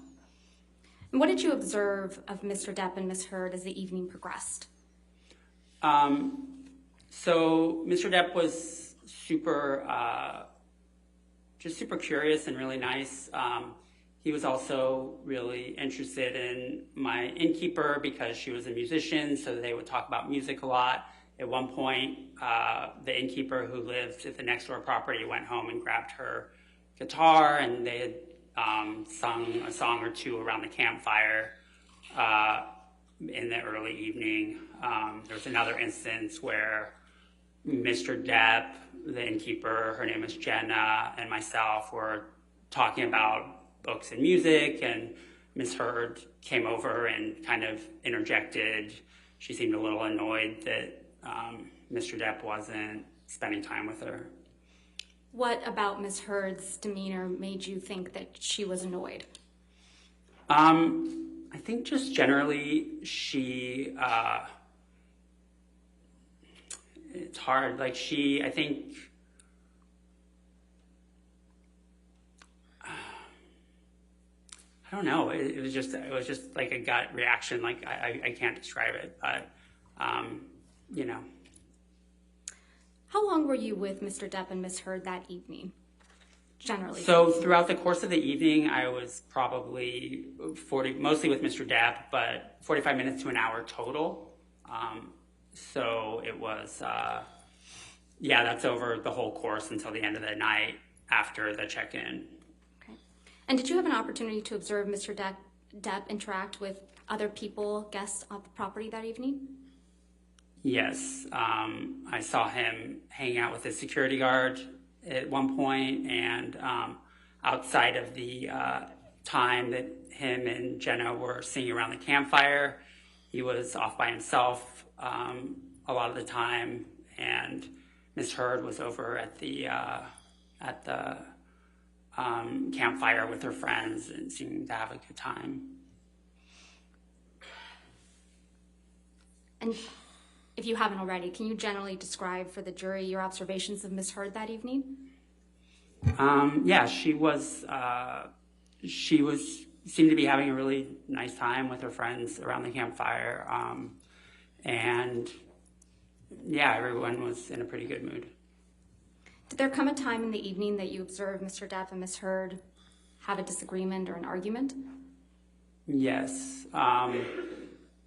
I was speaking with Mr. Depp, just one-on-one, talking about Hicksville, and Ms. Heard came over and she said that I want to talk to you, and seemed really upset about something. So I went and back in the house because it was really, they went off on their own, and she started yelling at him, and I didn't want to hear it. It honestly was really triggering because I've been in an emotionally abusive relationship before. Objections. Move to strike.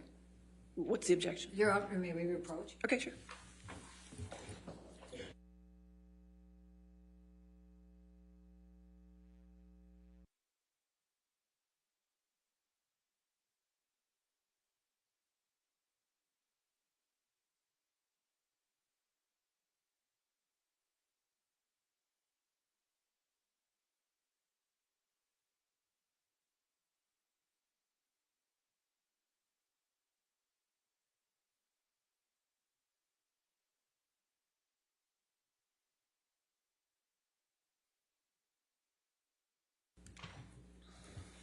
Mr. Knight, will you please just explain for us what you observed when you saw Mr. Depp and Ms. Heard having an argument?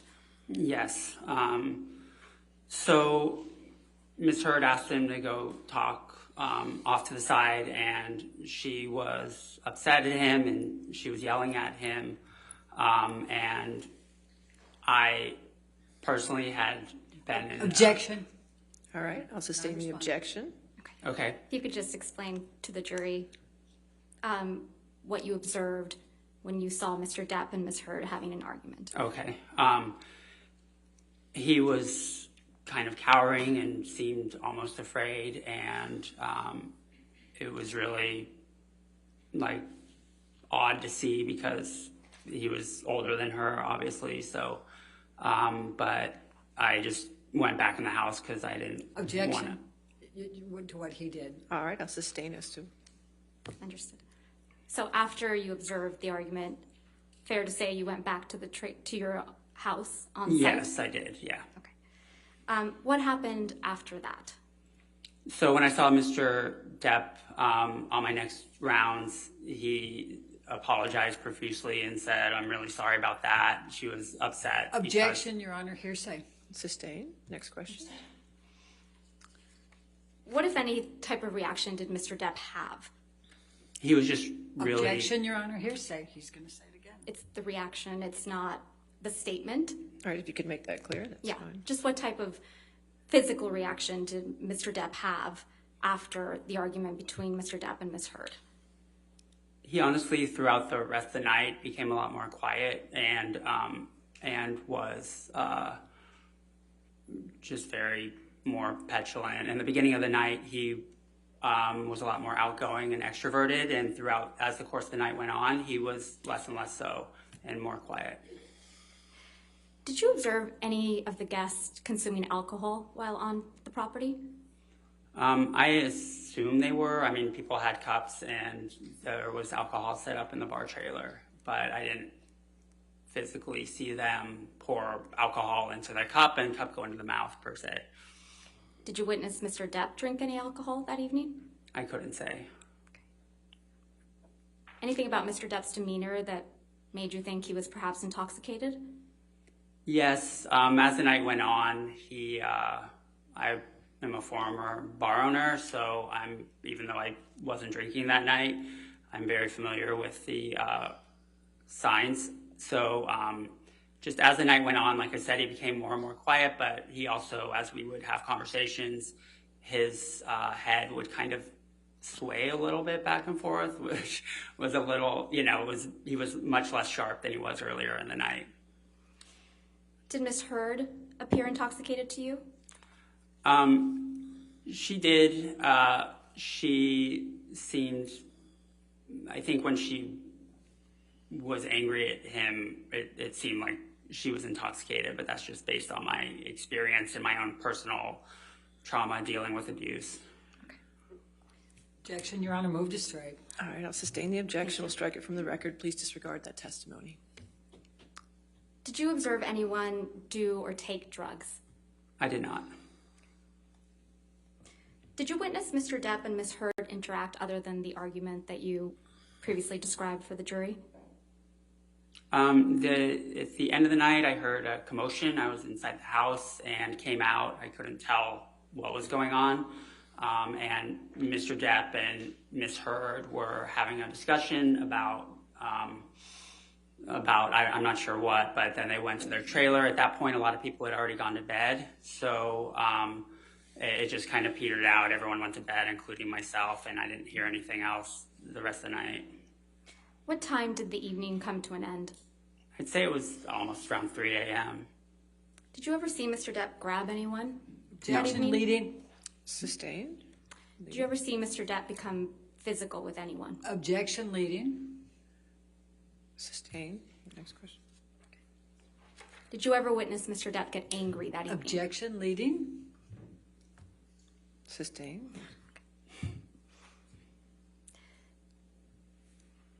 What, if anything, happened the next morning?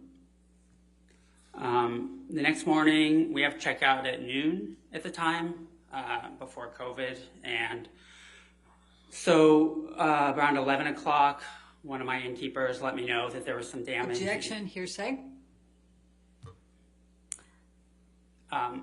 Did something happen that caused you to go to Mr. Depp and Ms. Heard's trailer? Yes, I was informed that... Objection, hearsay. It's not being offered for the truth, Your Honor. I mean, may we approach on this one topic? Sure. Thank you.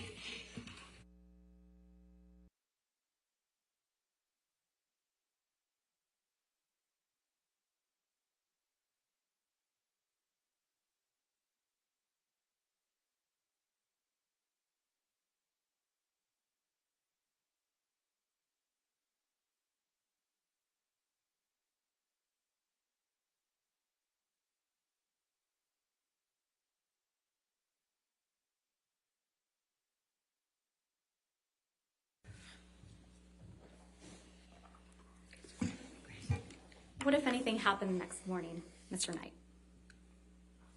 The innkeepers let me know that there was some damage in one of the trailers, and it happened to be Mr. Depp and Ms. Heard's trailer. So I wanted to inspect the trailer because I was extremely worried. All those trailers that Steve and I worked on were like my babies, and the one they were staying in was the only one that was mostly original and restored 1950s style, and so I was very concerned. So what did you observe when you went to the trailer? I observed that there was a light sconce by the bathroom in the bedroom that had been broken off the wall, and a couple pieces were on the floor, and they were, it was basically just broken. The light fixture was hanging on the wall still, except for the pieces that were on the floor. Did you come to understand how that happened? Objection, foundation, and All right, light. foundation, I'll sustain as to foundation, how he knew. Did you ask how the sconce was broken? Objection, hearsay. Sustained. How often do light fixtures in the trailers break? They break pretty often. I mean, it's not like a usual thing, but things in the trailers generally get broken because it's all vintage trailers, and I would say as much as every couple weeks there's some incident of damage in one of the trailers. In this case, Mr. Depp had told me that. Objection, hearsay. Objection. So anyway, yes. Beyond the light fixture, was anything else in the trailer damaged? No, everything else looked fine. In fact, we have something we call a piggy fee that we address to guests, that if there's anything what we call inconsiderate or unusually large messes, we charge them extra for it for a $25 an hour cleaning fee, but they did not receive one of those because everything outside of the light fixture looked fine. And what was your reaction to seeing the damaged light fixture? To be honest, I was relieved because it was not a big deal. There was already another light in the room, so I just tucked the wires in the wall until I had a few months later time to buy, it was matching sconce with another one in the room. So I had to, on eBay, find a matching pair that would fit there, and when I finally got around to it, I was able to get that and charge it to Nathan, whose credit card I had. And what was your understanding of who Nathan was? Mr. Depp's assistant. Okay. And what did you charge Nathan or Mr. Depp for replacing that pair of light fixtures? The pair came out to $62. Okay.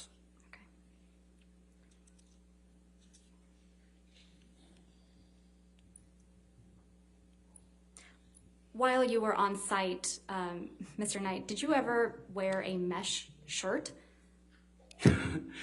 No, I would absolutely never wear that.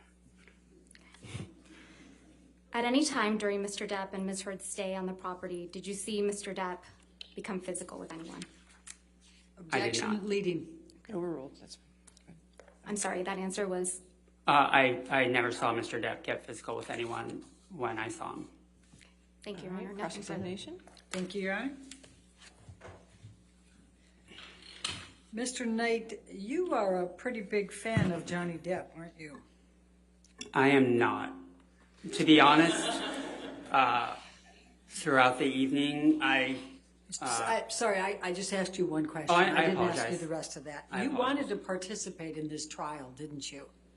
I did not. I You was knew- asked by the attorney, and I wanted to, they asked me, and I said, I'll be happy to come and tell the truth. You knew this was on camera, that it was being broadcast to a lot of people, and you saw testimony, did you not, in this case? And you seized the moment and responded to the umbrella guy, the lead person for Mr. Depp's Twitters. Did you not? Objection, Your Honor. Argumentative compound. Overruled. Mr. Umbrella Guy is the lead. The lead. You what? know that he leads one of the most predominant pro-Depp Twitters out there. I have no idea. I don't care or follow the Umbrella Guy. In fact, you do follow a Twitter called Johnny Depp Fan, don't you? Absolutely not. You don't? That's your testimony under oath? It is my testimony under oath. All right. And on April 21st, Mr. Depp testified in this case about Hicksville, didn't he? I wasn't here. And in fact, you tweeted in response to the umbrella guy on April 21, 22, quote, "That never happened. I was with them all night. Amber was the one acting all jealous and crazy." Do you recall writing that? I do recall writing that. Michelle, can you bring that up, please? We're going to call it Defendants 1903. 1903.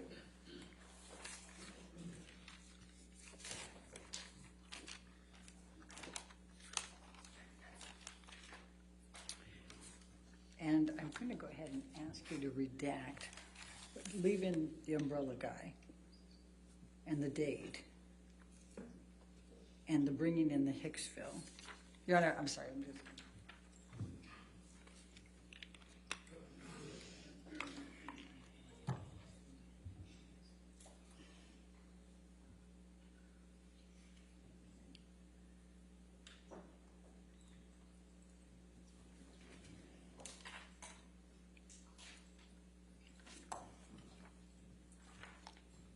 While she's working on that, did you write and direct a piece called Matters of Consequence back in 1999?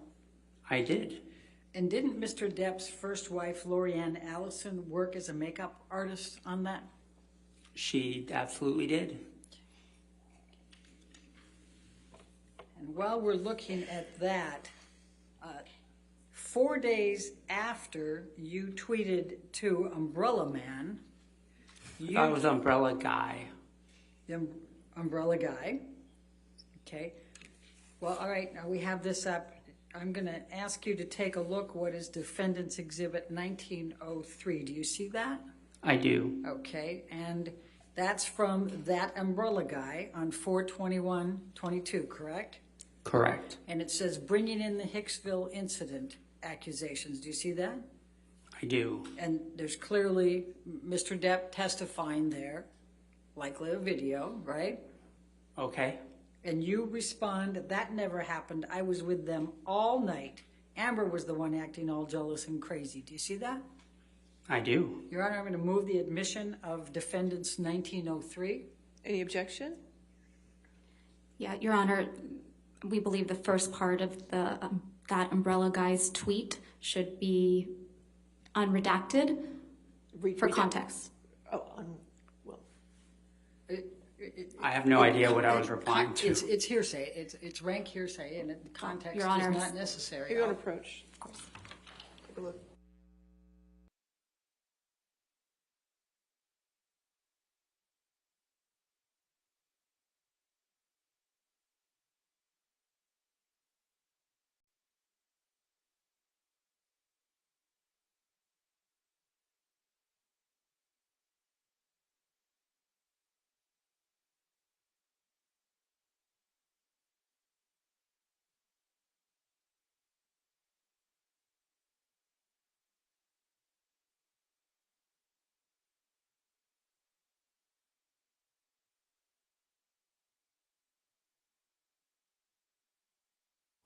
All right.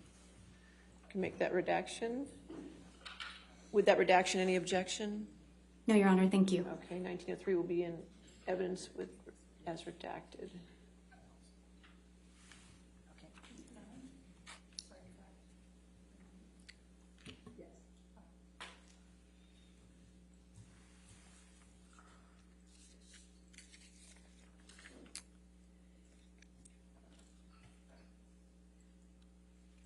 Now, so you reached out to the Umbrella Guy in this text, this Twitter, right? I wouldn't call it reaching out. Okay. And in fact, the Umbrella Guy is in Mr. Adam Waldman. Do you know who Adam Waldman is? I have no idea. Well, he's testified earlier that he talks to the Umbrella Guy. That he what? He talks to the Umbrella Guy? Yeah. Were you aware of that?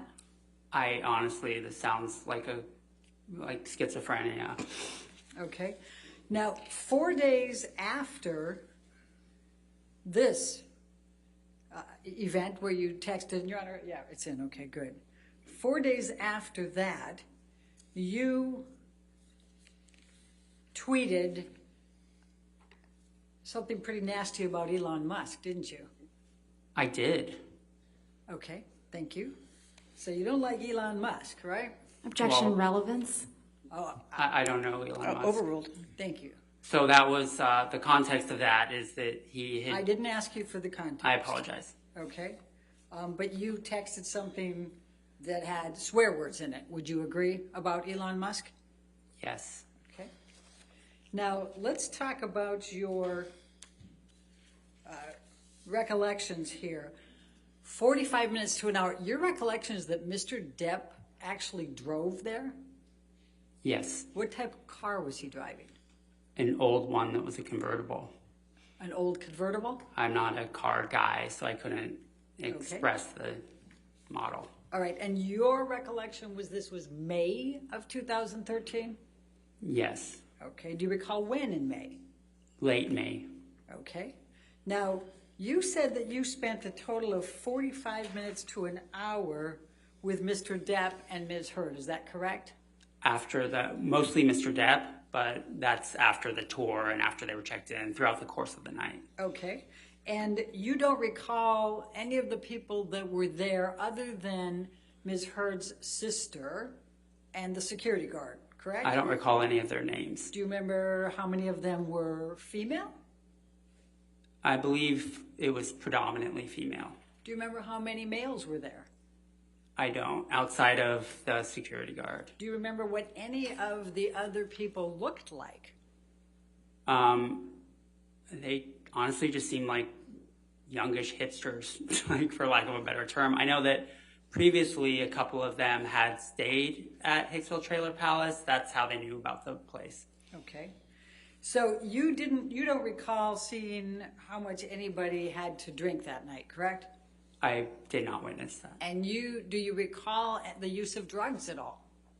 I did not witness that. Okay. Were you sitting at any point with these people at the campfire? I was not. Okay. And when you said that you saw Ms. Heard and Mr. Depp, and Ms. Heard was yelling at Mr. Depp, where were they?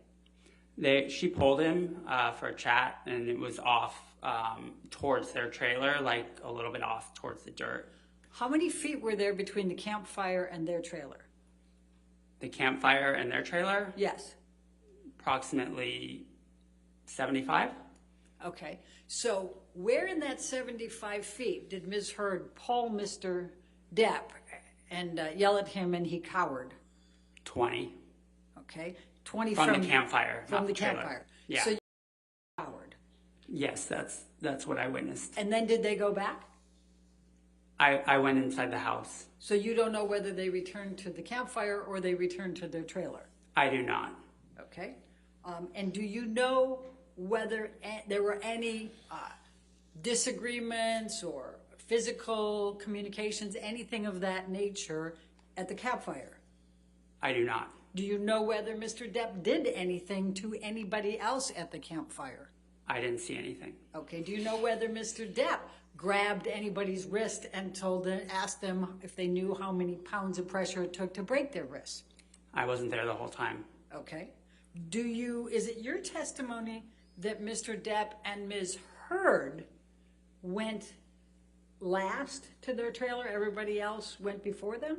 The rest of the people, I think about half of them had already gone to bed, and they went, it was all around the same time at the end of the night that the rest kind of scattered. There might have been a couple of people that went right after them or right before, but it was all around the same time. Okay, so your recollection is that when Amber and Johnny Depp went back to their trailer, that dissipated, everybody then left at that point? Yes. Okay. Now, how far away was your house that you were staying in from the trailer that Amber and Johnny Depp were staying in? I'd say it was about 75 feet away. Okay. And the next time that you saw or heard anything was when you went there in the morning and saw the broken sconce. Is that correct? Yes, I didn't hear anything after went to bed. Okay. And that's the extent of your knowledge?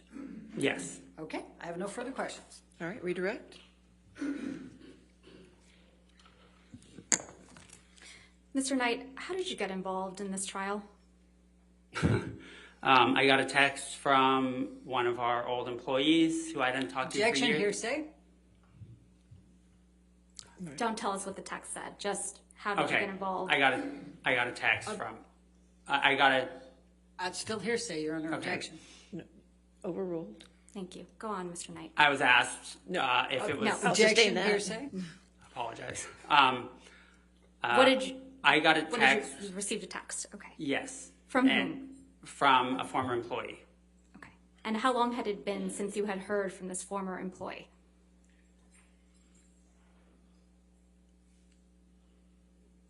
Approximately 5 years. And did you contact Mr. Depp or any of his attorneys? Objection, leading? Overruled. I did not. How did you get in touch with Mr. Depp's attorneys? They got in touch with me. Objection, hearsay? Overruled. Go on, Mr. Knight. They reached out to me. Okay. Sorry. It's okay. I don't have an objection right now. Thank you. Only if he talks more. Next question. And how do you feel about participating in this trial? Objection, relevance? It's extremely relevant considering that they have accused him of being... Overruled. Thank you. How do I feel about it? Yeah. I'm happy to tell what I saw, and that's the extent of it. I really don't care outside of that. Thank you very much, Mr. Knight. Nothing All further. right. I assume this witness is not subject to recall. Is that correct? All right. Sir, you're free to go. Thank you. Thank you. All right. Your next witness? Or is it going to be a deposition, or is it going to... Oh, Apologies, Your Honor. Thank you. Dr. Shaw. Okay, Plaintiff calls Dr. Shaw. Okay. Dr. Shaw? Do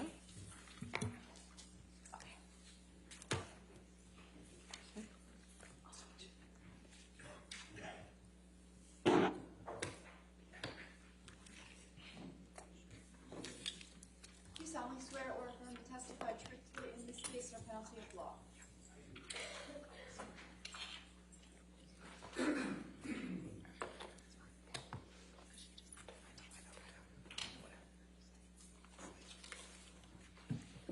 Thank you, sir. All right. Yes, ma'am. Good afternoon, Dr. Shaw. Can you please state your name for the record? My name is Richard John Shaw. Dr. Shaw, can you please describe your educational background? I'm a psychiatrist. I went to medical school at the University of London in England. I went straight after high school. That's actually the system in the British medical system. I did 2 years of preclinical training and then 3 years of clinical work with patients. Following that, I moved to New Zealand to do an internship. It was an internship in neurology, medicine, surgery, and psychiatry. I spent 3 years in New Zealand, and I did a year of psychiatry residency training. Excuse me. And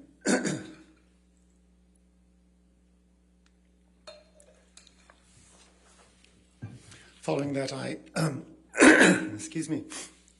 Following that, I moved here to the United States for the first time and did a residency in adult psychiatry at the Albert Einstein College of Medicine, which is in New York. That was 4 years of training in the Bronx. And I also did some subspecialty training in family therapy, couples and family therapy as in my 4th year. And after that, I moved to California, and I've worked at Stanford. I studied at Stanford. I did a fellowship in child and adolescent psychiatry, and I've been at Stanford pretty much since then. Dr. Shaw, what is your current position? I'm a professor of psychiatry in the Department of Psychiatry at Stanford. I also run what's called the Psychiatry Consult Service at the Children's Hospital at Stanford. What, if any, professional certifications have you received? I have what's called board certification in adult and general psychiatry. I obtained that from the American Board of Psychiatry and Neurology in 1991. And then I obtained subspecialty board certification in child and adolescent psychiatry in 1993. Are you a member of any professional organizations in the field of psychiatry? Yes, I am. I'm a member of the American Academy of Child and Adolescent Psychiatry.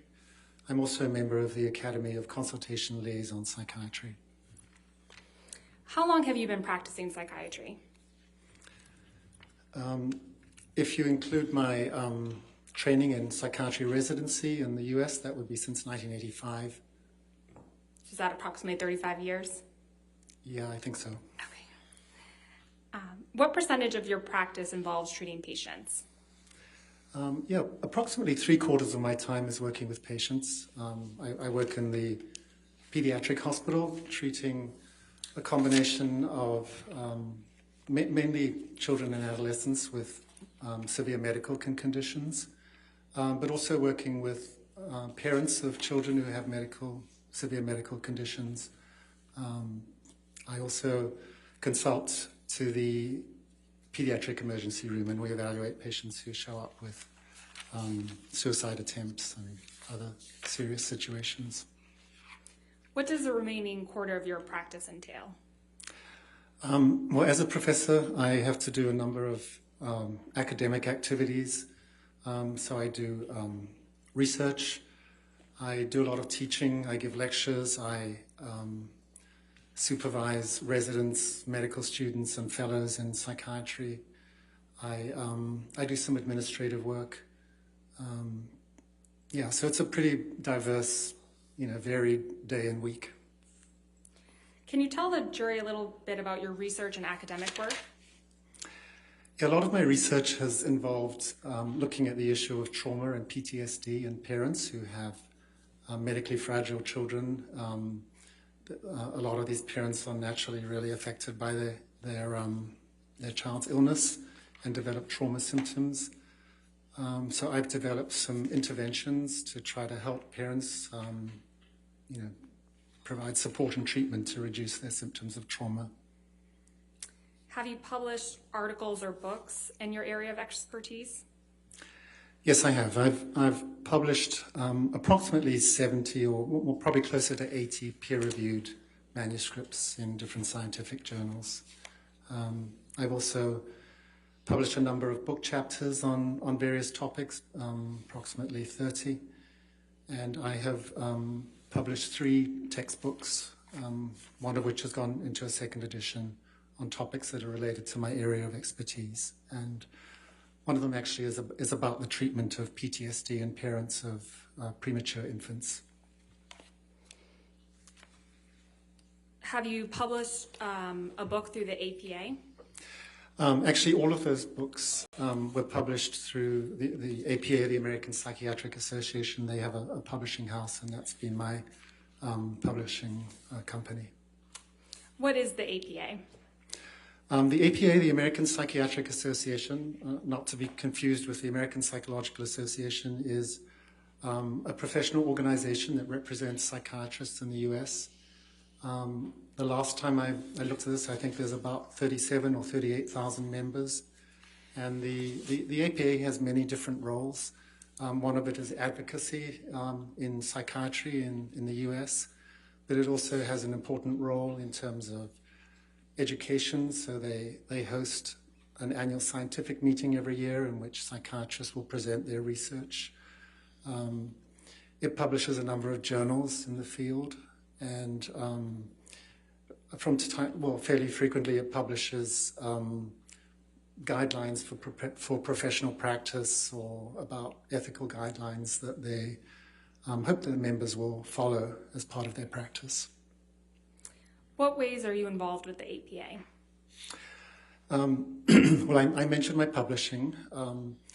I also present at the scientific meetings. I last presented in 2021 during COVID. It was virtually, but on the topic of group therapy for parents with trauma symptoms. I follow the APA and their various guidelines. I think it's a really influential and important institution. Going back to your credentials, what, if any, professional awards have you received?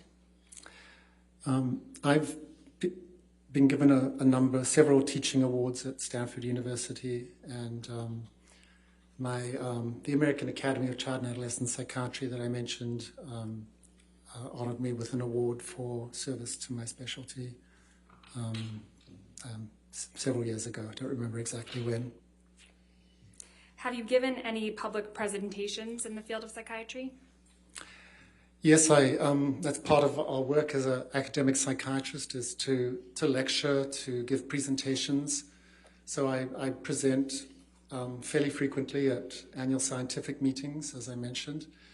I've been invited to give grand round presentations at different medical centers, including University of Pennsylvania and Harvard. So that's just part of our role is to try to educate our colleagues about our work.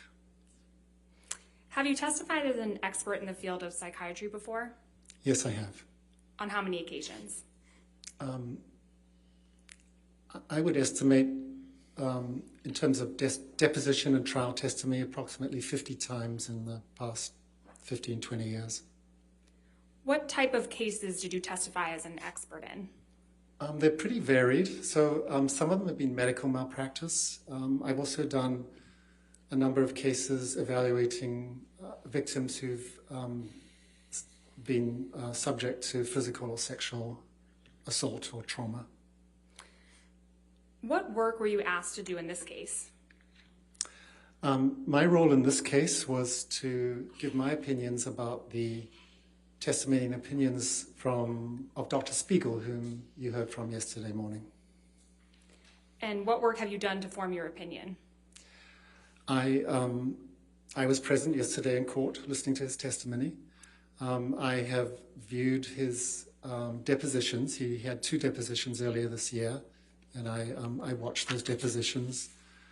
I've also read a lot of deposition testimony.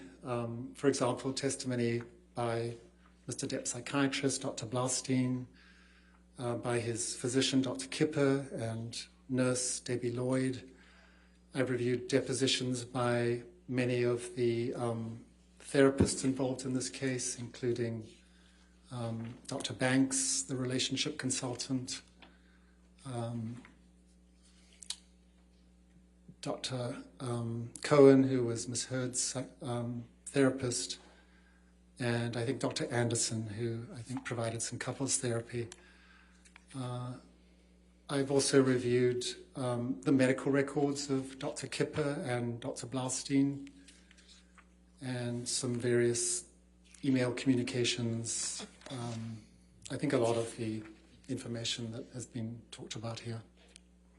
Thank you. Your Honor, at this time, we'd like to offer Dr. Shaw as an expert in the field of psychiatry.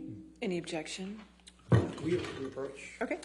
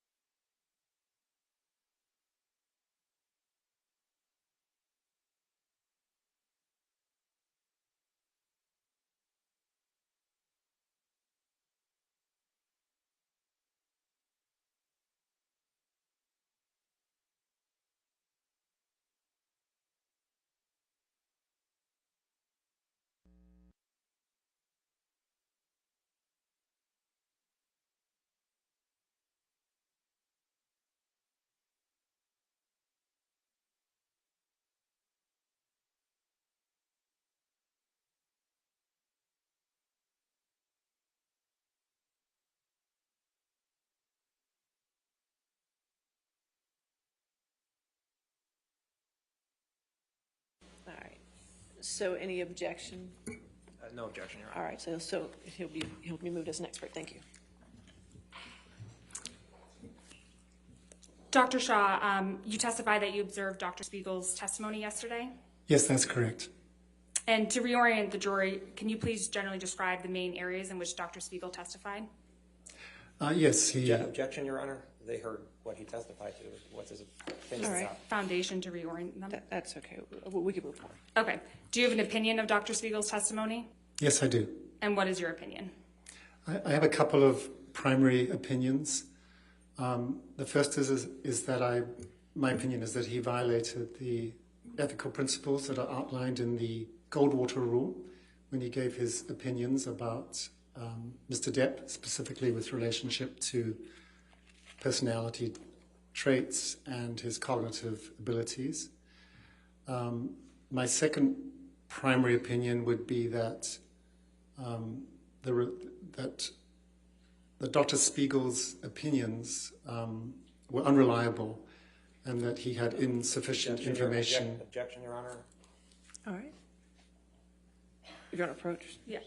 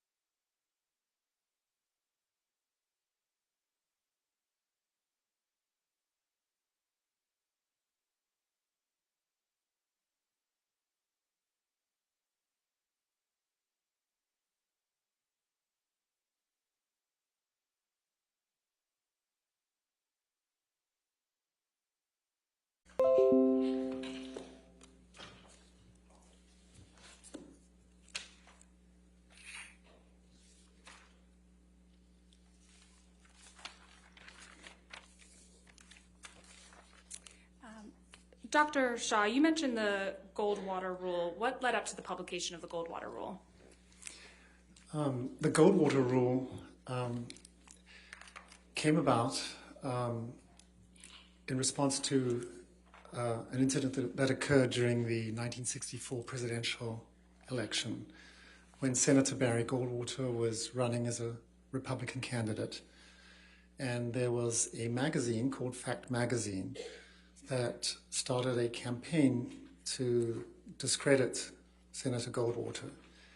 And they obtained a mailing list from the AMA and sent out a single survey questionnaire to about 12,000 psychiatrists in the US, asking if they felt that Senator Goldwater was fit to run for office.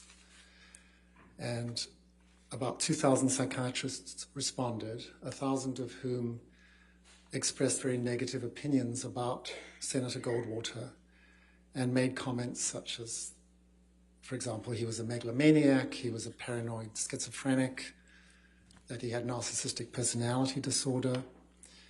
And as a result of that, he was replaced as a candidate and then went on to sue Fact Magazine for defamation of character.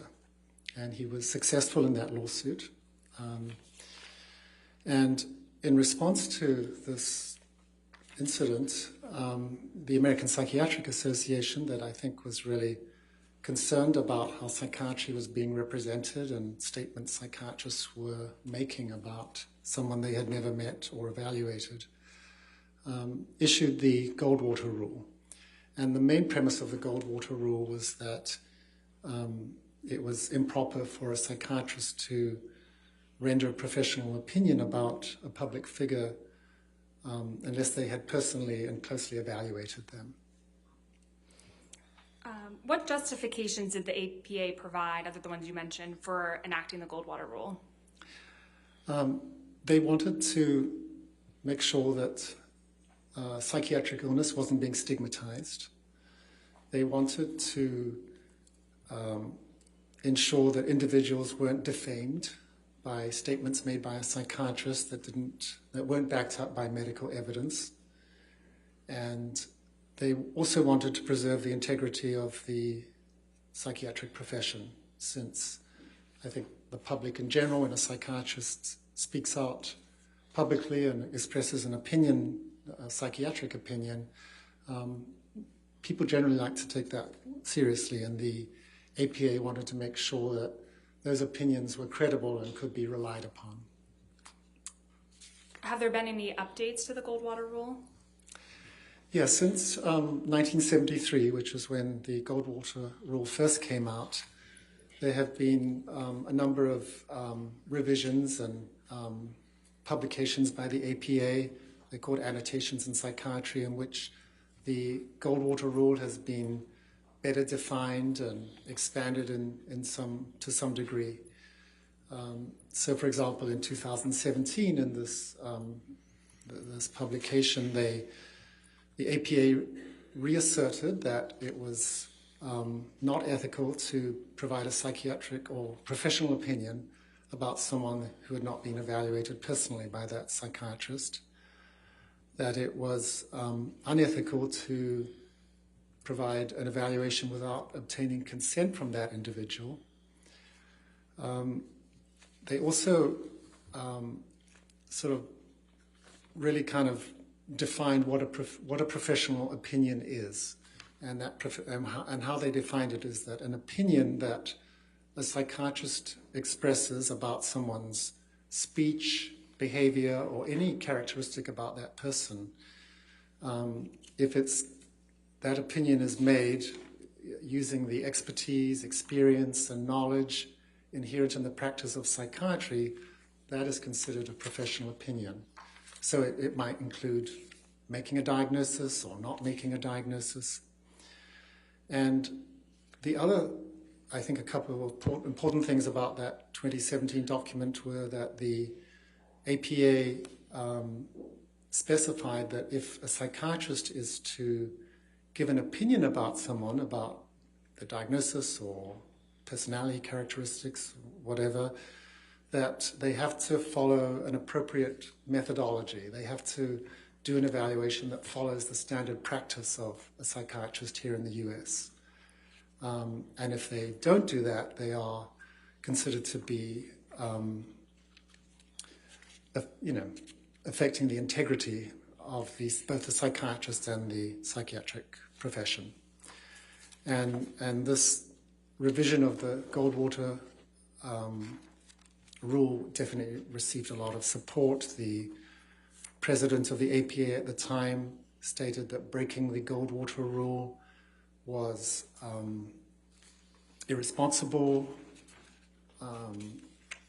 stigmatizing, and definitely unethical. So that was a very strong statement from the president of the APA. What other medical organizations have weighed in on this issue? Yeah, the number of organizations have their own sort of version of the Goldwater rule. The American Medical Association, that represents physicians in the US, has an annual meeting, and they have what's called a Council of Ethical and Judicial Affairs, and they had a meeting in 2017 in Honolulu, and they came up with their own statement about the issue of whether physicians can provide opinions without directly evaluating somebody. And their opinion was that physicians should refrain from giving a psychiatric diagnosis about any public figure, including celebrities and people in the media. Are there exceptions to the Goldwater rule? There are exceptions, yeah. And I think Dr. Spiegel had a lot to say about this yesterday when he was saying that if you couldn't express an opinion without evaluating someone, it sort of made the whole specialty or role of experts in the court sort of null and void. But there are exceptions and situations in which an expert can give testimony in court. So one good example would be if there was a medical malpractice case, or if there was a case that involved a patient who'd committed suicide and the courts wanted to find out whether the psychiatrist had followed appropriate practice. The expert can review medical records and can give an opinion based on those records, provided those records have sufficient information, for example, about the diagnoses, about the treatment, about how the patient was responding or not responding to treatment. Did you form an opinion about whether Dr. Spiegel complied with the Goldwater rule? Well, my opinion is that he did not. He expressed a number of professional opinions about Mr. Depp that we heard about yesterday.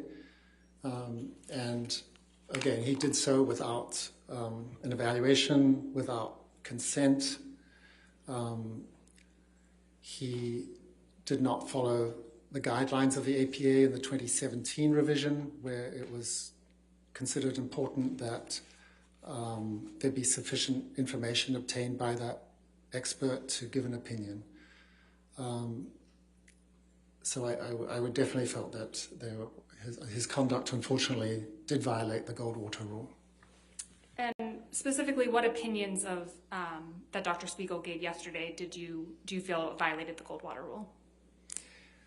Yeah, I think that, well, there were sort of two primary ones. The first that you heard about was that Dr. Spiegel had professional opinions about Mr. Depp's personality. And he talked a lot about how he believed that Mr. Depp had narcissistic personality traits. So, and he also, talked a lot about narcissistic personality disorder. So, narcissistic personality disorder is a diagnosis in the Diagnostic and Statistical Manual. It's called the DSM-5 for short. It's a diagnostic manual published by the APA. Objection, Your Honor. Can we break for a moment? Okay.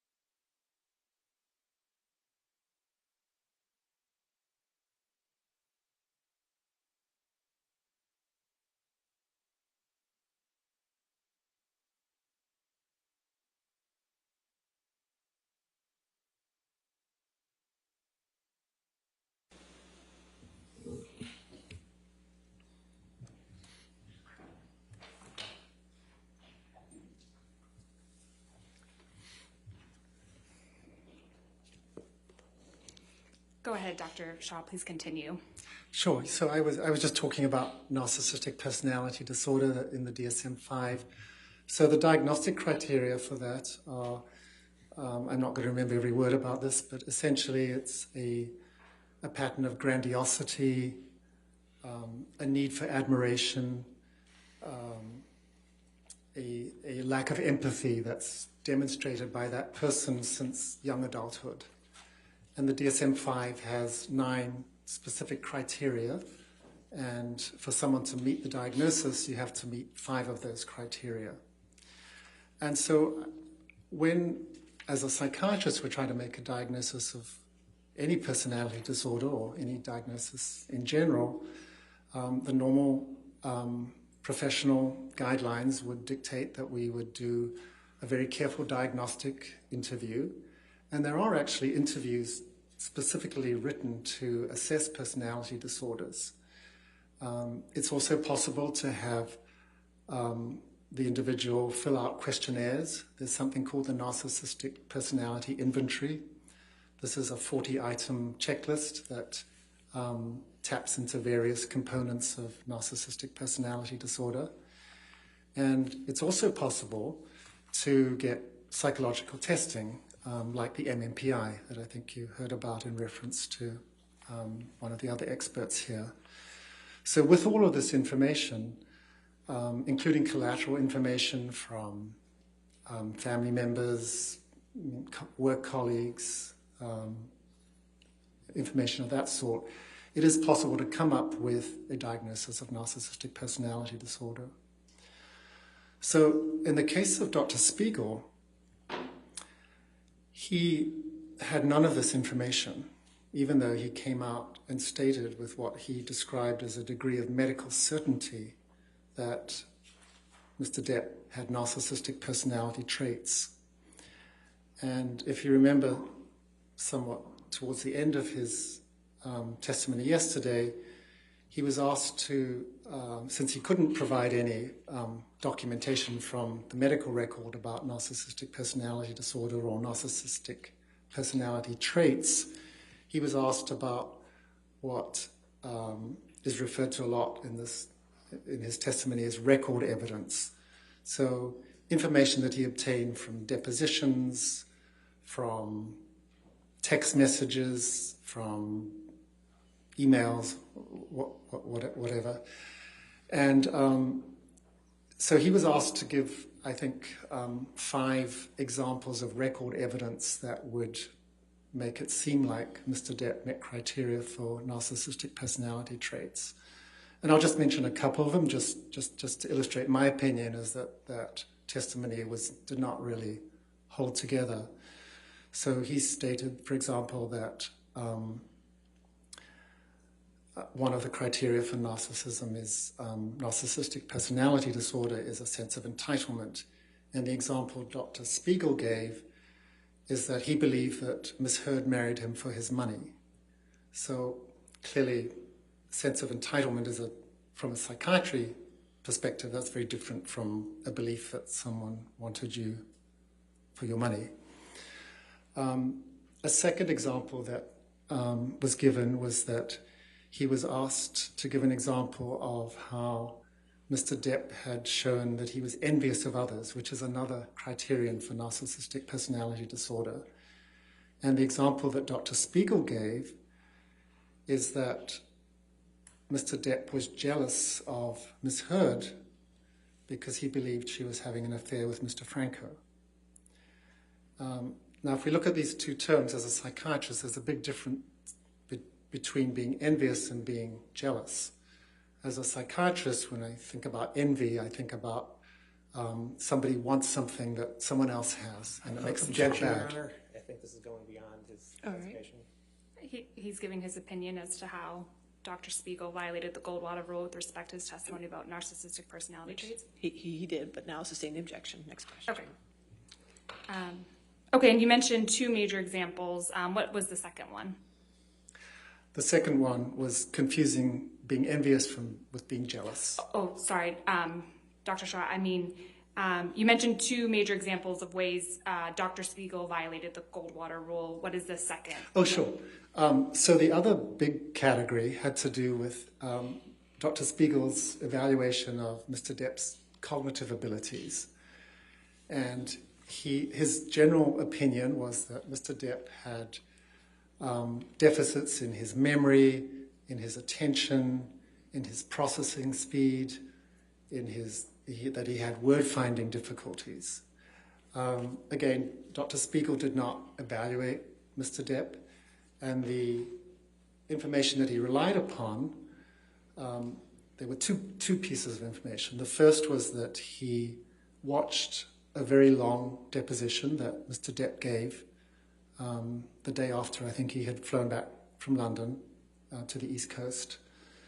And he made observations about Mr. Depp's behavior in that deposition, and felt that he could opine or give an opinion about processing speed and other cognitive aspects. He also made reference to something you heard about yesterday, this thing called the mini mental status examination. This is a brief screen for memory and cognitive functioning that is often done. And he testified that Dr. Blaustein had administered the mini mental status examination. And although, from the records, all we know is that... Objection, Your Honor. Sustain the objection. Dr. Shaw, without going into Dr. Blaustein's record, what information does a mini mental exam provide? Objection, Your Honor. It's beyond the scope of his designation. Overruled as to that limited question. Yeah, so the mini mental status is, it's a series of about 10 or 11 questions and tasks that someone completes, and you get a score out of 30. What Dr. Spiegel testified was that Mr. Depp could not recall 3 words after 5 minutes. And he used that as an example of Mr. Depp having cognitive deficits that he specifically attributed to Mr. Depp's alcohol and substance abuse. And he really did not have sufficient information. I liken a mini mental status exam as it's like taking someone's temperature. If it's elevated... Objection, Your Honor. I think it's gone beyond designation. I'll sustain the objection. Okay. Now it's probably a good time for a break. Okay, sure. All right, ladies and gentlemen, I know you had a break, but we didn't. So we're going to go ahead and take our afternoon break for 15 minutes. Do not discuss the case and do not do any outside research, okay? You can stay right there, Doctor.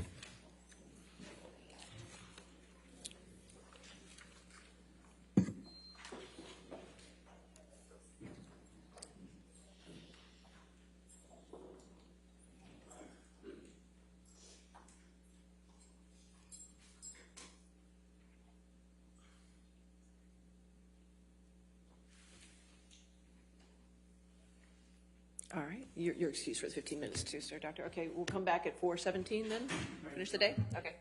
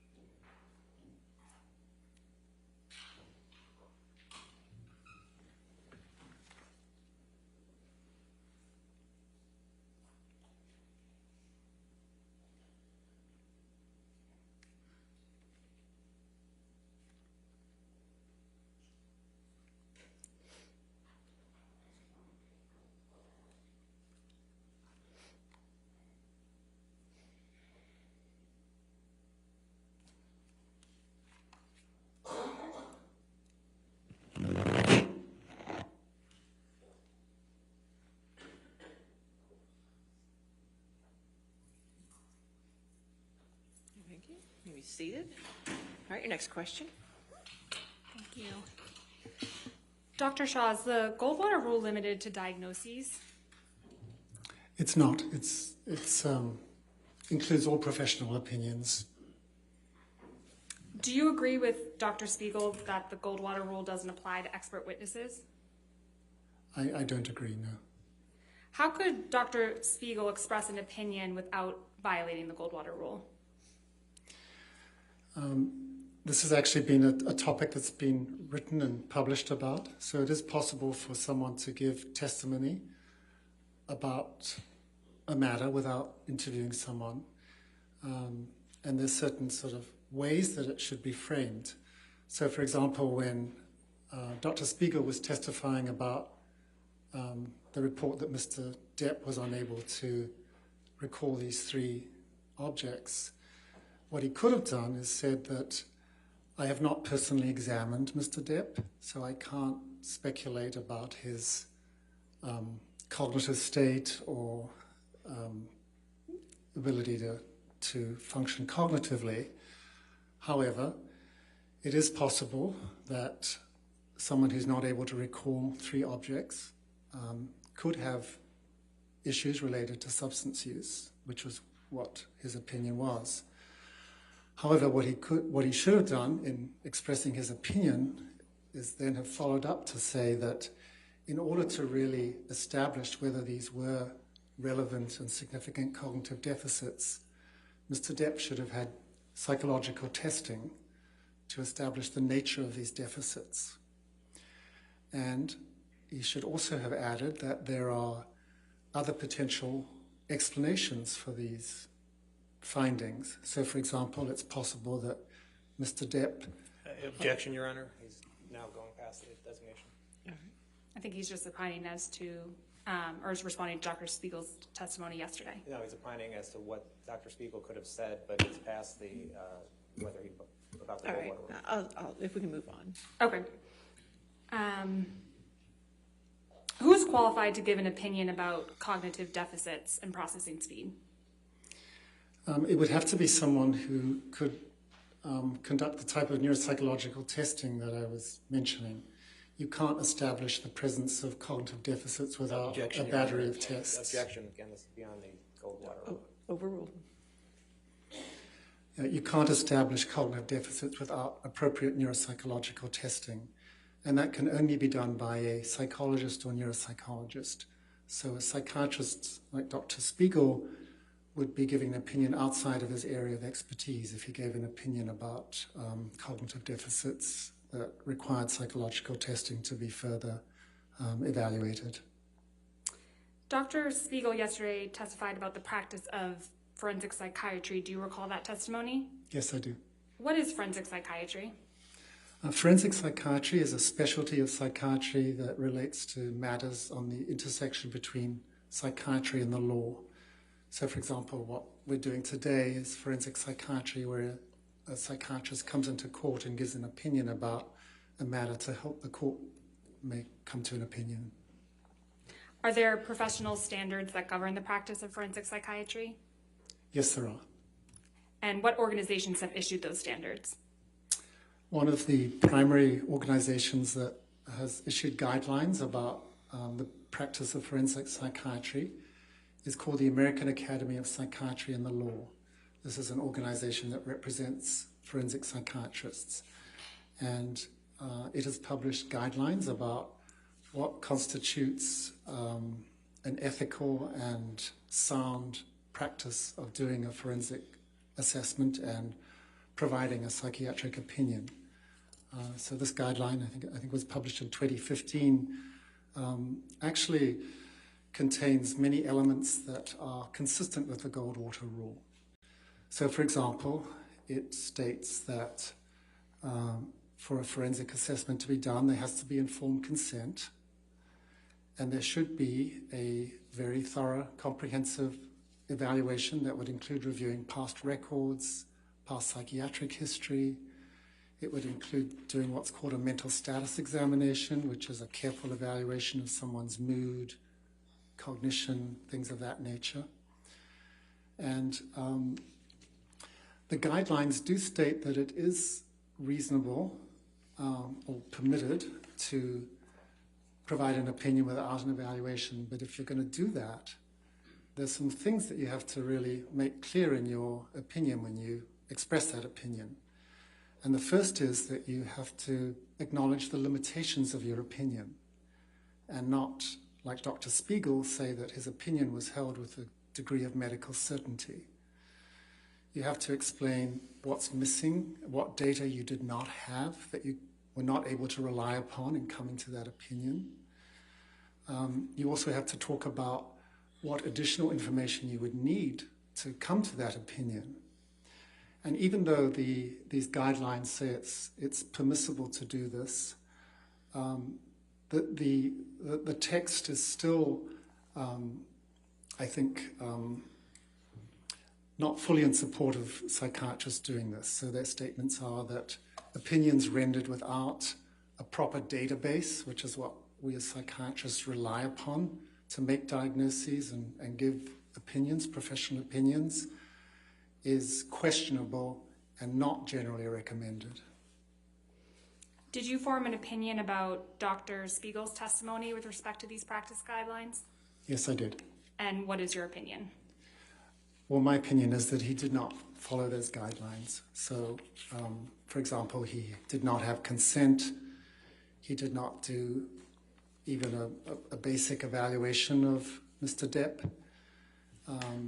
When he gave his opinions, as I just mentioned, he said they were opinions that he had to a degree of medical certainty, and he did not make any statements about what other additional information he would have wanted to make that opinion. So, for example, when asked about should neuropsychological testing be performed, he said most patients don't have access to that, which is actually not at all true. I mean, every medical school has neuropsychologists that can do testing. So I think that was an unfortunate statement. So I think those are the primary ways in which the Goldwater Rule was violated, and the practice guidelines were not adhered to. Dr. Shaw, yesterday Dr. Spiegel was talking about correlation and causation. What is the difference between correlation and causation? Objections? It's not in this designation. It is. We can approach and I can show you. Okay. All right.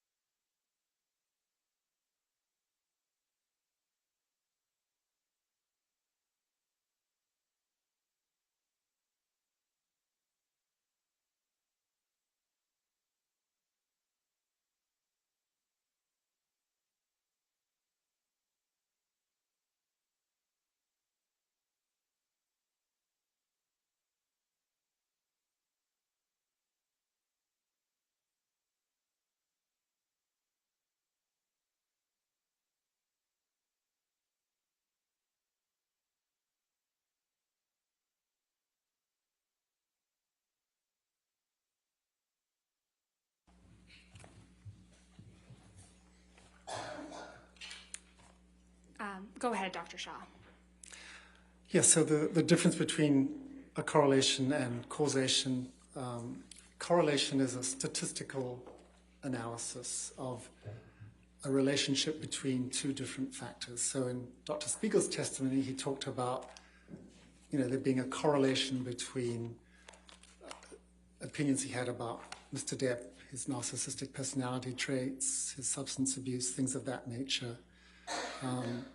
So a correlation doesn't say anything about whether or not these factors caused that, the behavior he was discussing. Perhaps one of the easiest ways I could describe this difference between correlation and causation is if we look at the issue of measles, if you'll bear with me. So there's a correlation between being young and catching measles. Now we know that measles is not caused by being young. Measles is caused by a virus. But young children have not been exposed to the virus. They don't have the immunity, so they have a higher rate of measles. So the difference statistically is well, the difference is between causation and correlation is illustrated by that example. So another way I might put this is if we had 100 people in a room, just bringing it back to the issue of IPV that Dr. Spiegel was testifying about.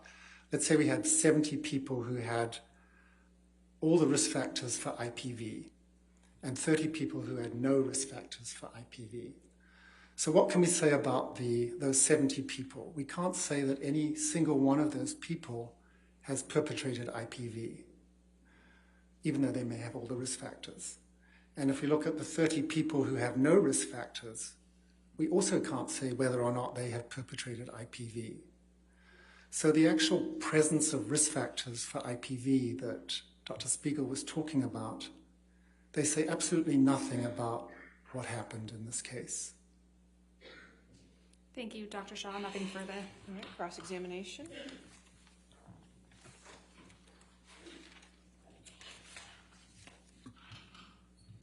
Good afternoon, Dr. Shaw. Good afternoon. You're not offering any opinion as to Mr. Depp's psychology, correct? That's correct.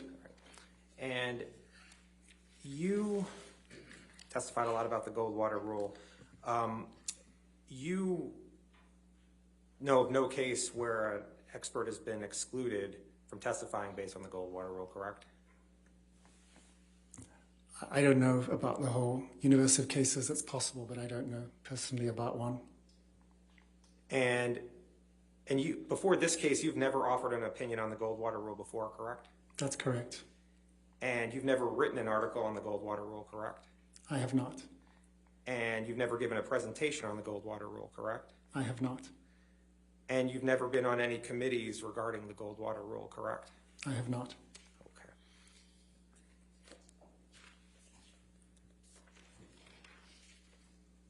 And you agree that you've testified that there are exceptions to the Goldwater rule about having to interview the subject, right?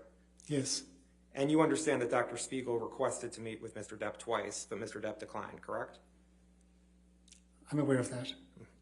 And Dr. Spiegel stated in his designation and at trial yesterday that he did not meet with Mr. Depp, right?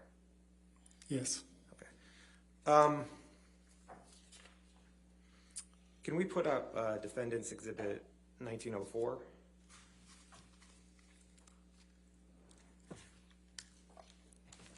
Dr. Shaw, have you seen the opinions of the Ethics Committee on the Principles of Medical Ethics? Yes. Okay. And if you could turn to 79 of the PDF, it's actually, thank you. You see where it's highlighted here? Yes. And it says, psychiatrists have also argued that the Goldwater rule is not sound because psychiatrists are sometimes asked to render Objection, opinions. hearsay. He's an expert. Overruled. Without conducting an examination of an individual. Examples occur in particular in certain forensic cases and consultative roles. This objection attempts to subsume the rule with its exceptions. What this objection misses, however, is that the rendering of expertise and or an opinion in these contexts is permissible because there is a court authorization for the examination or an opinion without examination. And this work is conducted within an evaluative framework, including parameters for how and where the information may be used or disseminated. You see that? I do, yes. And this court authorized Dr. Spiegel to testify in this case, correct? Yes. Okay, thank you. I have nothing further. All right, redirect.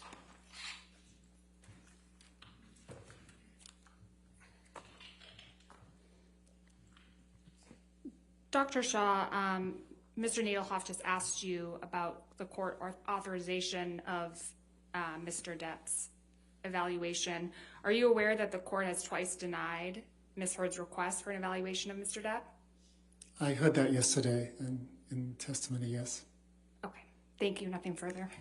All right. Thank you, sir. You can either have a seat or you can leave. Thank you. Your next witness.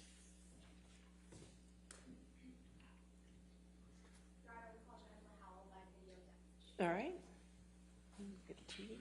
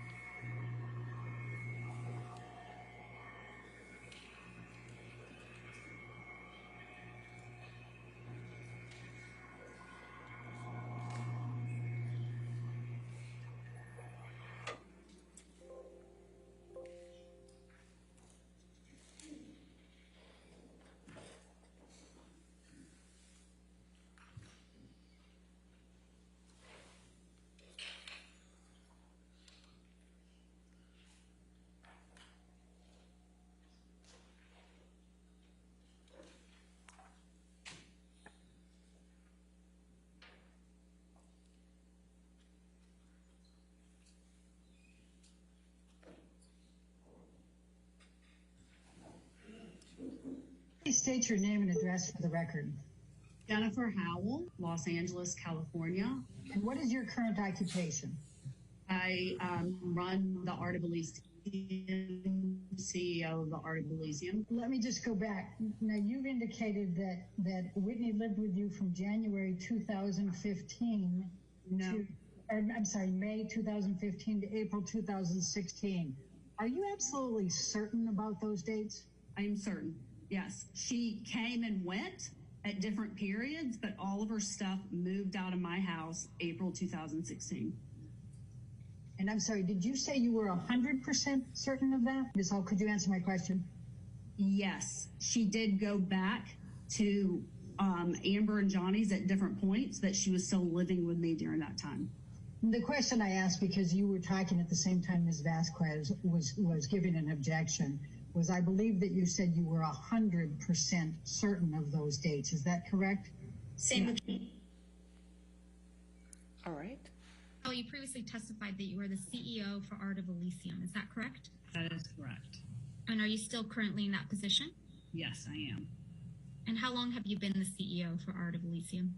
I am the founder of the organization, so we did our first workshop in August of 1997, filed the legal paperwork in February of 98 to set up a 501c3. So I guess since the beginning of the charity. Ms. Howell, when did you first meet Amber Heard? At the Pineapple Express premiere is where I met she and her sister Whitney. Do you remember approximately what year that was? I believe it was around 2008. I'm sure that could be pulled. It was the LA premiere. I think there was probably multiple premieres, but it was the Los Angeles premiere of Pineapple Express.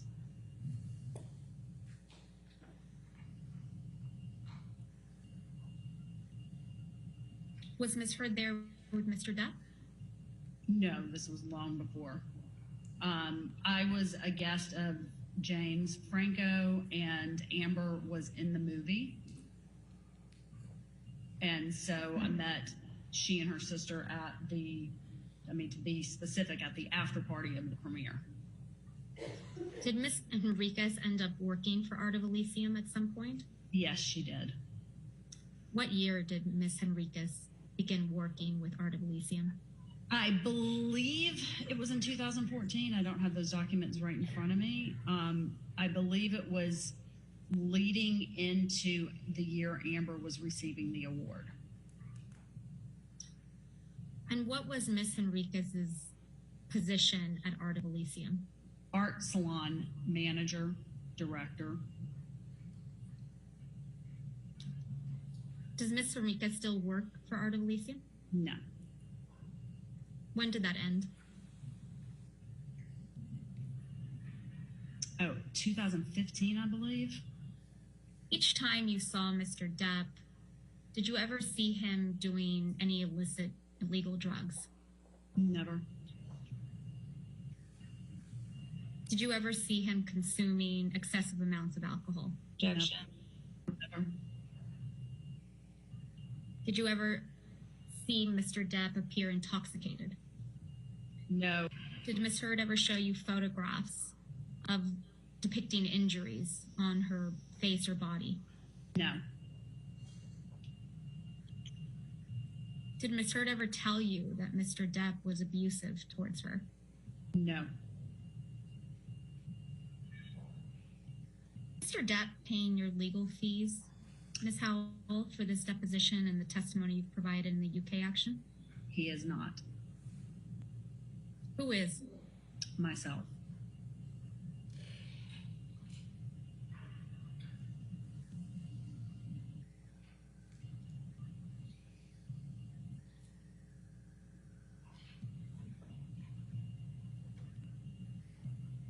Do you feel any particular sense of loyalty towards Mr. Depp? None at all. Do you feel any sense of loyalty towards Ms. Heard? None at all. Ms. Howell, do you recognize this check as the check that the Art of Elysium received on behalf of Ms. Heard for a donation, an anonymous donation of $250,000? Yes. Yes.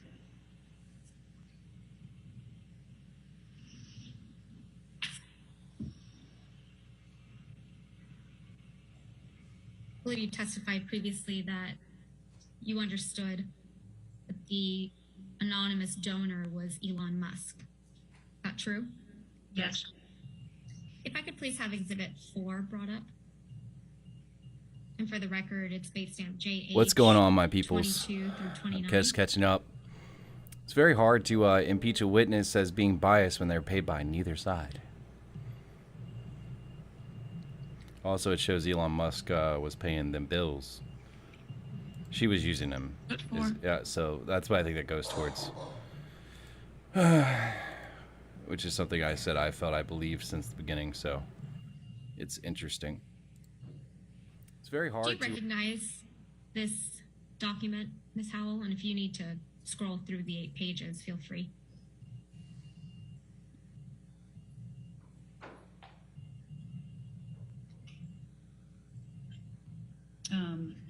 Can you scroll down?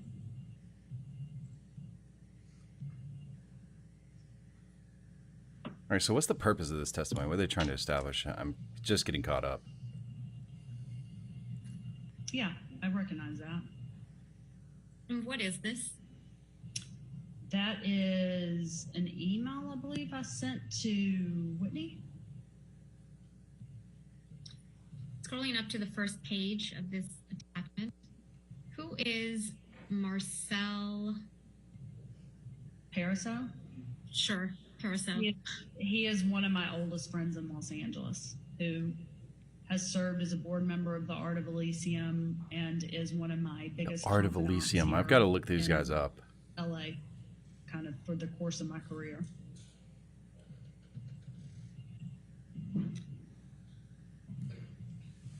And going down to the third page of this exhibit. Thank you.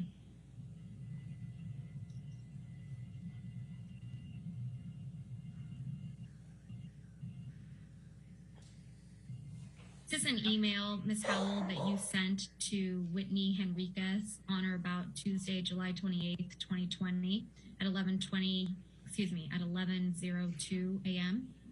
It is. This is a true and accurate copy of an email exchange that you sent to Ms. Henriquez? Yes, I believe I'm the one who gave that. Yes, it is. And then did you forward this email exchange and the attachments to Marcel Parasol? Yeah, I asked him to keep it for me. Why did you send this email and letter to Ms. Henriquez?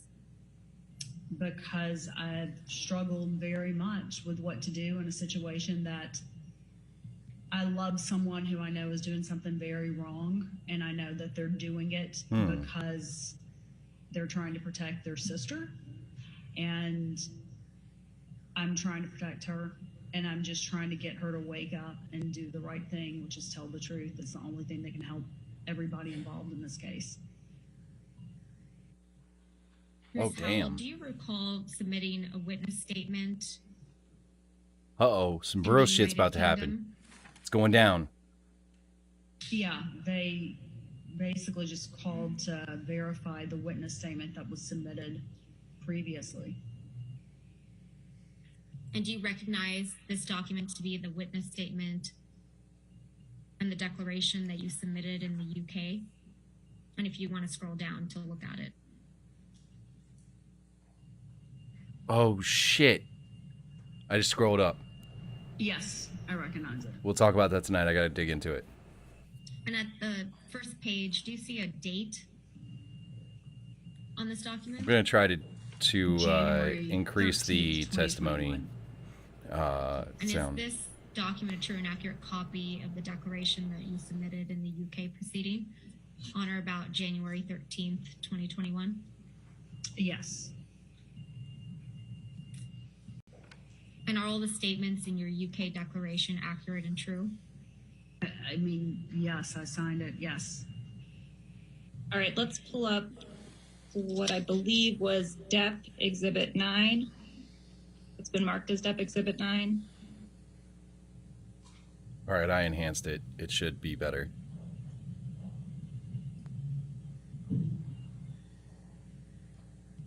Exhibit 9.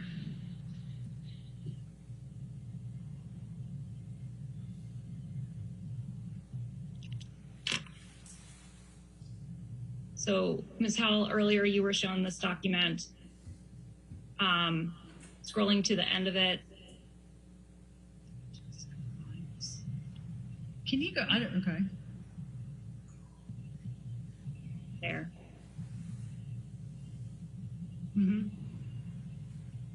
Did Mr. Waldman Man. assist you in drafting this email? So at this point, I think Amber belongs in prison, but we'll get there. Did you speak with Mr. Waldman at all about drafting this email? About writing an email? No. I did that on my own accord. Did you speak with Mr. I think she's Waldman accusing at her all friend of about perjury to contacting the protect her. ACLU? I do not recall having a conversation with him about that. And Ms. Howell, you testified earlier that you received a check from Fidelity Charitable in January of 2018. Is that correct? I don't know if I said the date, but I think we need to start the received an hashtag prison for anonymous Amber if this turns out to be true. donation from that check that was submitted. Whatever it's on there, I just don't know the date off the top of my head. And you Oh, testified shit. that there was a letter sent along with that She's literally that said that it was in honor of Amber Heard. perjury. Yes. Richard, I was guaranteed 20 minutes with him after being attacked for 3.5 hours by your side the last time. So I am going to stick by what I was told before entering this and what your side agreed to. All right, your next witness. Your Honor, Mr. Depp calls Candy Davidson Goldbraun, who is the corporate designee of the Children's Hospital of Los Angeles. All right, and that's by deposition, is that correct? Yes, Your Guys. Honor. Ron, is it your understanding that Don't you're here piss to off testify people today who on are behalf of negative Children's witnesses already Hospital? for you. They'll make your life hell. She was going off on Amber's team in there. So as of June 2018, Whitney. Have So any this proves that payments been Whitney by Ms. Whitney Heard perjured herself. to the Children's Hospital in connection with the $3.5 million pledge, aside from the original $100,000 check from So Mr. Whitney is White in Amber August Heard's sister, guys. That means she literally just said basically Whitney Heard perjured herself. That's a felony. On January 9th, This is crazy. 2018. And what amount is that gift that you're referring to? $250,000. Okay, and was that gift made by Ms. Heard or on Ms. Heard's behalf? By Ms. Heard. Okay, and what are you basing that statement on? By the check that we received from Fidelity. Fidelity charity that came to Children's Hospital. What is this document? The letter to Mr. White from myself inquiring about further installments on the pledge that had not been fulfilled. And why did you write this to Mr. White on June 14th, That's 2019? insane. I was trying to This is insanity, figure guys. out if there were any other payments coming from Mr. White to fulfill the pledge, because Children's Hospital Los Angeles had not received any other correspondence from him. And what is this document? It is the letter to Ms. Gottlieb from myself on behalf of Children's Hospital Los Angeles, inquiring about additional gifts, pledge payment. Why is she? If she's in a private office, why is she wearing a This letter appears mask? to be directed to Miss Amber Heard, care of Jody Gottlieb. Is that correct? Correct. The truth's coming who's out. Jody Gottlieb? This does not look good for Amber. The jury is seeing this, and now they're going to be able to correlate that. And the Children's Hospital Amber's Los sister Angeles Whitney record, lied, Jody and that's quite Gottlieb clear now. was our contact for Miss Amber Heard. Ms. Goldbraun, It also why shows did that you Amber send Heard lied. this letter to Ms. Heard and Ms. Gottlieb? Guys, there's no more sympathetic group for a jury than a bunch of kids with cancer.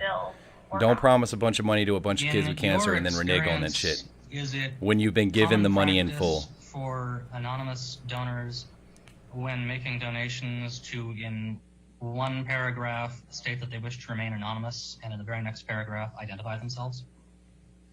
Yes, That is common? it is common for donors to want to remain anonymous publicly, but allow the charity to know who they are. Between June 2018 and the dates on which you sent the letters to Ms. Heard and Mr. White in June of 2019, were any additional funds received from Ms. Heard? No. Okay, so as of June 2018, It goes a to total her of $250,000 had been truthfulness, right? So as far as it's the impeaching her Children's Hospital is character. from Ms. Heard. I have no And idea that Northern who was the does same that. amount Like, that was don't donated later in do June not 2019. promise millions of dollars to sick and cancerous children and then don't deliver and then go and get involved in a As of heavy the lawsuit. They're date gonna of make you this look bad. deposition, And listen, guys, March 30th, juries are trap shoots for the 2021. exact reason that they're How attacking much right in now. total has Ms. Heard donated Amber to clearly the does Children's apparently. I mean, for the exact reasons that we're talking about right now. This is important. Lifetime, From 2016 to present.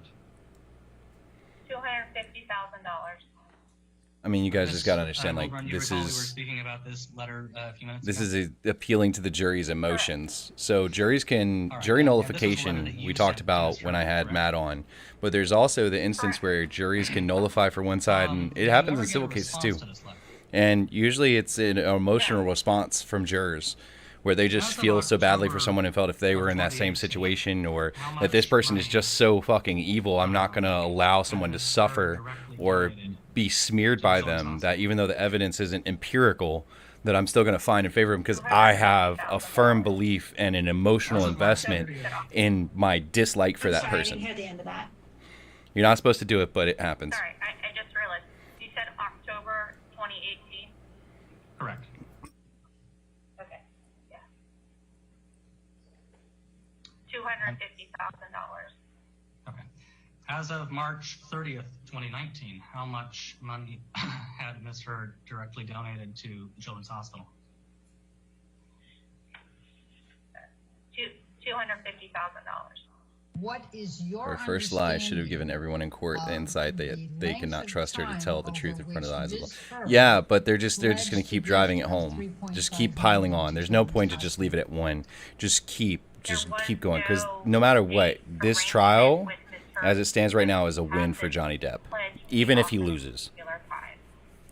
If Miss Heard, They probably spent a good $1 million on experts and all that good stuff. The rest of the 3.5 million in 2 years or 5 years would see a Cool. Children's Awesome, Hospital Jay. welcome that. They had a lot of breaks HLA today. welcomes every and any donation that comes its way. Has Amber Heard's pledge of the $3.5 million to Children's Hospital expired, to your knowledge? Not that I'm aware of, no. Pledges don't It's not expire. expired. Oh, she just said what I said at the same time. Don't jinx me. Your next witness, or?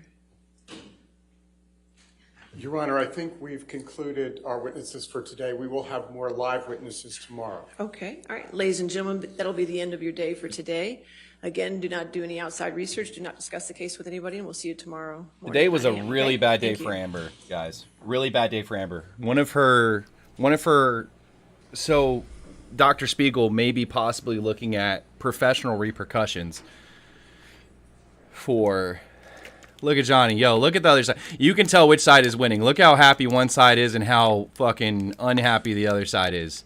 Like, they're having to hold themselves together and keep from celebrating. This was an absolutely horrible day. You want to have a seat for just a moment, because we do have a few proffers going to be done. Absolutely just horrible for the day record, we talked about it earlier. for them. We'll So charge the 30 minutes extra time for today to the plaintiff's team. No and sound. Stay on time. Understood, Your Honor. Okay. What does that mean? All right, and I believe, Mr. Rodenborn, you had some. Osman properties doesn't you have wanted to do, for testimony. We did, for Your the, Honor, for the record. testimony in a few exhibits. Mr. Nadelhoff is actually going to Okay, do that. Mr. Nadelhoff, if you want to proffer testimony for the record as to the testimony that the court has sustained objections. I mean, there were a few good pieces that, I mean, a lot of today was a huge waste, but there were huge wins for them in as far as gaining the upper hand and improving Amber Heard's morality.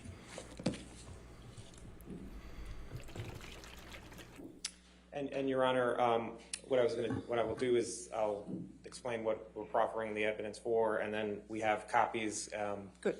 Which I'll provide to you. We'll provide them to you electronically, or I don't have another copy for you right now, but we'll provide. That's them. fine. Go ahead. Yes, sir. Okay. Your Honor, for Laurel Anderson, on March 31st, 2022, the defendant attempted to designate certain portions of the deposition testimony for trial of Dr. Laurel Anderson, a clinical psychologist who worked with Ms. Heard and Mr. Depp. Dr. Anderson testified in the therapy session. Ms. Heard reported to her that she was slapped by Mr. Depp, that he hit her in the head, had her hair pulled by Mr. Depp, kicked her in the leg, and that Mr. Depp gave Ms. Heard bruises. Ms. Heard also reported that Mr. Depp was the first to initiate any violence. Ms. Heard also reported that she hid in a bathroom to protect herself from Mr. Depp. Ms. Heard also reported to Dr. Anderson that Whoa, Mr. whoa, Depp whoa, threw a whoa, phone whoa. at her on May 21st, 2016. Whoa. Hit her and held her hair. Ms. Heard also reported to Dr. Anderson that she was a victim to Mr. Depp's abuse. The testimony is contained in Dr. Anderson's deposition transcript, which is Exhibit A. The court also excluded records of Dr. Amber Anderson, Stylist needs to Ms. stop Heard's giving and her Mr. really Depp's strong, therapy sessions and treatment summary, which are Exhibits B and C. Mr. Depp haircuts, objected to Dr. absolutely, Anderson's and testimony hairstyles describing that medical give records off stating aggressive they were hearsay, that hairstyles, they did not fall and into any exceptions, Viking-like including aggressive statements for hairstyles. purposes of medical treatment. The court sustained the objection on the grounds that the testimony and exhibits were hearsay. For Dr. Kipper, on March 31st, 2022, the defendant attempted to designate certain portions of the deposition testimony for trial of Dr. David Kipper. They're creating a record physician. for appeal. Dr. Kipper testified Ms. Heard voiced concerns of Mr. Depp's No, behavior they've while already on been drugs and dismissed. alcohol. The jury has Mr. already Depp been tried to dismissed, fight and guys. push Ms. Heard while he was attempting detox on his island, and that she found lots of cocaine in February 2016. Dr. Kipper also testified he told Mr. Depp to, quote, bury the dragon, which referred to the bad feelings that Mr. Depp has inside him. This testimony is contained in Dr. Kipper's deposition transcript, which is Exhibit D. Dr. You Kipper see how also she's acting testified again. about an email he wrote explaining Mr. Depp's detox And then it goes away. treatment. Her emotions In the were email, there. She was trying to look Dr. sad. Kipper wrote And then she Mr. realized the Depp's jury's sister not there. that Mr. Depp had fundamental issues with anger, romanticized the drug Guys, culture, this had no is patience if they're his setting needs up were not records met. for appeal. This They've email is lost. Exhibit C. They're setting it up. They're getting ready. Exhibit E. Mr. Depp objected to Dr. Kipper's testimony and the email stating it was hearsay, that it did not fall into any exceptions, including statements for purposes of medical treatment. The court sustained the objection on the ground that the testimony and exhibits were hearsay.